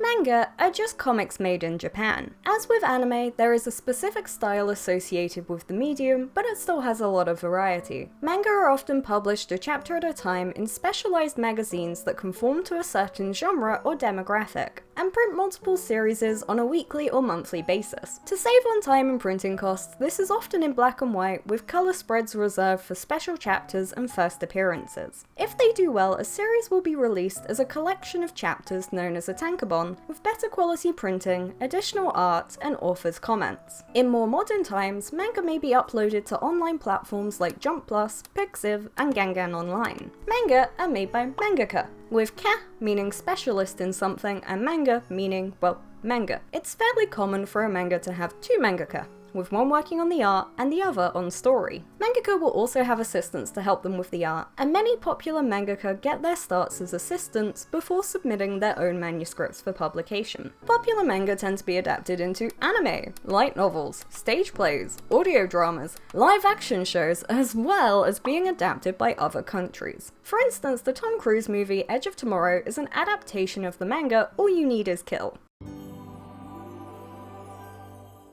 A light novel is a book format popular in Japan that tends to be shorter than a regular novel and is physically smaller. Because of this, they tend to come out frequently with several volumes a year. A lot of light novels will have anime-style illustrations throughout, and will often go on to be adapted into anime and manga. Despite this, the original style may shift or completely change between adaptations. Light novels may also start their lives as web novels on sites like Shousetsuka Naro. Light novel publishers look at places like this to find potential stories to be published physically, as well as running contests with publishing being the prize. This means a lot of light novels will be written by one novice writer over a long period of time. They can be any genre, but they do have a reputation for being lowbrow with little substance to them. For example, the isekai genre was heavily adopted by light novel authors with varying degrees of competency. Despite this, there are still unique and interesting stories found in the medium. Light novels have become more popular in the West in recent years, and are beginning to get translations into English, French, and German. They are often a source of memes online due to their outlandish premises or long titles. These titles basically exist to function as a quick summary to stand out on online platforms where they're up against thousands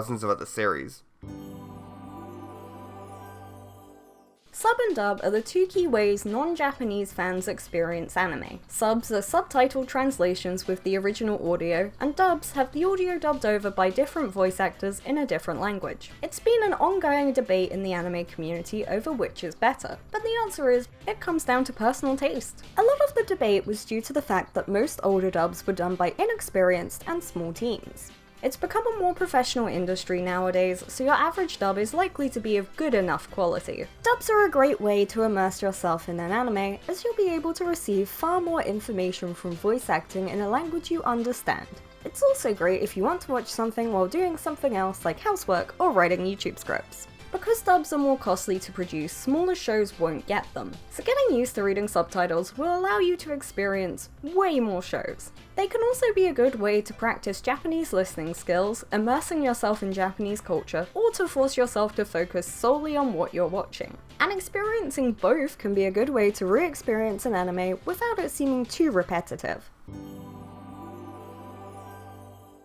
There are 4 key demographics for anime and manga. Shonen, which is aimed at teenage boys, Shoujo, which is aimed at teenage girls, Seinen, which is for adult men, and Josei, which is for adult women. There's also Kodomo, which is aimed at children and is less gendered. Each demographic has its own tropes and conventions, but the lines between them can become blurry. These demographics are also heavily tied to the manga publishing industry, which uses them to categorize magazines and the manga that go into them. Because of this, a lot of anime original stories have no demographic, because because it's not relevant. A lot of popular anime and manga fall into the shonen category, so it can often feel like that's all there is. But anime and manga are just mediums with various stories to tell. There is no one who wouldn't be able to find an anime or manga that they would like. Personally, we love to give recommendations for anime and manga, and demographics are a great starting point for working out your tastes. So if you want a recommendation, feel free to ask. This is one of those topics we've gone into so much depth on, so check out our brief history of anime demographics video on our main channel if this has piqued your interest.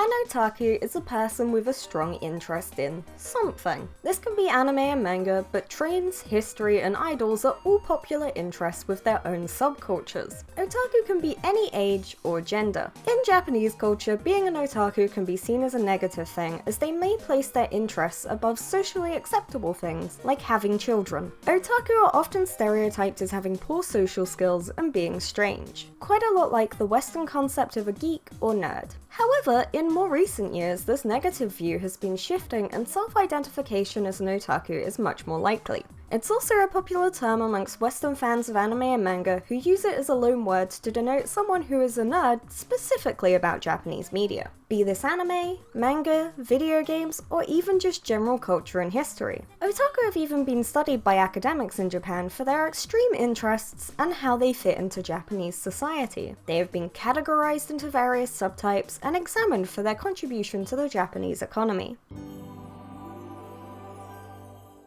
If you've spent any time around anime fans, you might have heard them talk about their waifu, or their husbando. That's basically them talking about their favourite characters. Your waifu is your favourite female character, and your husbando is your favourite male character. Although, often, waifu is used regardless of the character's gender. The words are, as you might have guessed, borrowed from the terms husband and wife. Waifu's popularity outside of Japan is attributed to Azumanga Daioh in 2002, and use of the term waifu in Japan goes back to the 80s. Husbando, though, isn't used in Japan, as it's a complimentary term made by Western fans. Husband, transliterated into Japanese, is just hazu.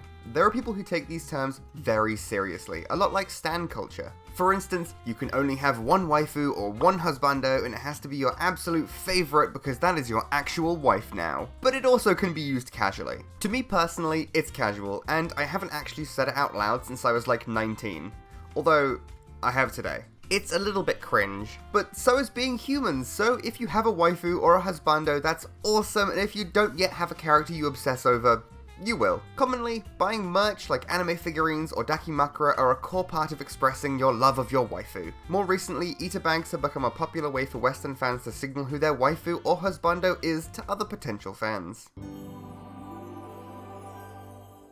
Cosplay is a combination of the words costume and play. Cosplay can be its own subculture or an activity a person does as part of a different subculture. While the term is Japanese, the practice goes back centuries with costume balls where people would dress up as popular characters from books or folklore. It became a fandom activity in the 1960s with people wearing costumes to sci-fi conventions as an appreciation for the shows and comics they loved. These were handmade, and so the hobby was heavily dominated by women as they had more experience with sewing. Japan then borrowed the idea in the 70s, and cosplay became incredibly popular amongst similar conventions. This also led to a more established market for buying cosplayers than in the West, where homemade or imported costumes are the norm, although this domestic market is mostly contained to Tokyo. Cosplay tends to emphasize an accuracy to the character, and many cosplayers will act and speak like the character they're dressed as. But some people cosplay as a more casual activity, and the popularity of the hobby has meant that buying pre-made cosplays is much easier. A strong ethos of cosplay is that it is for everyone regardless of gender, race, or religion. Crossplay is specifically cosplaying as a character opposite your gender and is a very common practice in both casual and professional settings. Iyashikei is a genre that only really exists in Japan. The word means healing or healing type, and is a subgenre of slice of life that's even more chill, even more relaxing, and focuses on small scale and simple stories. This genre was popularized after multiple environmental and economic tragedies struck Japan, and developed as a way to escape from reality and live in a relaxing, conflict-free world. Interestingly, Iyashikei tend to be published in seinen magazines, which are targeted towards adult men. The intention is to help working adults relax after work. The genre often overlaps with the cute girls doing cute things genre, so a lot of them are explorations of a specific hobby that tend to be popular with with adult men. And by healing, it doesn't mean there's an absence of conflict or negativity, it's just a sense that everything will be okay in the end. For instance, Girl's Last Tour is a post-apocalyptic exploration of abandoned machines and military paraphernalia, but at its core, it's optimistic to the last chapter. Some people consider these stories boring, but I really enjoy them. As with all things anime, it's an entire industry and not everything will be for you, but if you want to unwind after a stressful day, check out some Iyashikei. Mecha is a genre of anime and manga revolving around big robots. But the genre is much deeper than this, with explorations of social and political issues as well as crossing over with any other genre, be it comedy, romance, or just straight action. Some mecha anime like to focus on the minutiae of their robots, how they work, how they're used, and their impact on the world they're in. Others take a more fantastical approach with robots that prioritize being cool over being practical. This is a very similar distinction to the hard and soft divide in Western sci-fi. The genre dates back to the 1940s and has been iterated and subverted a dozen times over. Anime like Neon Genesis Evangelion popularized it to Western fans who were drawn to its esoteric and psychological plot. Mecha has been extremely influential in Japan and the West, with films like Pacific Rim and games like Battletech. However, it remains fairly constrained to Japan as a genre. You can still see that mecha influence with characters like Diva from Overwatch, but Western sci-fi tends to stick to its own design sensibilities. Outside of anime and manga, a popular pastime of mech fans is garage kits, which are sets designed for you to build and paint small-scale versions of mechs. While this can be any mech, Gundam is well known for their kits known as Gunpla, which have sold hundreds of millions of units since their debut in 1980. OVA stands for Original Video Animation, and ONA stands for Original Net Animation. As you should hopefully know by now, most anime air on TV in Japan. So, with this information, what type of anime would try to bypass this incredibly established system? Well, of course, the most gory, the most sexual, and the lowest budget, right? Emerging in the 1980s, these were anime that could be sold direct to consumer or rented through video rentals. Often OVAs were commissioned as pilots. If they succeeded as an OVA, a TV studio would pick them up and commission a full season. OVAs also had the freedom of not being constrained to a specific time slot or needing to produce an episode length that was TV appropriate. You'll often see a lot of OVAs run in the 40 to 60 minute range. Some OVAs were a way for a studio to finish off a series when a TV studio had cancelled it, and others would include episodes that were more for the fans, without the need for a coherent plot, saving precious airtime. ONAs came onto the scene in the early 2000s, as broadband networks became good enough to reasonably stream video. As with OVAs, these were often atypical in length, but in this case, they would only be a few minutes. ONAs are very much the norm now, with a lot of anime being distributed through streaming services like Netflix and Disney+, circumventing traditional TV broadcasts entirely. This is vital in today's market, as there's just too much anime to be reasonably broadcast in a 24-hour period. Although almost all Chinese anime, or donghua, is distributed online. Fan service is service for the fans. This can often mean fan favorite characters returning for a cameo, but in the context of anime and manga, it means sexualization regardless of gender. This is a very contentious topic, as there's a lot of people who dislike sex inherently. Just so you know, we are pro-sex here, and fan service is another topic we've made a whole main channel video on. But the rundown is that fan service tends to be sexualization that occurs in a way that is discordant with the show's presentation of characters. For instance, only having certain characters trip and fall exposing their underwear, when a non-fan service character would not. The reason this is often so divisive is because fan service can be at the expense of the plot or character progress. A good example is Tamaki from Fire Force. While I don't mind her gimmick, it's definitely true it can undercut some serious moments. But this isn't a problem with fan service, it's a problem with poor writing. Sexuality in media isn't inherently bad, and often the fan service in anime was targeted for censorship by US distributors who have a monopoly on English language anime and manga. Fan service shows exist on a needed continuum of media experiences. As with a yashike, something light and titillating can be a good source of comfort and relaxation. And fan service isn't just female characters performing for men. Women absolutely eat up fan service. Look at Free. Long lingering shots on the character's abs? No way, that's not fan service.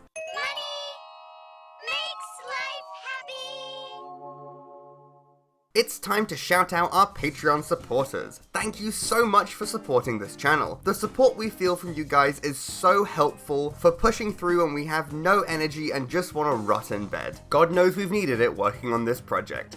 I can see why daily videos aren't popular anymore. It requires so much energy every day. You just have to do it.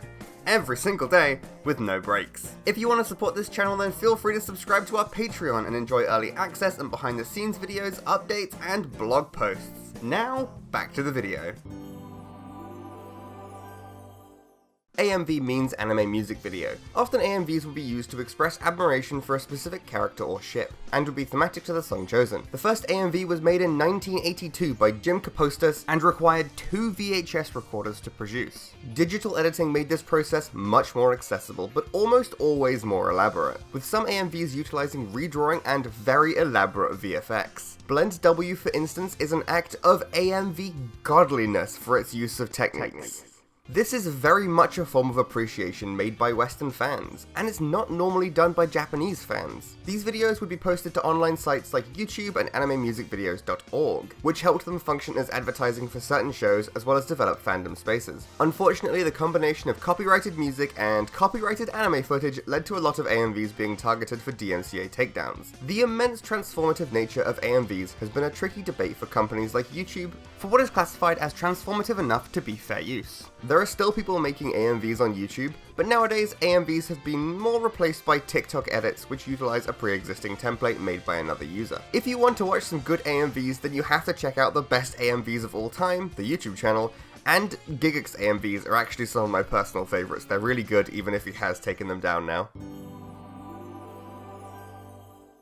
Filler is an interesting and unique phenomenon of anime. As you know, anime are often adaptations of manga, and in most cases each episode of anime will adapt more than one chapter of manga per episode, often about 4 chapters to one 24-minute episode, so it runs the risk of catching up to the manga. The anime will then have to take a roundabout path to avoid catching up, adapting much less of the manga per episode, slowing down the pacing, or just creating anime original stories. This padding is called filler. It was especially common with shonen anime as both chapters and episodes came out weekly and they would catch up much faster than other shows that had maybe 24 episodes in a year. There's much less filler in the modern anime landscape as studios will adapt a full season of a show and then wait for more manga to be made. This alleviates some of the slog that could have come from filler, but it does mean you as the audience spend a lot less time with your favourite characters, especially with the increase in seasons divided into 2 12-episode cores that can be almost a year apart. You might see people online calling anything that doesn't directly forward the plot filler.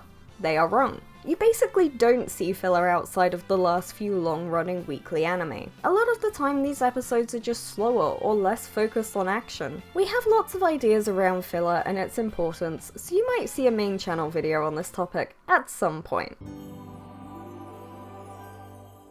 If you want to read something and can't read Japanese, what do? Well, you might have to head to an illegal manga website and read fan translations. Scanlation is a portmanteau of scan and translation. It's the practice of taking the raw Japanese pages, scanning them into a computer, and translating them. It's not quite that simple though. The process is quite lengthy with a lot of visual editing and art retouching to make the translated text look good on the page. The first notable scanlation attempts were as far back as the 1970s by a group named Dedakai. But scanlation really came into its own with the advent of the internet in the 90s and 2000s. Scanlations are almost always illegal and done by a group of volunteers. This kind of fan translation, in my opinion, is a necessity when dealing with foreign media. I can say without a doubt that anime wouldn't be nearly as popular outside of Japan today without fan subbers and scanlations. Even today, smaller and less popular manga will never be officially translated, so unless you know Japanese, scanlations are the only way you'll ever be able to experience them. The ethics of media piracy is a whole video in its own right, but basically, as with all piracy, this often isn't a loss of earnings, because these manga are entirely inaccessible to foreign markets. A lot of scanlation groups will try to operate ethically, and will drop a series once it gets an official translation, and will heavily promote the official channels to support the authors. A fujoshi is a woman who's a fan of yaoi. Literally meaning rotten girl, it was initially coined in the early 2000s as an insult, implying that these women were spoilt for marriage, but came to be reappropriated as a tongue-in-cheek acceptance of their love for yaoi.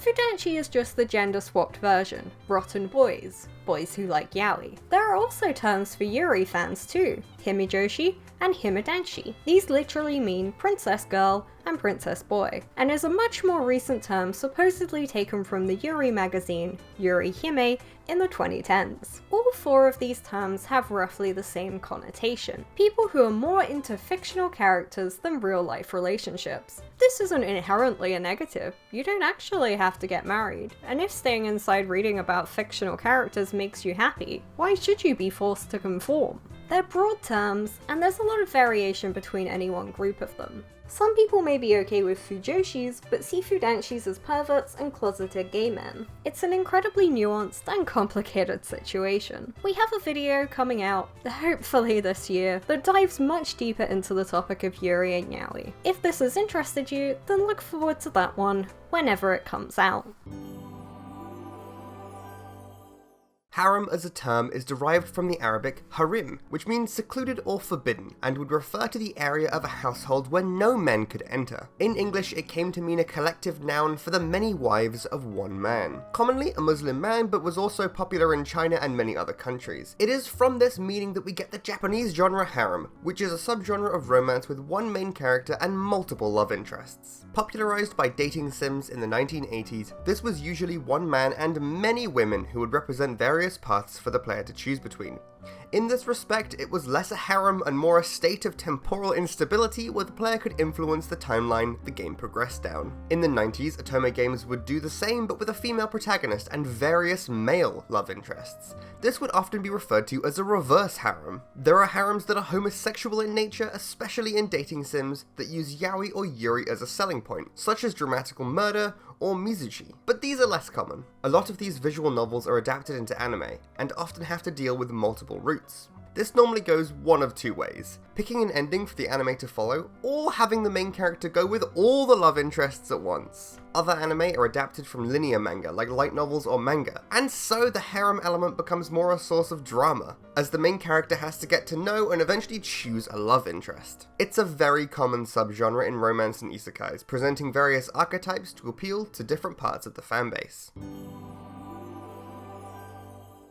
Weeaboo or weeb is a derogatory term for someone who is obsessed with Japanese culture. It's a relatively ubiquitous term in the anime and manga communities, but many weebs don't actually know the origin story. Back in the Wild West of the early 2000s internet on 4chan, the term Wapanese was coined to describe those freaky little nerds who liked that Japanese shit a bit too much. Specifically, the types to decry their own country and glorify Japan. But it wasn't always used so cleanly. Moderators who were sick of the term being used in these online slap fights instituted a site-wide filter on the word Wapanese, and chose weeaboo as its replacement. This was just a nonsense term from a webcomic of the time called the Perry Bible Fellowship, and was intended to reduce the whole debacle to terminology more fitting the severity at hand, which is to say, none. However, the arguments burned on, and so the word weeaboo was popularized as meaning overzealous Japanophiles. With time, that original derogatory meaning was watered down and adopted by a lot of weebs, especially as the already established connotation of fan of Japanese stuff made it a good way to distinguish yourself from the dweebs, nerds, and geeks. We both independently adopted the label as teenagers who were on the further end of this history, but there is still a sense of shame associated with the term, or liking anything just a bit too much for social acceptability. The term also became a blueprint for other obsessives of a certain country, such as a Koreaboo or a Teaboo. Cores are a relatively recent idea for anime and manga communities. It's a unit of time used for Japanese TV productions, roughly 13 episodes across a 3-month period. These cores start in January, April, July, and October. These 4 cores are also known by their season, and this is where winter, summer, spring, and fall anime originate from. The core is used to simplify TV production and allows the studio to have shorter term schedules. Because this was a production term, viewers never knew if they were watching a 1 or 2 core season. It was purely a behind the scenes process. However, about a decade ago, a lot of anime began to release using cores as part of the advertising. This directly coincided with the increase in anime productions as a whole, and would allow a studio to have a more consistent form of advertising, as well as limit more anime to to being only 1 or 2 cores. This would also be used as a sort of test run, with a second core not being guaranteed unless the anime did well, or to give the animation studio time to prepare for the next core in case of a split core, which is where an anime would air a core, then have a break of a core, and then air a second core. I feel like I've said core too many times. This would free up production for anime that actually made money, but this has many downsides. Primarily, the immediate viewership does not always indicate long-term success, and also priming audiences to not invest their time and emotions into a show because you may never get a resolution. The quantity and high standards for anime also mean that a lot of the time a studio can barely meet the deadline even on a split core, and later episodes may decline in quality. This is only slightly abated in anime specifically, as you'll have the manga or light novel to fall back on for the most part. Of all the controversial things in the anime community, lolis are by far the most controversial. But stick with us here. Derived from the term Lolita complex, which pulls on the infamous novel Lolita by Vladimir Nabokov, used to describe the narrator Humbert's sexual attraction to a 12-year-old girl as being the girl's fault and her responsibility for seducing him. While the novel intended readers to be disgusted by Humbert and utilize the literary technique of an unreliable narrator, many people adopted Lolita as a term for young girls who were precocious, essentially the exact same behavior Nabokov was criticizing. Conversely, in Japanese, Lolita, Loli, and Lolicon are all derived from a different misinterpretation of the novel. Translated just a few years after the original, it was misunderstood as similar to a Japanese literary movement called shoujo bunka, or girls' literature. These novels portrayed girlhood as aspirational and positive. Lolita fashion is elegant, feminine, and about putting the desires of the girls who wear it over that of masculine views of sexual attraction. A complete inverse of the Western Lolita. Lolicon was used to denote otaku who preferred the emerging Bishoujo style of the 1970s over the gritty Gekiga movement. But once the Bishoujo became the norm, the term shifted to be even more youthful than those already youthful character designs. A lolicon is specifically someone attracted to youthful anime girls and not real children, but many have argued it as a gateway attraction to pedophilia. This is almost entirely false, and many cases of supposed lolicons abusing children were exaggerated or fabricated during moral panics about the innate perversion of anime and manga as a whole. A loli is just a young or seemingly young character, and has no inherent morality as with any other archetype. The design sensibilities of loli characters can be used to influence how a character should be seen by its audience. For instance, the platelets in cells at work are represented as small childlike girls to emphasize their delicate nature and need to work in large groups. Much like groups of kindergarten students navigating a big city. They're cute, and you want to protect them as they go about their daily work.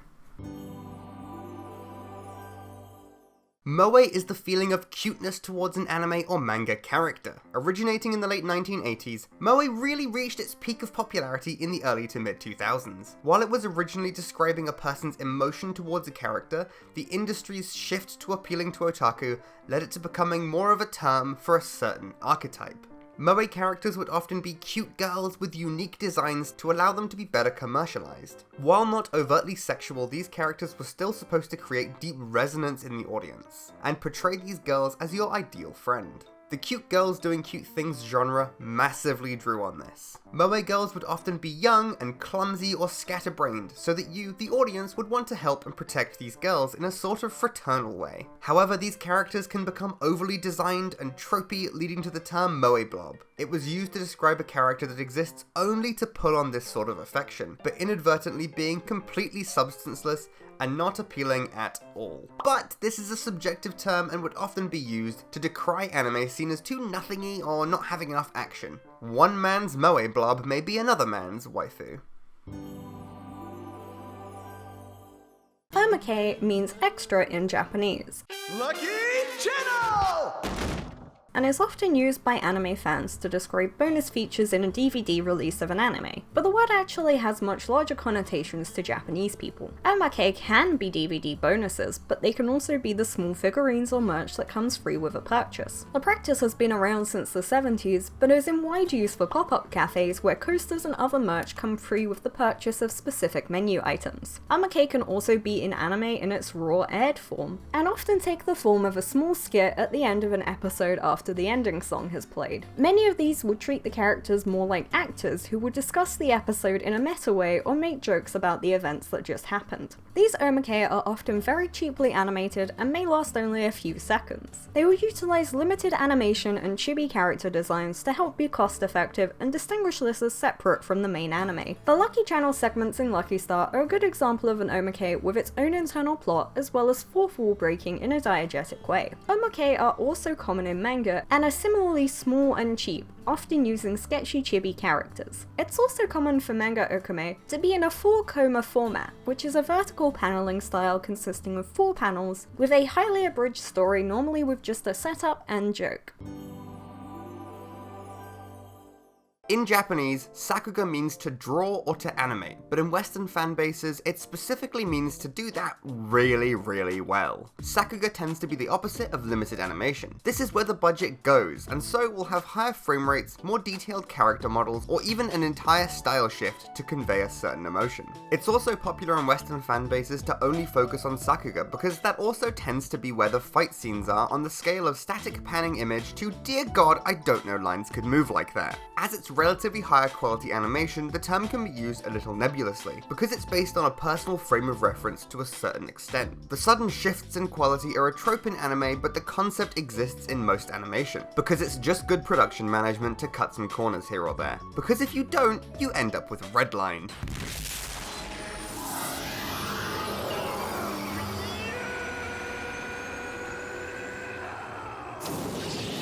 Premiering in 2009 after a 7-year production, it featured 100,000 hand-drawn frames, and was critically acclaimed. It was also a commercial failure. That's 16 frames a second, by the way. The average episode of an anime TV series might be anywhere from 5 to 13 frames a second. The movie is incredible, by the way. The advent of digital animation meant that most modern anime are not entirely hand-drawn, and may use 3D or digital assistance for certain steps like coloring or digital interpolation, which allow anime to be made cheaper but not always better. But that's a whole other video, and I would really like to go to bed. Doujinshi is the Japanese term for self-published printed works. This is often manga, but it could equally be light novels, or magazines. They typically have the reputation in the West for being horny fan works, and a lot are, but they can also be original stories. There is also a preconception that they're all amateurs. Again, they probably are. But at what point can you call yourself a professional? Is it when you make money? Because if so, we're professional YouTubers. If it's a certain quality, well, I've seen some real shit from traditional publishing. And the concept of doujinshi as a whole goes back over 100 years to the 1870s and 1880s. Unfortunately, it waned in post-war Japan. Improvement in technology of the 1970s made at-home and konbini printing much more commercially viable, and its coinciding with the boom in pop culture led to it becoming heavily fanwork based as opposed to 1800s doujinshi. This is also where we see it become more about pairing characters from existing media and exploring their relationships. Doujinshi have always been a collaborative activity, with the word itself being comprised of do, same, jin, person, and shi meaning a periodical publishing. Doujin as a term is also used much in the same way as fandom is in the West. A group of people united by a common interest. These groups are known as circles, even if it's just one person, and would typically attend comic conventions to sell their self-made works. In more recent years, a lot of circles have moved to digital distribution and print-on-demand services. Doujins exist in a legal grey area where it's basically acceptable until someone decides to complain,